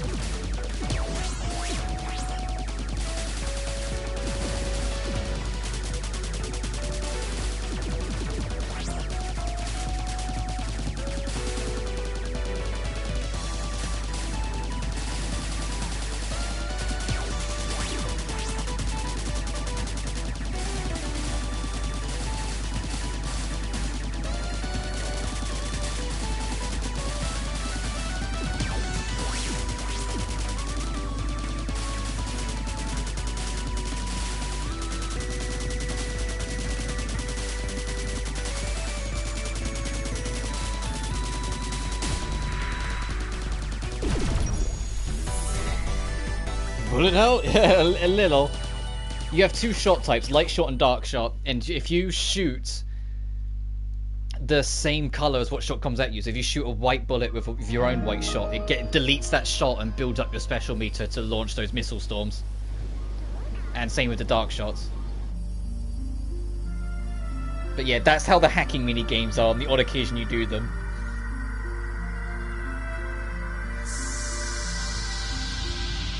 That's going to generate our bridge for us, yep. So we can get over to that little space of the island. And then I can go back to ignoring the plot so I can go adventure over here.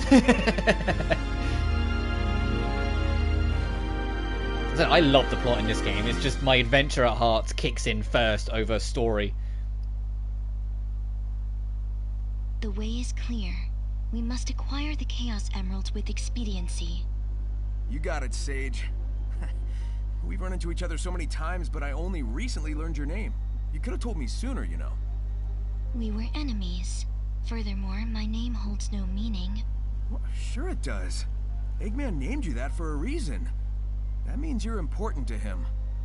You think he cares about See, me? every time she shows humanity, Sure. she glows. In his own way. Hey, time's a-wasting. Let's wrap this up.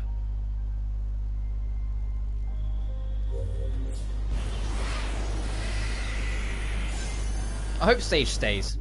I hope Sage is going to be a main character and the replacement sidekick for Eggman. Because like I can't stress enough, I was so fucking sick to death of Orbot and Cubot. I never want to see him again. Let them die in the Colors era and stay there. You know, please.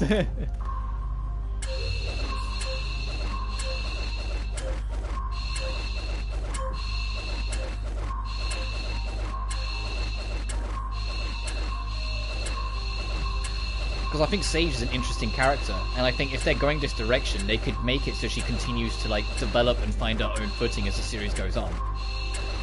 To find more humanity in herself and become her own being. And I think it would also be interesting to see a more daughter-like sidekick to Eggman, to see that dynamic. Because that's kind of the easiest way to put it. It's like a daughter-esque character.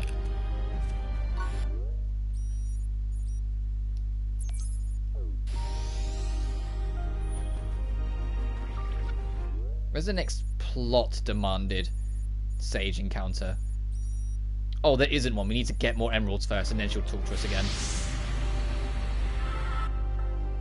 Well, plot-wise, talk to us again. So, we've got satellite maps today, but I don't think they can compete with direct brain downloads. I can roll with it now that I know it's alien tech, but it's still a bit weird to me.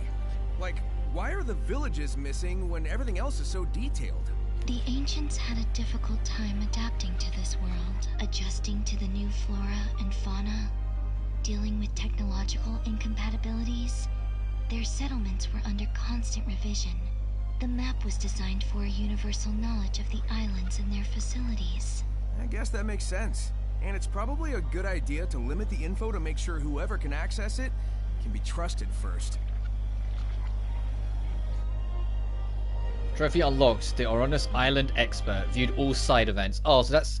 Oh, another trophy. Expert Historian. See all side stories. Whoops, I got a bit carried away. If there's ever proof I explored too much, getting a trophy saying, you found every side event, bitch. Go do something else. And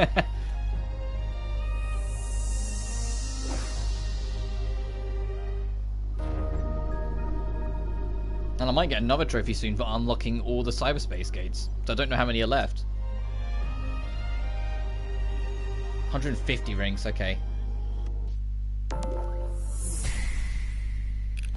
Oh, you can also homing attack directly off the ground, which is why it's back on square like it was in Unleashed, instead of being on X, because you can literally do it from the ground. You just press square and you go.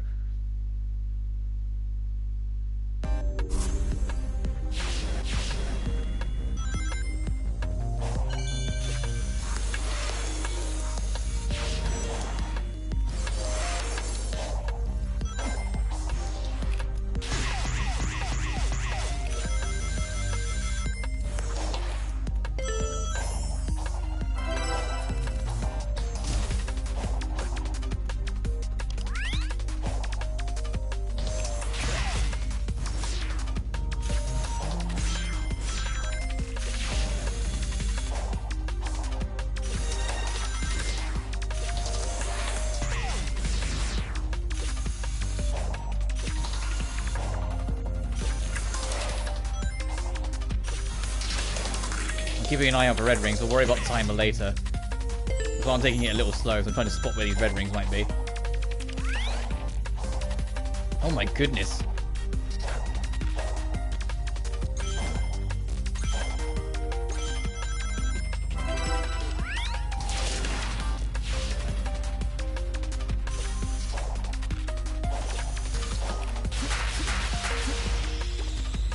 Metal coming back. I doubt I'm making again since Zero's is canon. Yeah, I think. Well, I say if to be honest, after the Colors era had metal back in Mania and then Forces, I'm kind of like, okay, let him sit on the shelf for a bit again, you know? Because he was at his best in Heroes, I feel, and I think they can let that slide now. I don't think they need that back.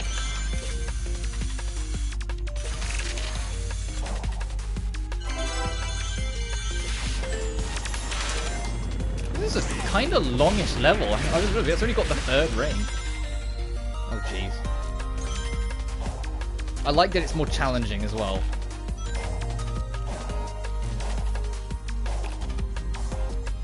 Make sure there's something on the other side. No. Oh, jeez.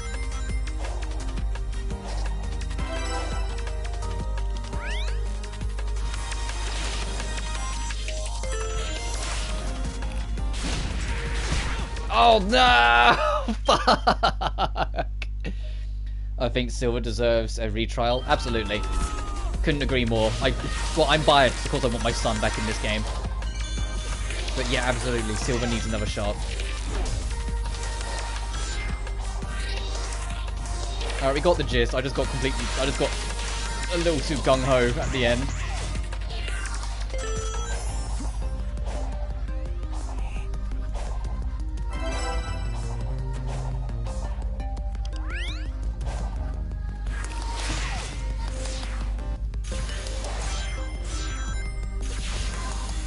But in general, it's just always annoyed me because Silver is such an...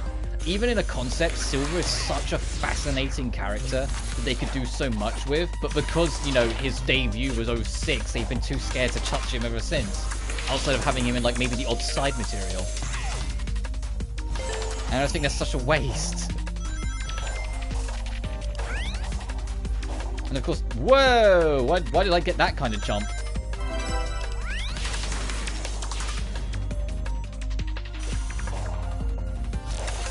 And of course, we were never going to get anything interesting out of them in the Colors era because they had no real ambition to do anything that creative in that era. Which is why I'm glad that era's finally behind us, and Colors isn't just the forever norm. They've accepted that things needed to change, and the franchise needed a rejuvenation. And their smartest decision is still absolutely hiring Ian Flynn to do the writing. Getting the comic book writer to do all the writing in this game was the smartest thing because he fucking gets it. This is the best written Sonic game we've had in like ages, like ever since I was a kid, and it doesn't have any of the as much as I loved it, slightly cringy 90s-esque dialogue that those older games had. It's modernized while still being a bit more serious, a bit more mature, a bit more grown up, a bit more for big kids.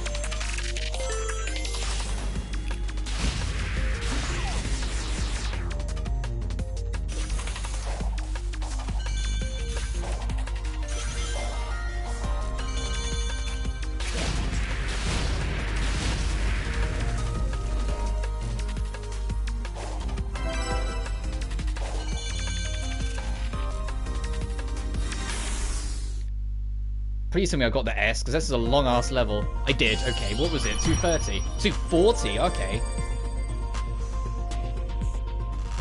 That was a cool level. I like that one. That was a really fun cyberspace level, because it was difficult. You had to actually process where you were going and react.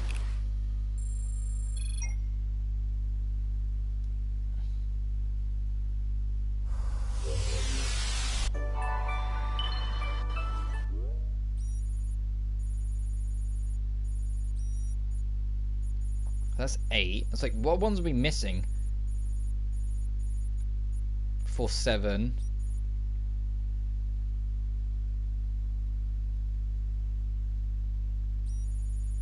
Let's do this. 4, 7, 6, 8, 9, 3, 4, 2. So we're missing 4, 5. I think that's the only one we're missing.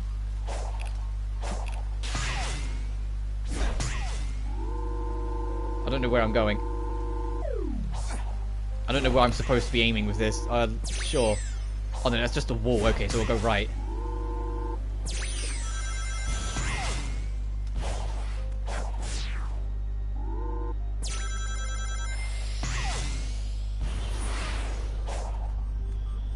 Jeez, the colours here is absolute garbage overall. So many misses and only hits were an anniversary game of the old stages and a game not even made by Sonic Team. Yeah. So that's the thing. That's why like a lot of people are nicknaming this the Ambition era instead of the Frontiers era, because it does feel like I fucked this up. They've got their ambition to do it again. And I think the biggest thing that helped was I already fucked that up again. Was some of the hires they did. They did some really smart hiring. They got people who really knew their shit. And Sega, in a moment of doing a really smart thing, gave them a huge budget based off the amount of money the movies made. Like a lot of the Colors era were budgeted titles. This game didn't do that. This game gave them a huge budget based off the money the movies made. Hired genius writers like Ian Flynn, because I will sing that man's praises forever, because the comics he's wrote are phenomenal and really understand the franchise's lore and canon. And just took a bold risk to do something new instead of resting on their laurels.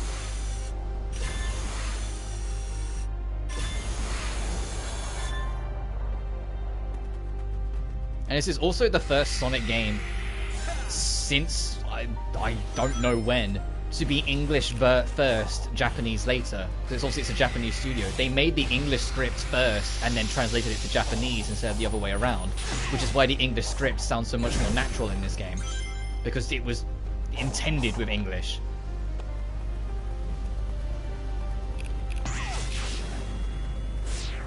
Oh, this is going towards the Emerald. I mean, we'll scale it anyway to see if there's anything else of interest up here before. So I'm not going to get the Emerald just yet, because I know we're close, so to speak.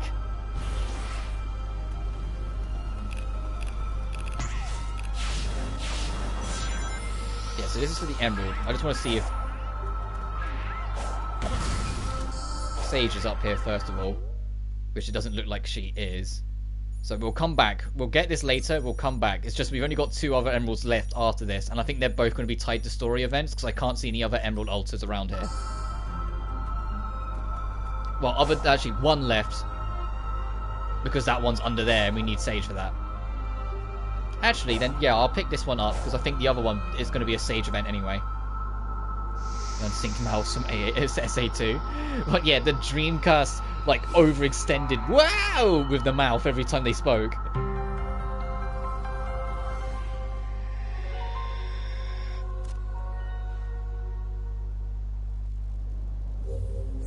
Yeah, so now it's Sage, and I bet Sage is over near this. Yeah, so then she'll unlock that so we can go into this whatever underground, whatever shenanigans is there to get that emerald.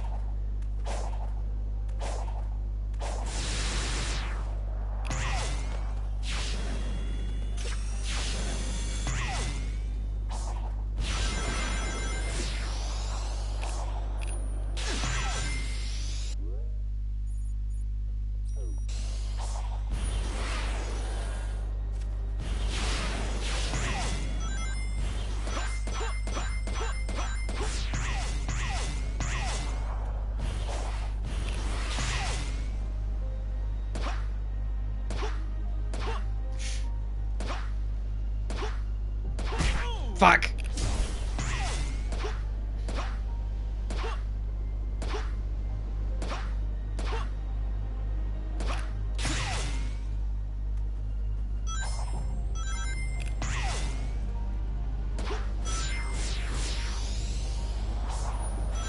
Aha! Got 2 for the price of 1. Fuck that puzzle then.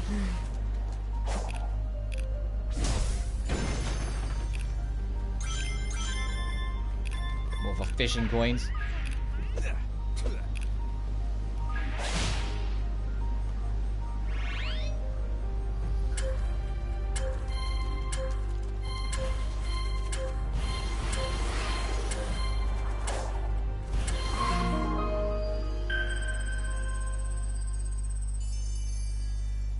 I think maybe one more map?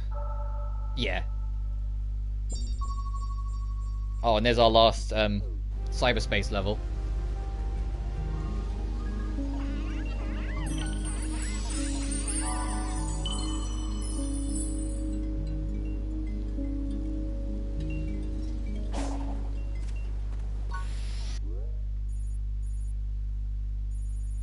So cyberspace level, another mini boss, and there's another map piece in here, which might, looking at the map, might be the last one.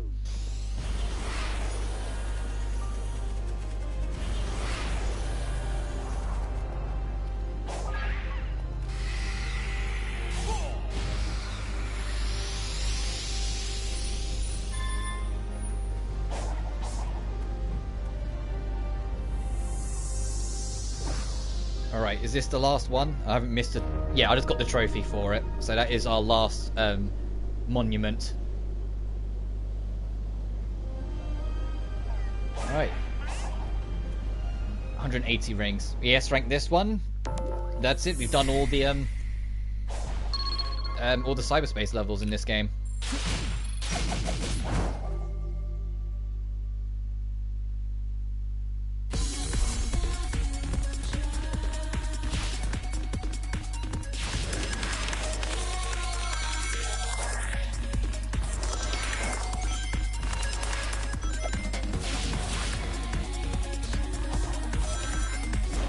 What is this one?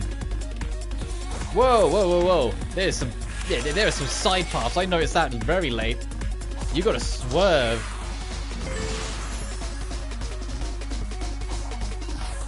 Ow!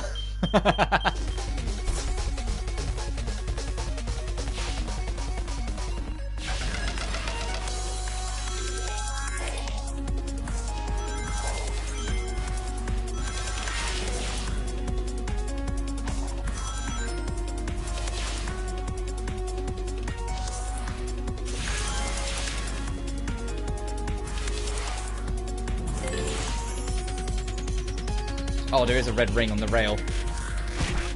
Okay, so you need to stick to the middle for that red ring. Got it.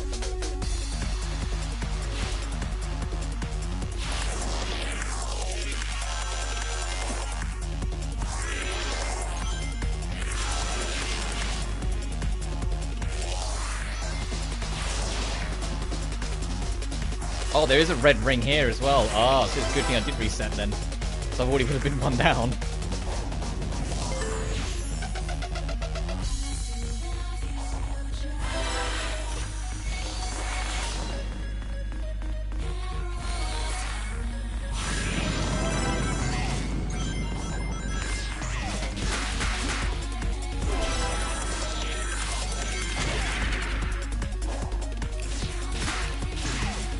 And the Eggman springs are in this game as well. When was the last time they were in a Sonic game and, you know, used cleverly?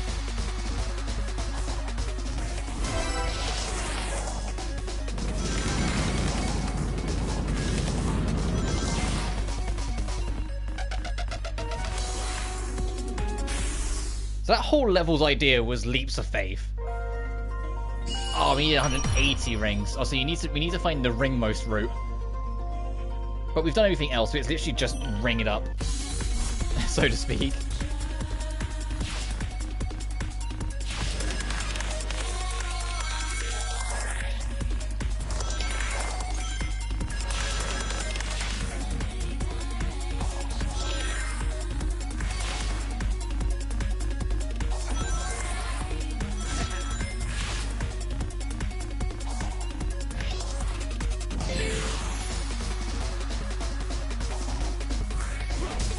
I missed that. Oh, god damn it. Oh, we can get this instead, at least.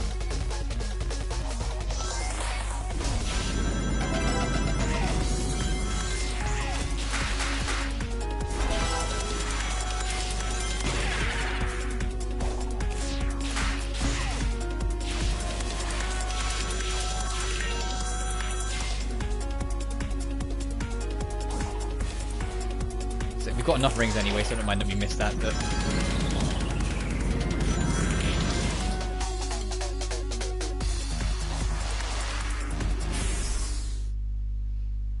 That was a cool little level. That was a cool little challenge level. I liked it.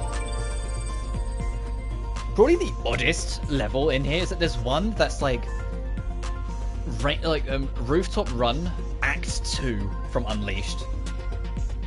Or like Act 2 or Act 3, where it's like the idea of the challenge is that you do a lap and you have to do it 3 times. And I was like, what? Why that one specifically and not just Rooftop Run? Like it's got like one of like the mini like challenge levels of Unleashed. And like one had like the race course bonus level you do in Missouri.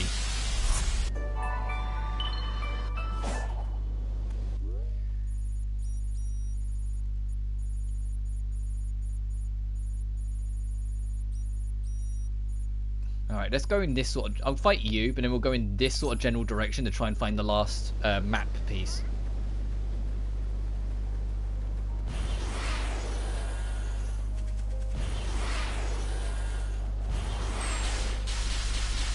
Oh, it's another one of these guys. The ring thieves. Alright, let's do this. Was it Ghost? Yeah. Wait for it to link up.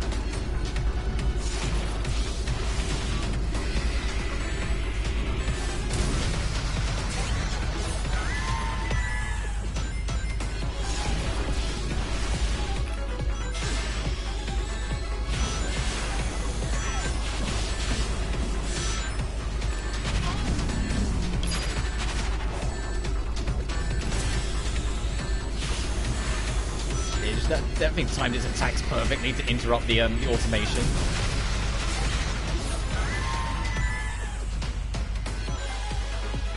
And I've got to wait for it to link to the next one, and then I think this will lower. Yeah.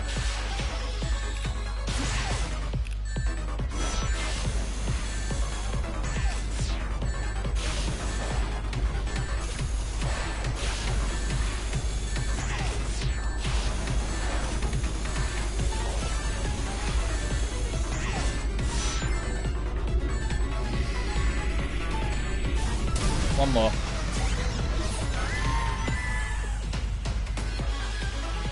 God. At least the music, every single unique mini-boss has its own theme. And so at least the music's dope. And when we get to the, as we do finish this and get to the credits, I'm going to make a point to try and spot all the composers and like make sure they get their due credit, right? Because this entire game's soundtrack is a work of art and it deserves to be commended.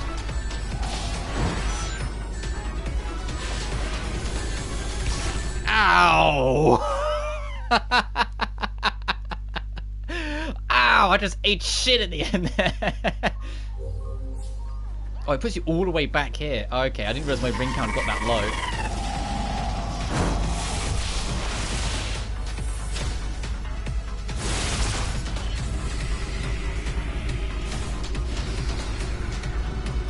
Oh, he didn't link up yet.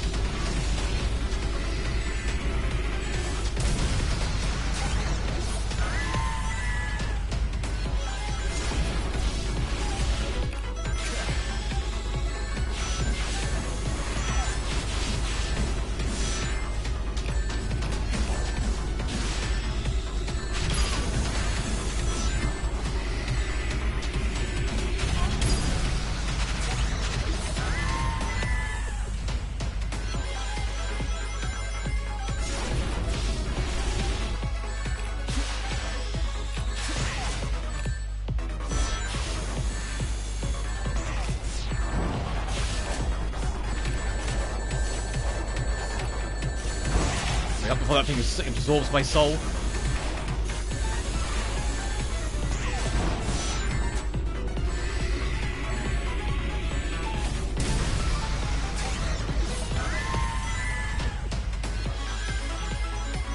So like this mini boss, it makes the like leveling up your ring count make sense because it basically affects your time limit against this guy.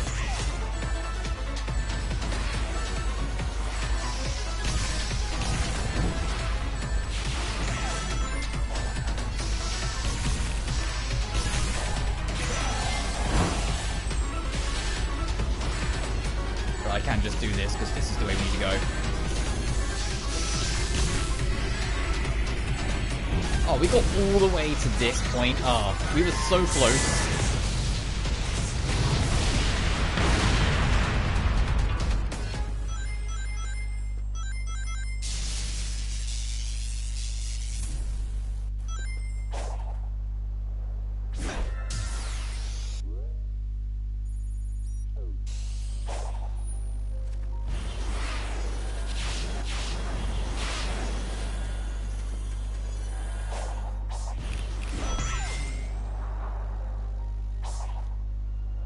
Oh, there was a... Not that we need him anymore, we've already seen all the side events, but that was there. Right. Not seeing a map yet. I'm almost like more paying attention to the compass at the top to like present something. Fuck, oh, I could run into another mini-boss.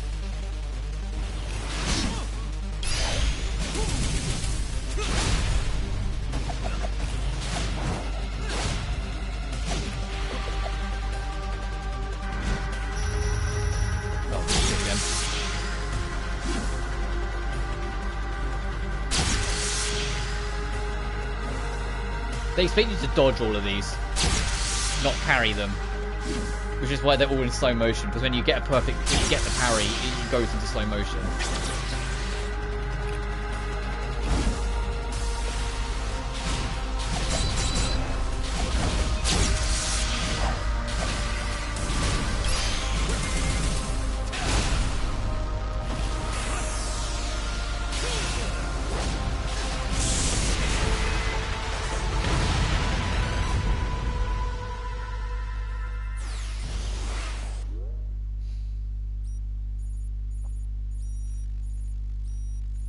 Okay, 2 mini bosses, but no fucking map pieces. So I just throw myself off a cliff by accident. There's only got to be one more. It's just locating the fucking thing.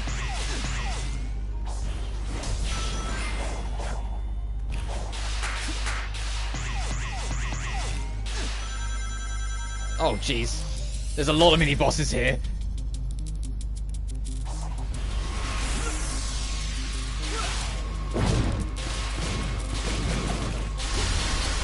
Man, having altitude like kind of annihilated that thing.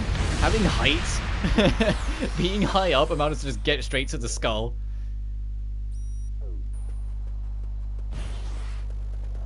Oh, map point. Oh, map point. Where the heck are you? Will you take me to the map? No, you're just gonna take me high up.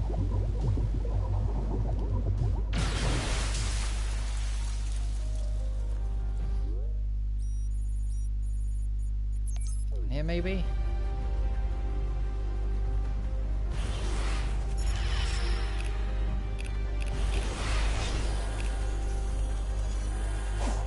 So come on, so I've maxed out every other map, I might as well do this one. Just where the hell is it? That's a treasure, that's not what we're looking for.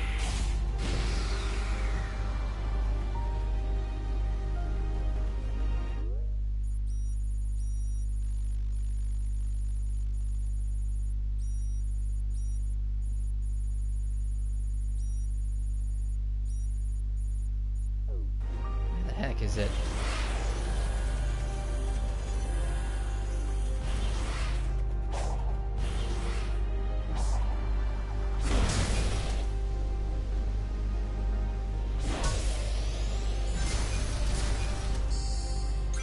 The thing is, because we didn't find it on any minimap, it's not going to appear on our compass because there's no like edge of it, so to speak. So we have to actually hard manual find it.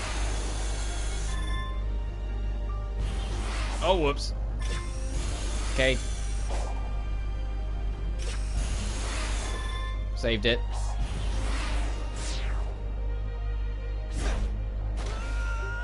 I was trying to see what that glowing thing we just went straight past was, but we'd already long since overshot it.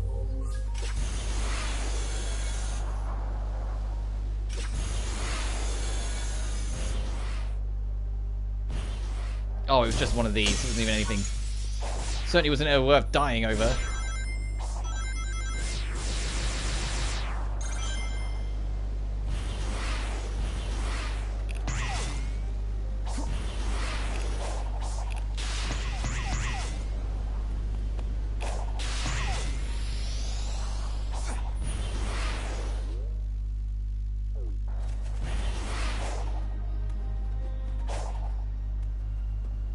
It's like, where haven't we been? It has to be around here somewhere. Where have we not been?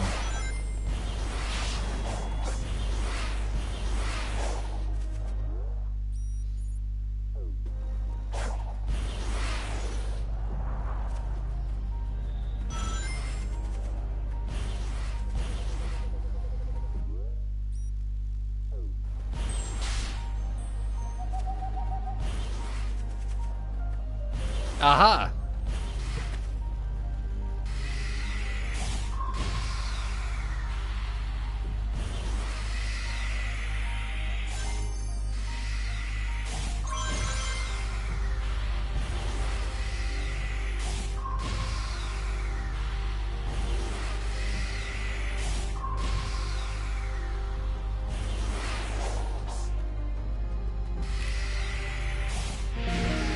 And trophy unlocked Map Explorer.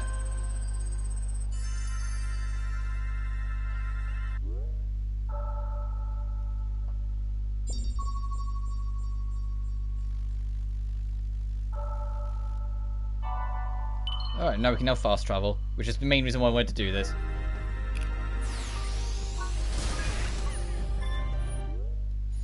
When it stands to reason, that's pretty much everything.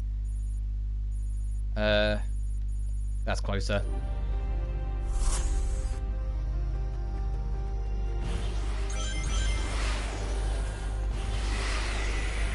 There's still an emerald we're missing, but the last emerald is usually what powers the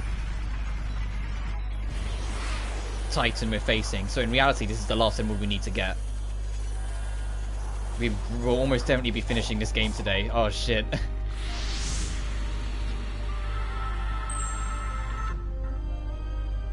There is a Chaos Emerald inside. Your power is required to access it. First, we gotta open that door. Are you good with hanging around? I thought you were supposed to be looking after Eggman while he helps hunt down the emeralds. I will be at his side when he needs me. She's like, I like Now, being next to we you must right now, focus on the Sonic. task at hand. Use your power to start the system. Hurry, our time is limited. Oh, we've won Sage over a little bit.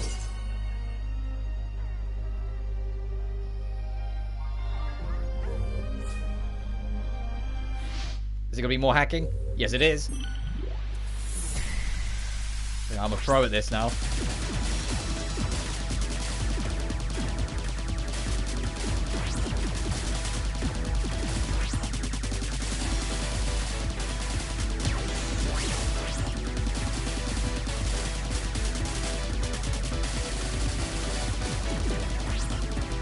Oh, Jesus. He's getting more bullets, Helly.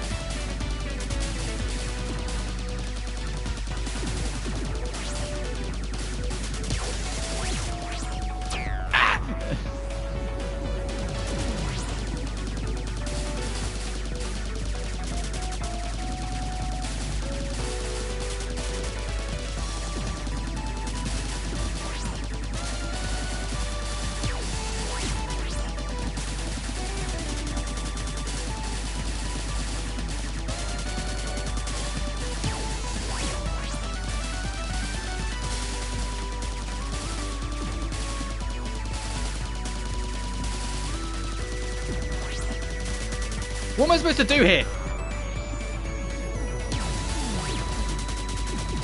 What am I supposed to do to deal with them at that point?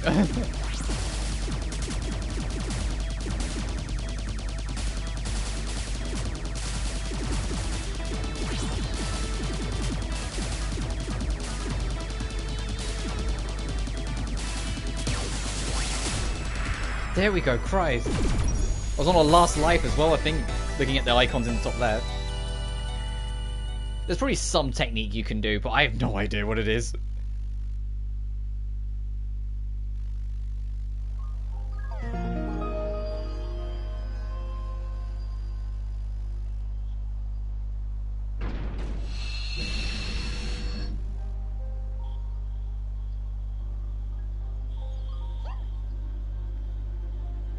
Emerald number 6, here we come. So, earlier you said I had 0 chances of winning. Change your mind yet? No. But I have not run a simulation on our present circumstances either. Ah, yeah. So, you're saying there maybe is a chance? I am saying we are in a desperate situation. The threat we face is beyond imagination. Hey, if there's even a 1% chance I can turn that despair of yours into hope, I won't disappoint. Fucking, what is he, a Danganronpa player? Fucking Sonic talking about despair and hope? Shut the fuck. What is he, a Danganronpa protagonist?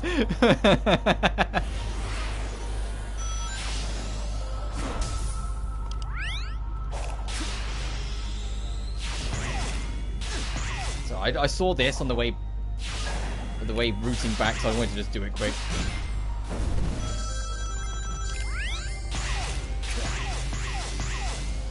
Okay, so that's all for that. Burn to hope. Yeah, exactly.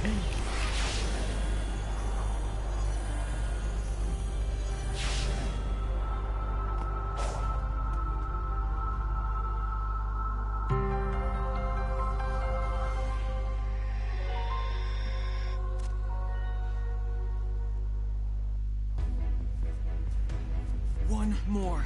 I gotta hurry up. Sonic!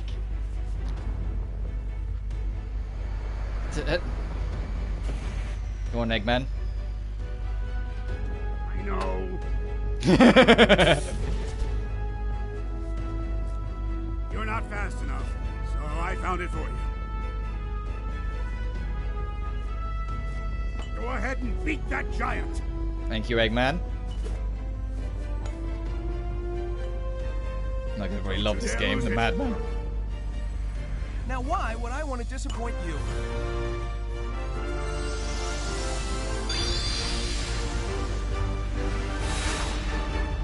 Alright, potentially final boss time.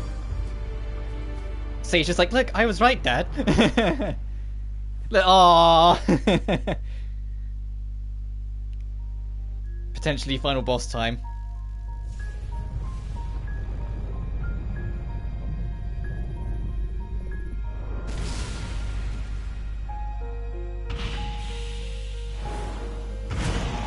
Why does this have a gun?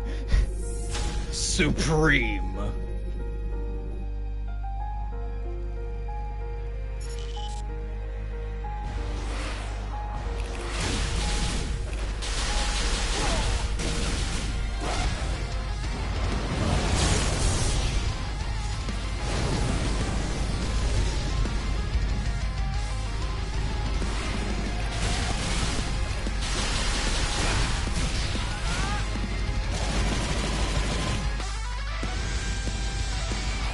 Super Eggman with the gold mustard.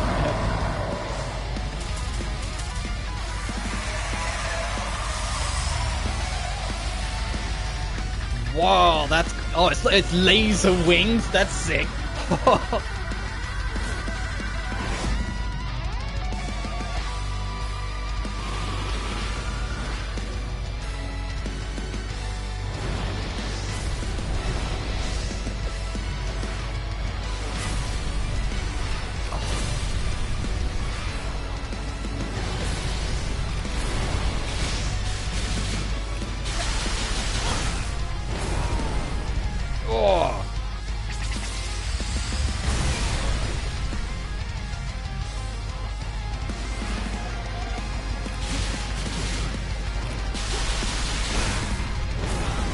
Fuck, those come at you so lightning fast. You have to be on the fucking ball for that parry.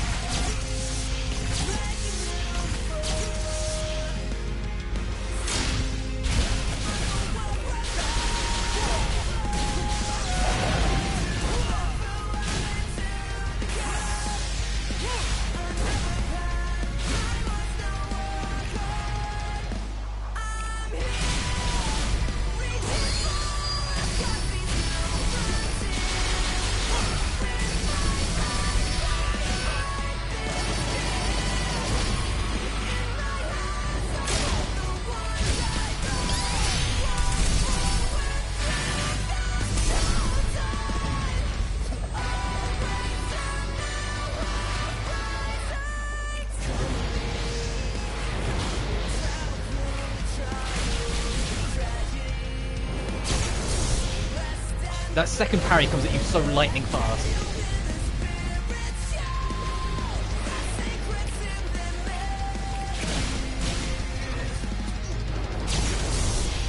Ah, every time! I'm gonna get that.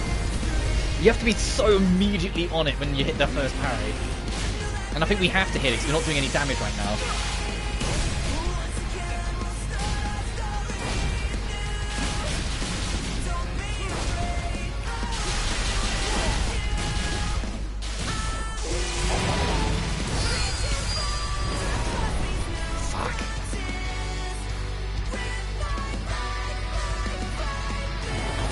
Oh, here comes the gun.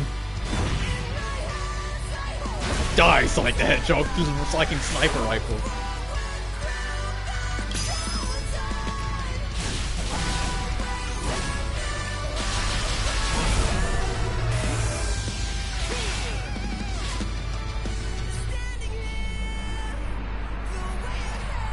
Badass.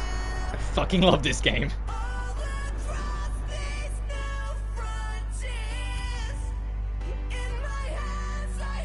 And of course the game's main theme is Supreme's boss theme.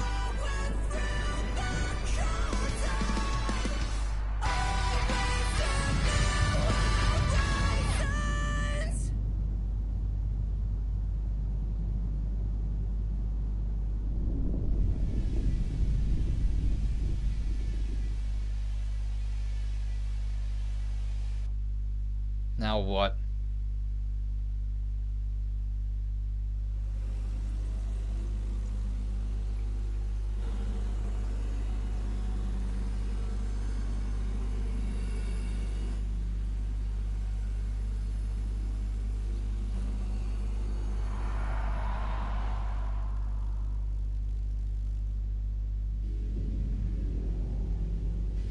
Is that it?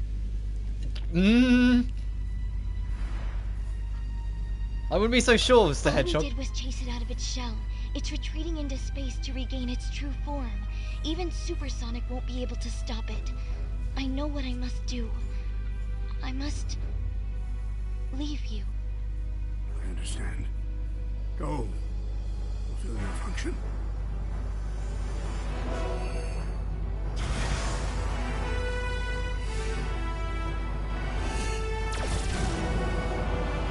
Fuck off, are we gonna control this thing?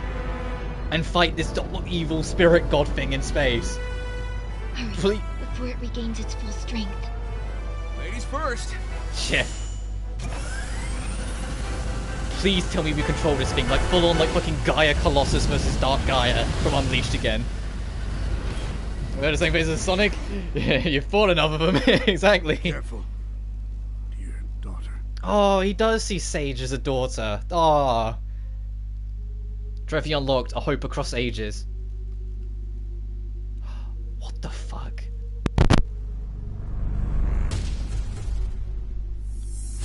The end. What the fuck? He took your home world. He took your lives. Are you going to let him do it all over again? I need your help. We can end this. Please. Oh my god. Work with the Titans to defeat the end. It is the oh, that's why they was doing the hacking minigame so much. The laser attack me to also increase each successful counter. Oh, we got free flight. You have served your purpose. Now face. This is Sage's fight. It's like some Nier Automata shit. What the fuck? Consuming void. What can one mote of golden light illuminate within this? The moon's still full. Countless stars, countless worlds, countless We're just looking at the wrong side of it.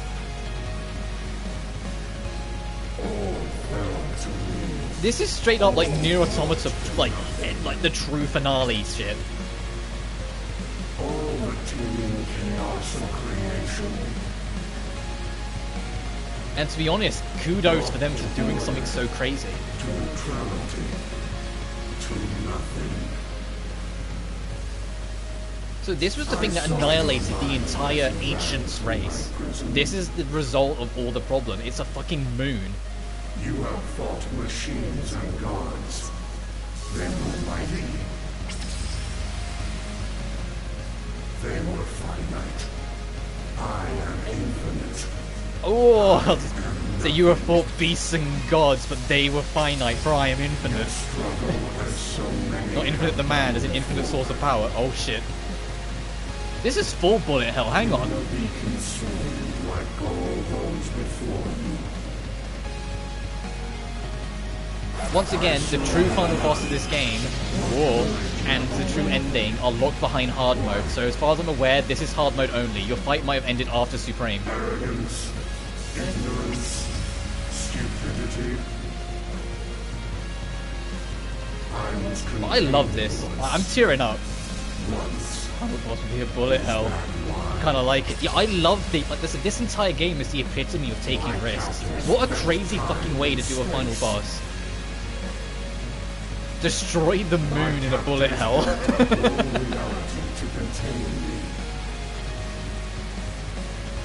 My captors burn their souls away to fuel their engines.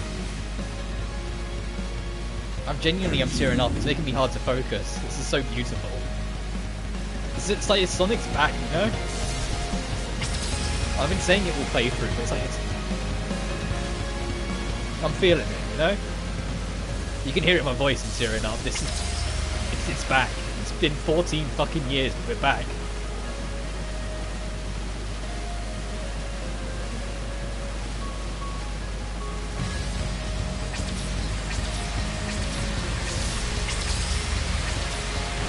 Ow, fuck.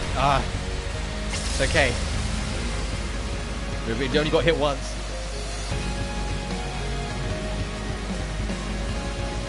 This franchise is destroyed, yeah.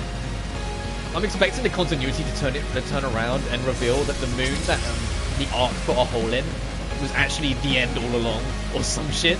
And it's like it just went away and the real moon, and we just didn't realize, or some shit.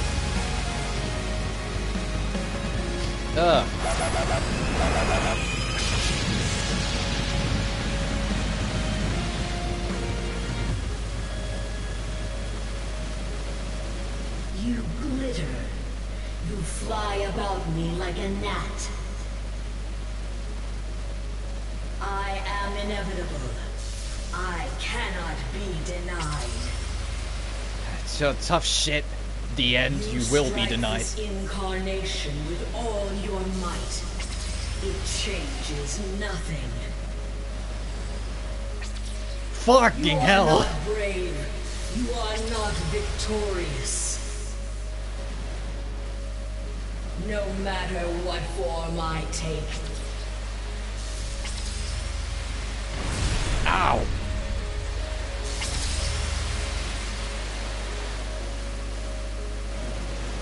Oh my god, it's getting super fucking bullet helly here. Guys!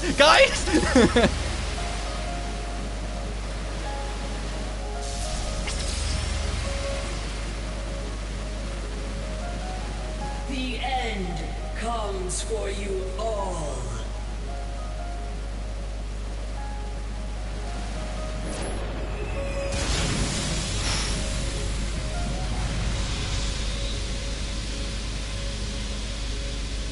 Also, when was the last time we had a supersonic fight in space?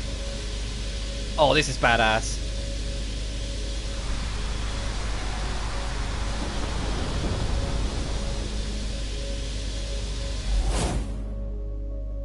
Now or never!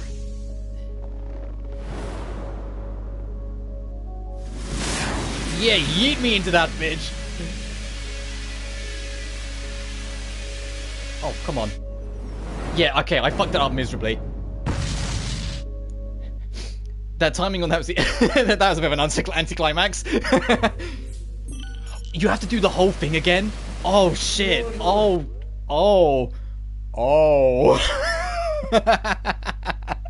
Whoops. You have served your purpose. Whoops. Uh-oh. Now face your end.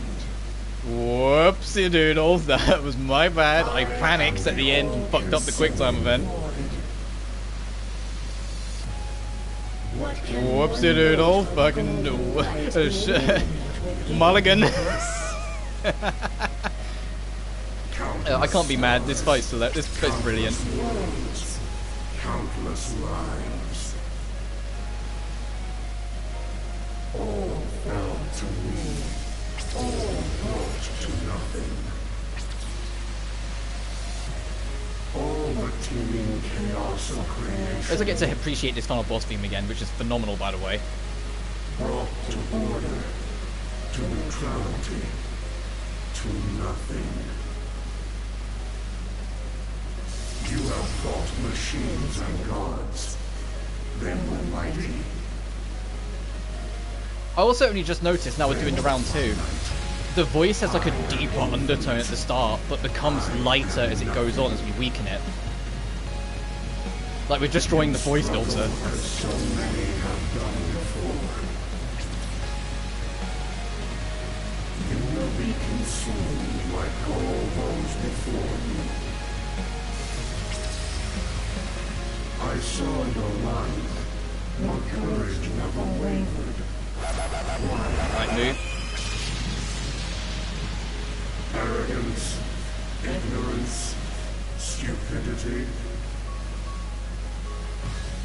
I was contained once.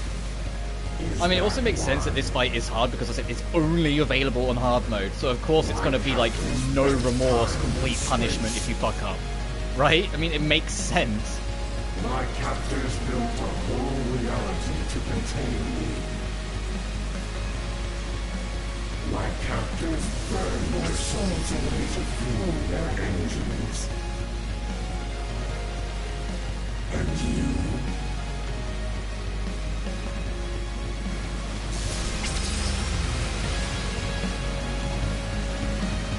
This fight is amazing.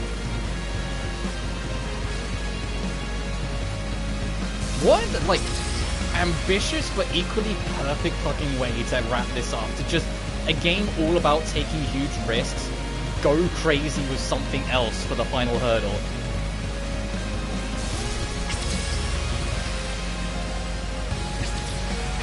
Oh, this shit, you have to hug the bottom. I got hit by this last time.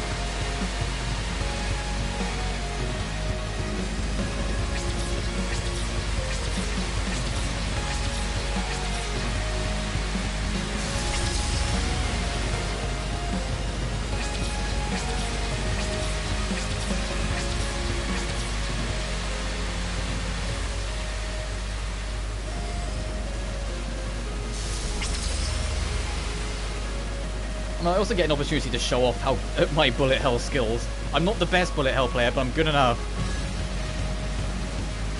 Actually, that's the thing. I wonder what this will be like for people with like no experience with bullet hells. Like if this is going to be like the worst thing ever for them. Like a real old school, just like knuckle to the grind kind of challenge.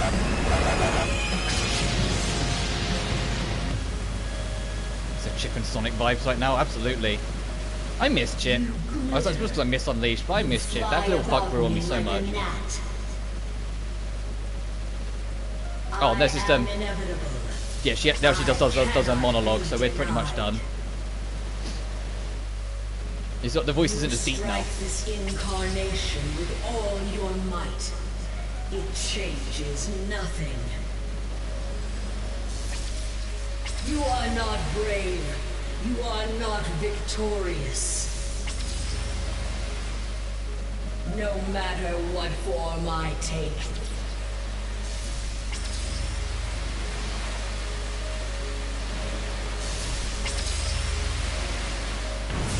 Oh, nearly no damage.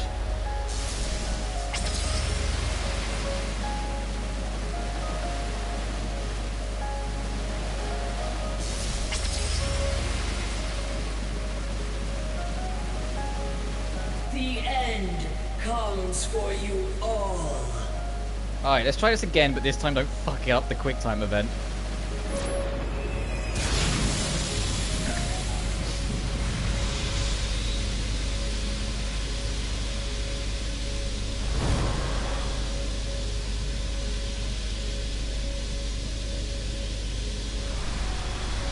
Because the punishment for fucking it up is so insanely severe. Now or never! Yeah, this time, now or never, guys. Gotcha.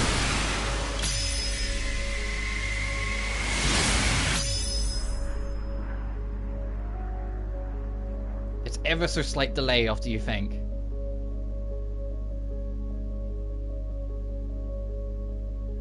Well, look at him, turns into the shooting star. Gold trophy, a land at peace. So this is it done, I assume. Fucking, there goes the moon. Again.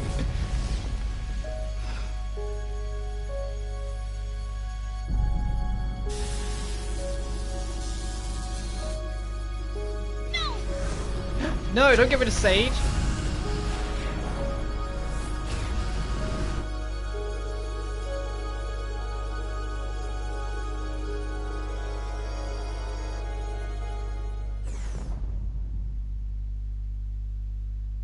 Yeah, she's going to stop the thing's explosion from taking out the world. Look after Father.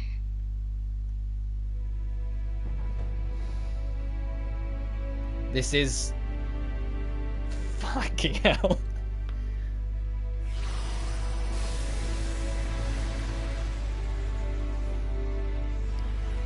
Oh, I wanted Sage to stay. I wanted to see her grow.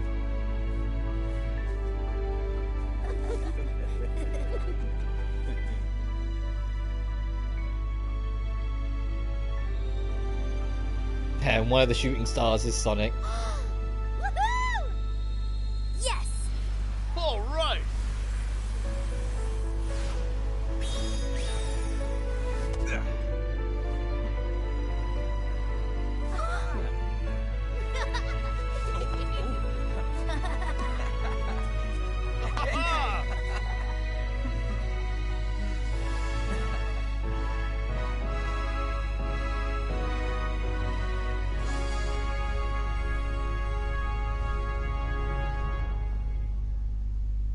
Yeah, this is gonna hit different for Eggman.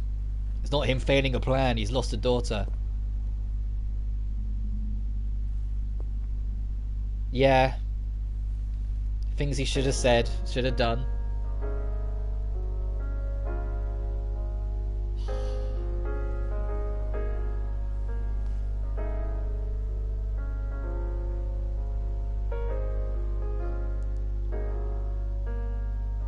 And yeah.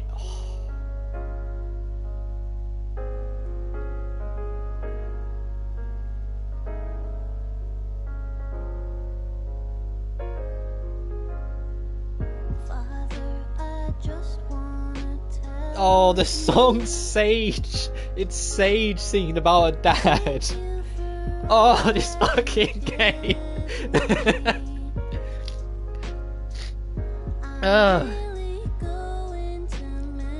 Can't believe fucking Eggman made me cry. Oh, what a game. Sonic's back.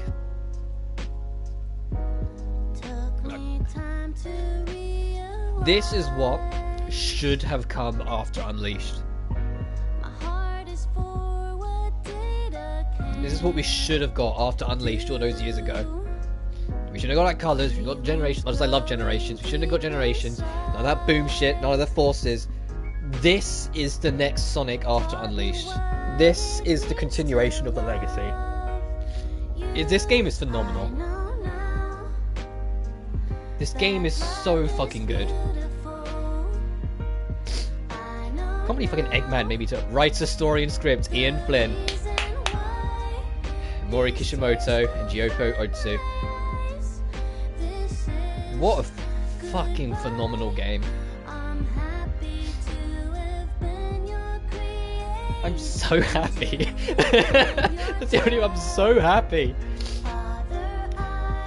Oh, this song is like Dear My Friend. It's like, you know, like that final song with Chip singing to Sonic. This is reminding me of that. This is Sage singing to Eggman.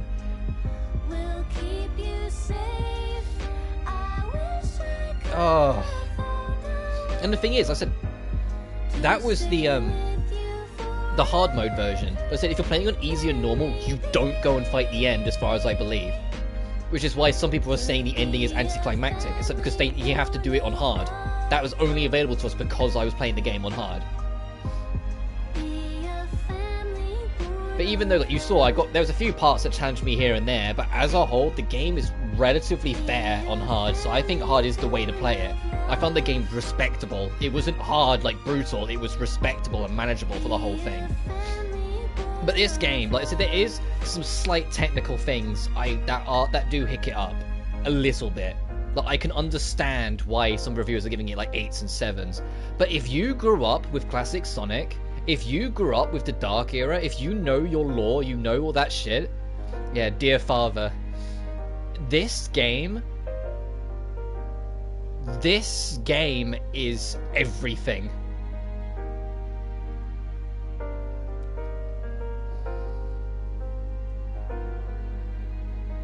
This game is everything. It genuinely is. So I know I'm like tearing up like a moron, but this is like 14 years.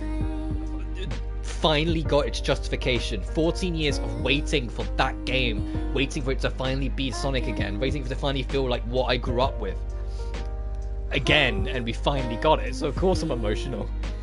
I was 9 years old the last time I got a Sonic game that did everything I wanted it to be, and it was something I walked away loving.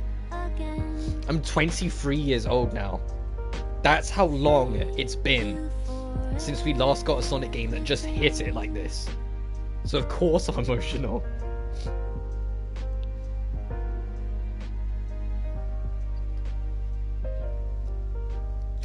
Ugh. Yeah, this game's gonna stick with me. Like how Unleashed has always stuck with me, how the adventure games always stuck with me. This game's gonna stick with me. This game is phenomenal. Like critically, I would give it like an 8.5 because there are technical hiccups, there are a few oddities. Oh, post-credit scene. I'll get to that in a second then.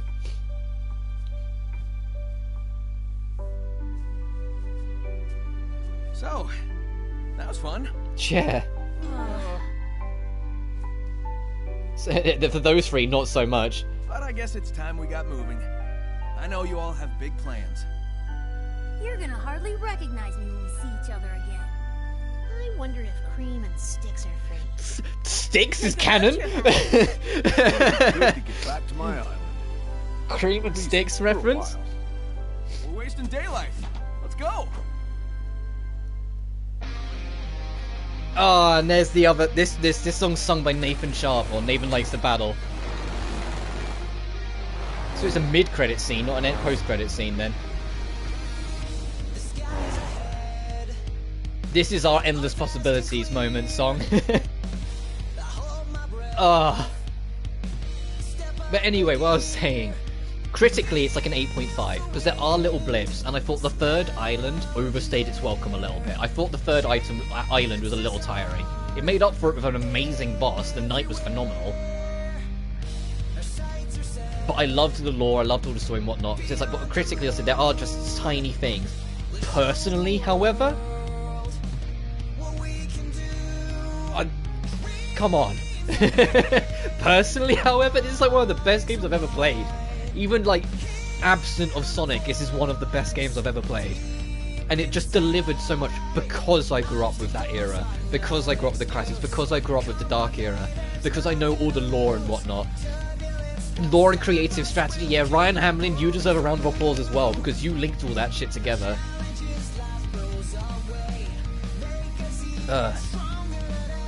If this is supposed to be the first stepping stone of a new era of Sonic, we are in for a real resurgence. We are in for like pure magic, because this game is so special to me now. This game is everything. I know I'm going round in circles, but shit, man. This game does things to you. Like, as soon as I'm done, I want to go through it again. I haven't had that feeling, like, since Reflection, you know? I'm not gonna, because there's no reason to do an NG Plus run. Like, I'm not going to stream going through it. I'm going to go through it in my own time. But I'm absolutely going to go through this game again. I want to pick it up as soon as I put it down, sort of thing.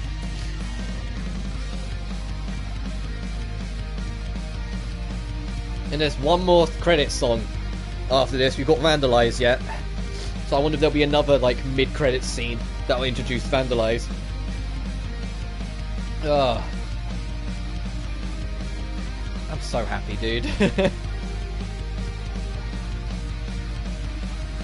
Oh man, I have to pick what game is my game of the year between this and Blue Reflection Second Light. Oh my god. Oh fuck.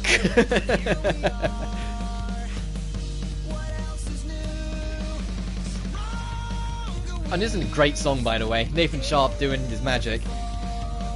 And this really feels like this song feels as a successor to Endless Possibilities.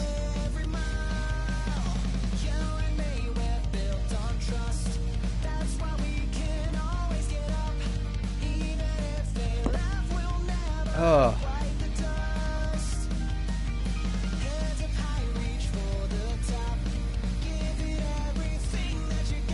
In the same way that I'm gonna miss Chip, I'm gonna miss Sage.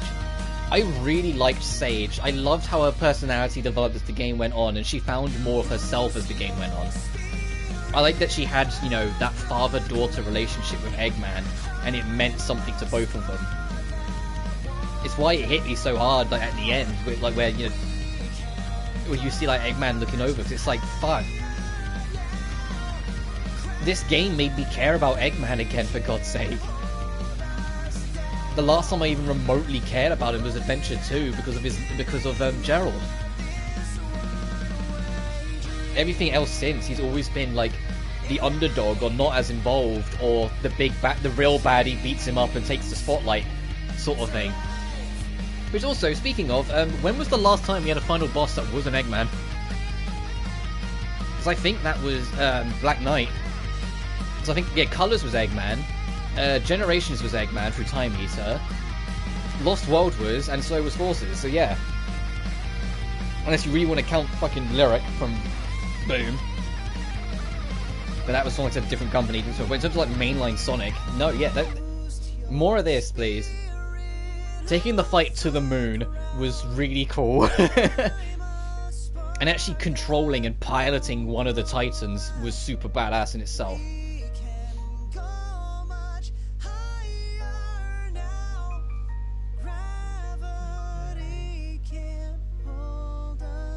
Are they not going to play Vandalize?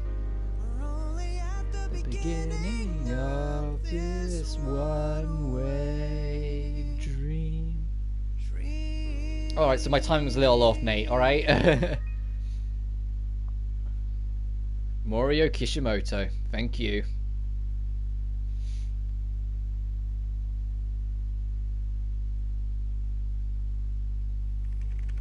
Oh, here we go. Bring back Sage. Bring back Sage. Have her survive.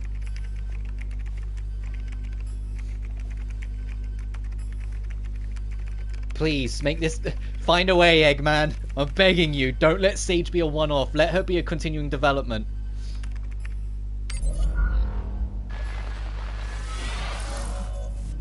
Father? That's my girl. They did bring her back. He used Zao.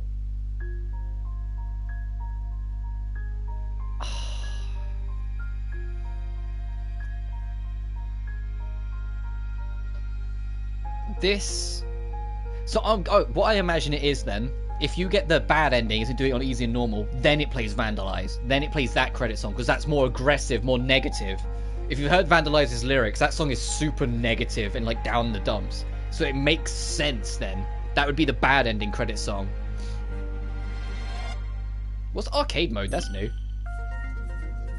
Oh, that's appreciated. You can just pick whatever, like, cyberspace level you want. That's appreciated. What happens if I click continue? Where does it put me? Right before the final boss. The geniuses, they get it. It's before you pick up this emerald, so you can rematch the final boss if you want to.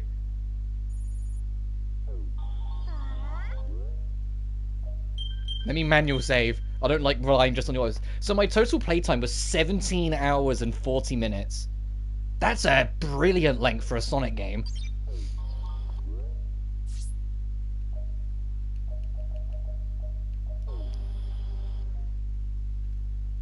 Yeah, and I did 100% all the islands. Because this is the starting island, so you do all this. And when I first got here, I was talking about at the start of the stream, I was like, what's all this? Now we know that's island 4, or part 4. God damn, man, this game's something. This game's gonna stick with me. I really mean that. This game's gonna stick with me. This game is brilliant. I have been spoiled rotten this year. It feels like. Because I adored Elden Ring. Blue Reflection Second Light like made me like rethink things and like kind of helped me re-establish who I want to be and like made me fall in love with so much again. Now this, like the ultimate deliverance to my childhood. I have been spoiled rotten. If anyone says this wasn't a year of good games, I'm gonna fucking shoot them, because this game alone makes everything worth it. This game alone makes everything we went through the Colors era worth it, because this is everything. But I'm rambling at this point. I need to pull myself together.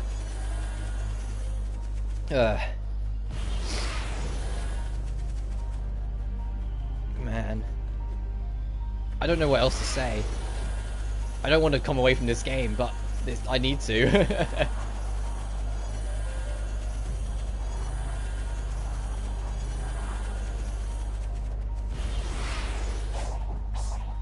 I can't recommend this game enough. I'll make that my final point. Let me save here in front of the altar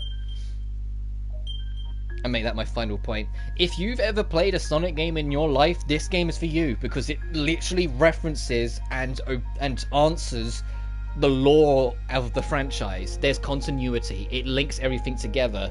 The Ancients were a fascinating race, and the end was a very fantastic antagonist.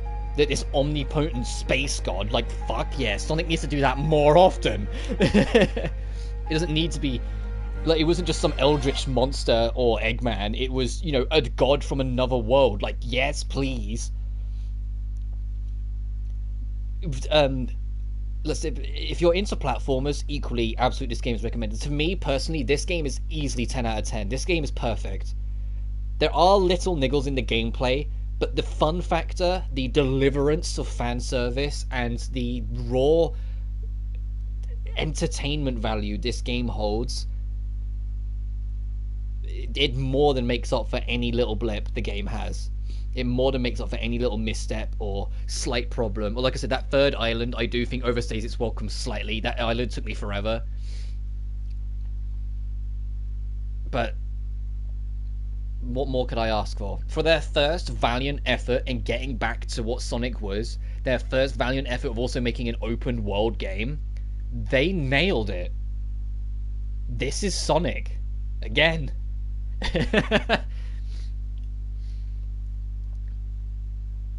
And I couldn't be happier.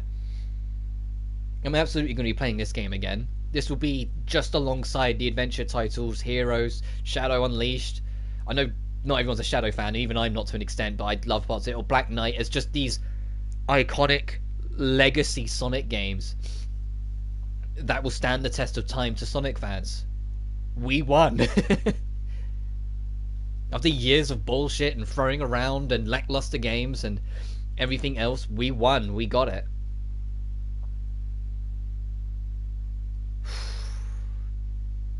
Just gonna letting it get out of my system. As always, thank you so much for watching. This has been a beautiful ride, and I couldn't be happier. I was going to be streaming this all week, but since we're done, I'll have to figure out what I'm streaming tomorrow, so I might do more Sophie 2 tomorrow. To kind of get my vibe back in on it, and then figure out my actual schedule properly afterwards. So we'll just kind of chill out on Sophie 2 probably tomorrow. But that's for tomorrow. I'll figure that out when we get to it.